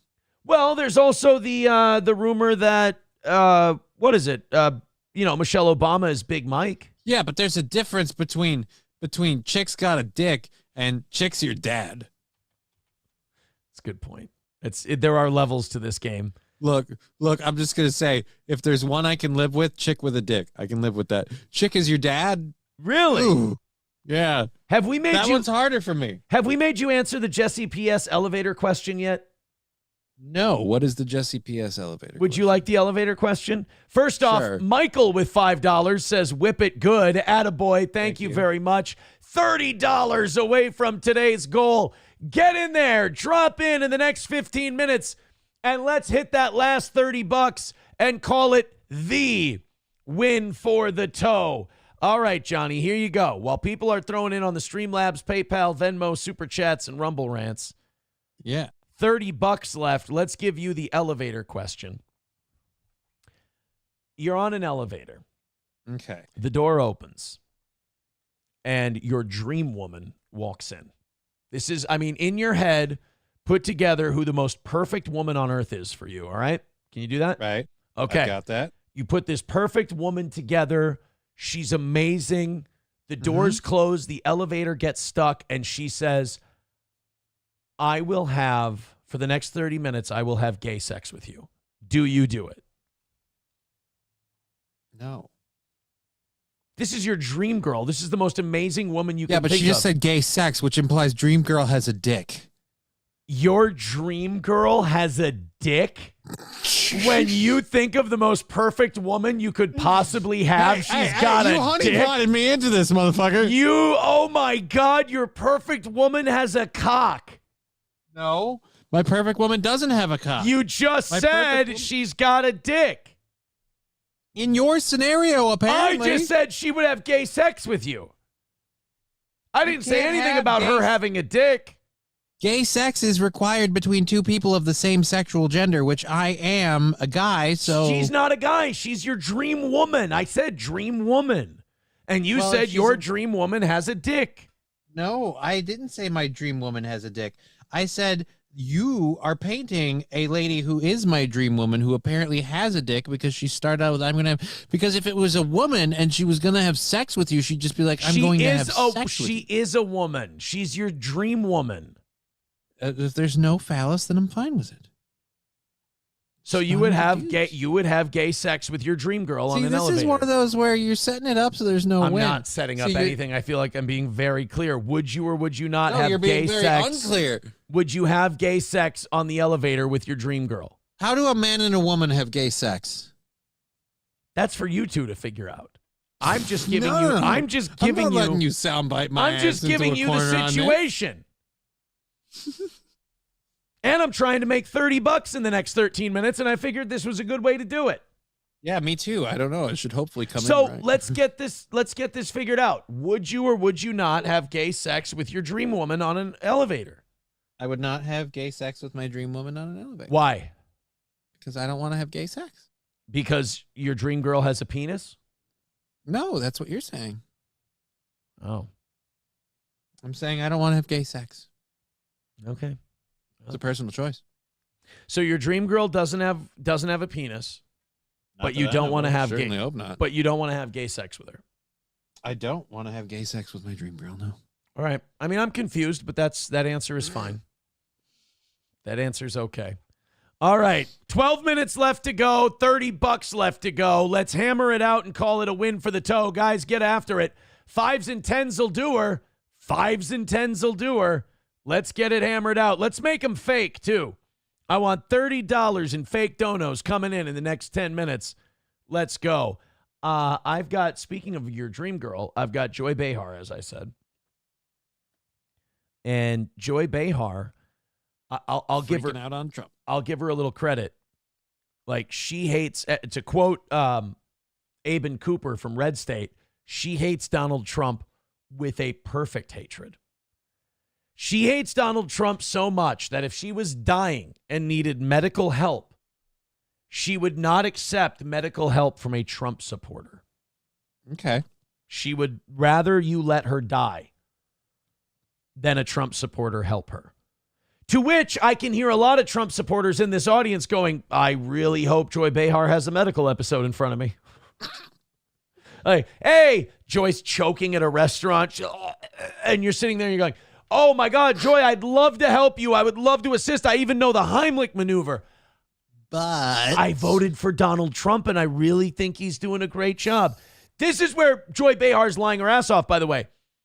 Staring face to face with someone who knows the Heimlich and her choking to death, she would beg that person for help with her eyes if she could. Oh, yeah. There's no Donald Trump factor about it at all. No. Let's go ahead and listen to Joy Behar. You guys throw us $30. Let's get moving, and we'll do the Joy Behar thing. I mean, I don't know. I wouldn't even let him give me a Heimlich maneuver. Yeah. That's how little I feel. You know how fucking bad I want to make this like the Mrs. Doubtfire restaurant scene now? But yet, just start. But yet you just hear someone go, help is on the way, dear. She's like, nope, can't take. I got to die. About people, I don't know. Well, and a MAGA supporter is like Look at that. The fucking old boomer has her phone on during her live television show, and the young blonde chick has to reach over and turn her ringer off because she doesn't know what the fuck's going on. She can't hear it because Grandma's ears are a little batty. And she wouldn't let a Trump supporter give her the Heimlich maneuver if she was choking. Again, there are media people who are just doing their job and controlling propaganda, and they know they're full of shit. And then there are people who have truly become broken by one person.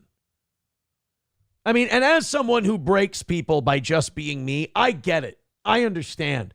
You got to try and rise above it or you're good. I mean, I don't know how she's made it this long in life, these last 10 years as Trump's been in the presidential race. Mm-hmm. Because I don't know either, but it seems like she's surviving on the hatred in a weird way. Maybe that's it. Maybe she's crossed over and become so much hate. It's feeding her. Yeah. I got it. Somebody. I fixed it. Tell that MAGA man, leave No, you alone. I'm not sleeping with you anymore. I'm not sleeping. Don't worry, Joy. Nobody thinks you're getting that text. Nobody thinks Joy's getting the I won't sleep with you text. All right. Well, would you help Joy Behar if she was choking to death? I mean, yeah, just because I don't feel like someone should choke to death. Well, Like, if I can help out. That's where you and I differ. I don't make blanket statements. Like, I don't think anyone should choke to death. I need a little context. Well, I'm not saying I don't think anyone should choke to death. I mean, just like right in front of me, like swallowed a crab cake. I'm not like, oh, this must be God's plan. But no, I can step in, so I will. Would you? Yeah. You wouldn't let him die? I mean, what good am I going to do doing the Heimlich? She's going to have to first come down to my chair level. And then I'm going to... Yeah, there's a flaw in your plan right there. Can you even get enough leverage? Actually, this is why I'm helping. Number one, to see the absolute look of shock, fear, and panic wash over her eyes as she realizes I need help, and the person who's coming to help her is in a wheelchair. You're the last hope she has. Right. And it's just you wheeling up to her going, I can do the Heimlich. And she's like doing the physics in her head. And she's like, there's no way this is going to work out. Right. It's like going to a pool and seeing the person who's the lifeguard is a W amputee with no legs. It's like, oh, this is going to go great. How fucking fun would it be to watch a stump flop out to you in the ocean? Like, just see his little nubs, all four nubs, just like pedaling like a lunatic. Some people wade in the darkness. I'll help. Grab my stumps. And you watch him use his front stumps to paddle. And then the other person is being towed in while holding on to the back stumps. And the little armless, legless lifeguard is just doing this shit. And you guys ride it in and he saves the day. He has to hold part of the waistband thing with his mouth. Otherwise, it'll slide off his stumps. So yeah. We're going to make it. Gives a new meaning to flipper. Just a little guy just pedaling with his stumper, little elbows. Hi, we're $30 away. Enough with the fucking yucks and the laughing. If we don't knock out today's goal, it takes a giant steel-toe W of not doing anything and turns it into a giant embarrassing L of me being a fucking failure and my show dying. So, right. Streamlabs, PayPal, Venmo, Super Chats, Rumble Rants. I indulged all your drama bullshit. I indulged. Thank you. I really appreciate it. You're welcome. Throw in the $30 and let's call this thing a win for the toe. We got 5 minutes left. The goal is the goal. Hammer it out. Call it a win. Let's do this thing. I got a couple more things we can do here, but I need you guys hammering this out. Streamlabs, PayPal, Venmo, Super Chats, and Rumble Rants. We might, you know what? I think we can get to the Liverpool thing as well, but I'm going to definitely be hitting refresh and checking. So ease my distraction by knocking out this $30 and call. This should be easy. Should be an easy win for the toe. Let's hammer it out and call it a day. I won't show the Lizzo twerking after her weight loss video if you knock out this $30, but I will stay on longer to show the fucking Lizzo video if we don't get a W. You motherfuckers. We do have the Liverpool attack. Yeah, like a weird way. Was it an attack or I heard it was a celebratory thing about a soccer game? That's how they're celebrating soccer games now? Is they're just running? No, people? like it was an accident. Like it was an accident. Someone was they were all celebrating and it was an accident. I don't know. I've heard weird things. I don't know exactly what happened at Liverpool. Well, the latest that we have, a day of celebrations for a football club turned disastrous when a car plowed into the trophy parade crowd. No, they were celebrating. Like the crowd was celebrating, but I don't think the person running them over was doing I just thought there was like some accident, like Grandpa hit the wrong pedal or something, but okay, yeah, go for it. Miss Tay with $10 says, about time you got back to work, fatty. Hi, Johnny. $20. Oh, don't say hi to Miss Tay until we're all done. Miss Tay can get the hello when we're all done and we win this thing. $20 away from today's goal. Fire it up, throw in a couple of bucks, and let's try to get a goddamn W out of this embarrassment, shall we? And yes, I will celebrate like I totally meant to do it this way the entire time. if we can get that last 20. 20 bucks left to go. Let's move and call it a win for the toe. Do it, do it, do it. And then I can stop interrupting myself. $20 left to go. 3 minutes left. Let's do it. So here we go. We do have the person who did it being detained. We got a couple of clips here while you guys throw in $20 fucking dollars.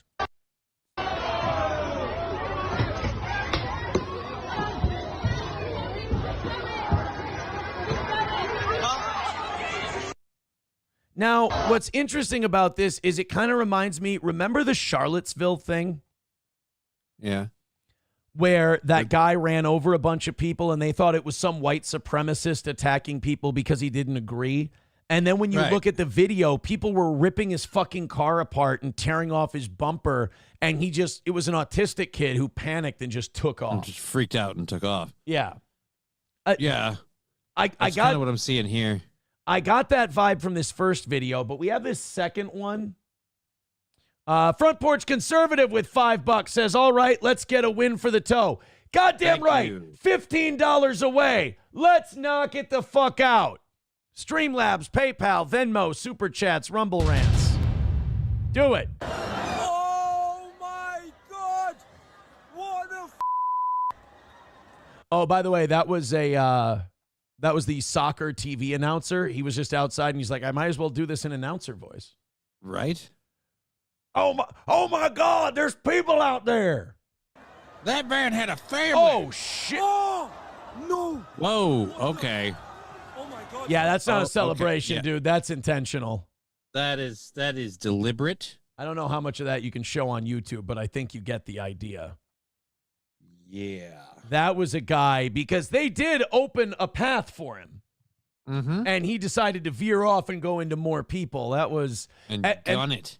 By the way, the first thing the British government did was they went, I just want to let you guys know it's not terrorism. It's an individual act of violence. It was not anything, just like they had to protect anyone from using the terrorism. Yeah.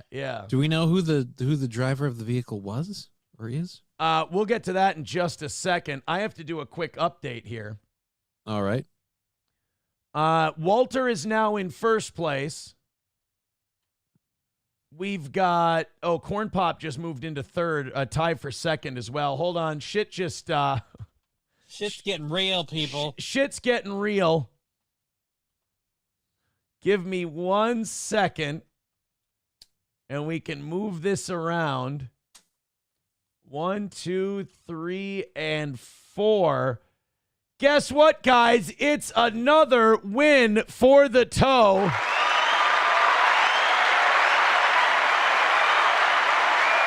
Corn Pop with $1.99 says, can we make Johnny a backpack or not? What does that mean? Can we make Johnny a backpack? I don't know what that means. Miss Tay with $10 says, Kiki and Geno did a great job covering. You should go to the gay key more often. Thank you, Miss Tay. And Benchtop Models with $30 says, put Benchtop Models on the board.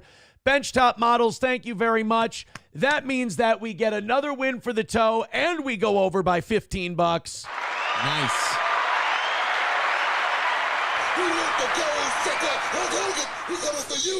And you guys knocked it out right at the end, as you always do, giving me a heart attack, as you always do. But I'm afraid I've got some bad news. So it's Benchtop Models putting us over the top. Thank you very much for that. You got a 5-on-1 win for Kiki, and you got a steel toe win for the toe as well. Unbelievable. Thank you guys very much. We appreciate it. As far as the car that plowed into the crowd, they haven't released the identity of the man yet. They say he's a white Liverpool local who's been arrested, but they're urging everyone not to speculate about what happened. Well, in fairness, they had to get that white part out there because they're turning on immigration in the UK right now. If they would have said anything other than a white man, people would have lost their minds. Yeah, people would have went nuts. It's not like they haven't had a string of incidences where they'd go, oh, so this obviously was more of that. Right, right. They've had stabbings. They've had all kinds of problems. So they needed to get that one out there right away. Not, hey, guys, don't worry about it. We've got the person arrested. It's not. They had to arrest the person and go, and he's white. And what a sad state of affairs that we live in a world where when they say he's white, people go, oh, thank God. All right, not as bad as it could have been. South African. Yeah, he's South African. We can't take any refugees. They're too dangerous. All right, guys, that's going to do it for today. Great to come back from vacation from 2 wins. A win for the goal, and you did it in your fashion, and a win for Keanu in a 5-on-1 situation. Just wins all around. Thank you guys very much. Johnny's back after 2 weeks. Yep. You're going to be back on today at some point. Yeah, probably around 3 o'clock because, like I said, I have the labs and doctor's appointment follow-up to make sure I'm not still sick. So that was all that. Okay. Just Kidding LLC on YouTube, Rumble, Twitch and Rumble. Twitch. Go check it out. And do we have the GoFundMe? Do you have that link handy? I don't have that link Okay. on me at the moment. Do you know what it's called? Like people can search it. Yeah, it's called Get a Cripple a Crib. Get a Cripple a Crib on GoFundMe. Oh, there we go. It's in one chat. Get a Cripple a Crib on GoFundMe, and it's in the other chat as well. Go contribute to that. And go watch Johnny today whenever he goes live. Just keep an eye on it. Johnny, thank you very much, sir. Great to be back. Great to be back. Hope you had a wonderful time. I did. We will see you again at 6 o'clock. I'm sure some other crazy shit will happen by then. I'm going to go mow my lawn, play with my dog, and get the tickets set up for the big anniversary weekend. Another win for the toe. Thank you for your generosity, and we will see you again soon.